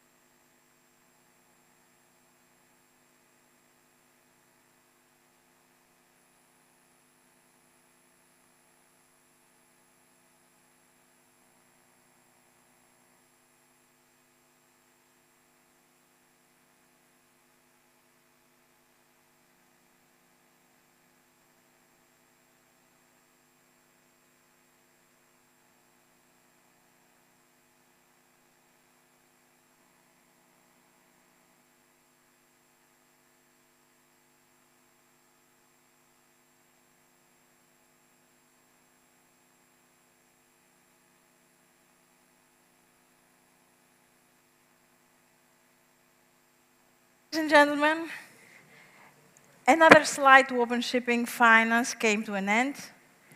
And I would say that the prevailing feeling is, at least for me, I feel reloaded. I think that we justified our title, Shipping Reloaded in this, and we renew our appointment for next year because this is an annual conference. Mr. Chairman. Thank you also from my side. There's not much left to say. My take, other than the 7,000 unique users that have logged in already today for the conference, which is a huge number, and for Slide2Open it means that our ideas are already circulating, and this is only the first day.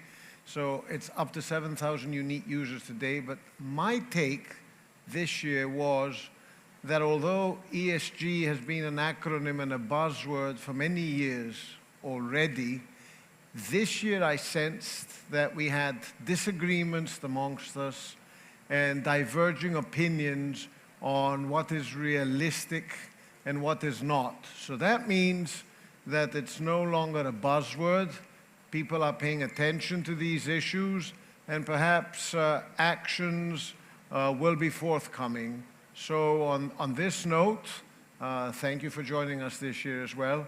Thank you for inviting me to be your chairperson, and thank you for staying with us. Take care. Thank you. Irini, would you like to say a few words yourself? I would like to say life is an everyday pitch. What we heard from Harry Vafias, I liked it so much. And of course, to repeat what Mr. Tsavliris has just said, that αν αποσυνθέσει την Ελλάδα, τον στίχο του Οδυσσέα Ελίτη, που αντιπροσωπεύει και εμένα και γι' αυτό στο site μου, το madeinGreece.news, είναι ακριβώς ο τίτλος μου και ο υπότιτλός μου. Θα έχεις με μία ελιά, με ένα μπέλι και ένα καράβι, ξαναφτιάνεις στην Ελλάδα. Ευχαριστούμε πολύ, κύριε Τσαβλήρη. Συγχαρητήρια και ευχαριστούμε πολύ και του χρόνου μαζί σας. And keep on pitching. Keep on pitching, yes, that's... Keep on pitching, that's true. Both in life and in family. Exactly. Yes. In our professions.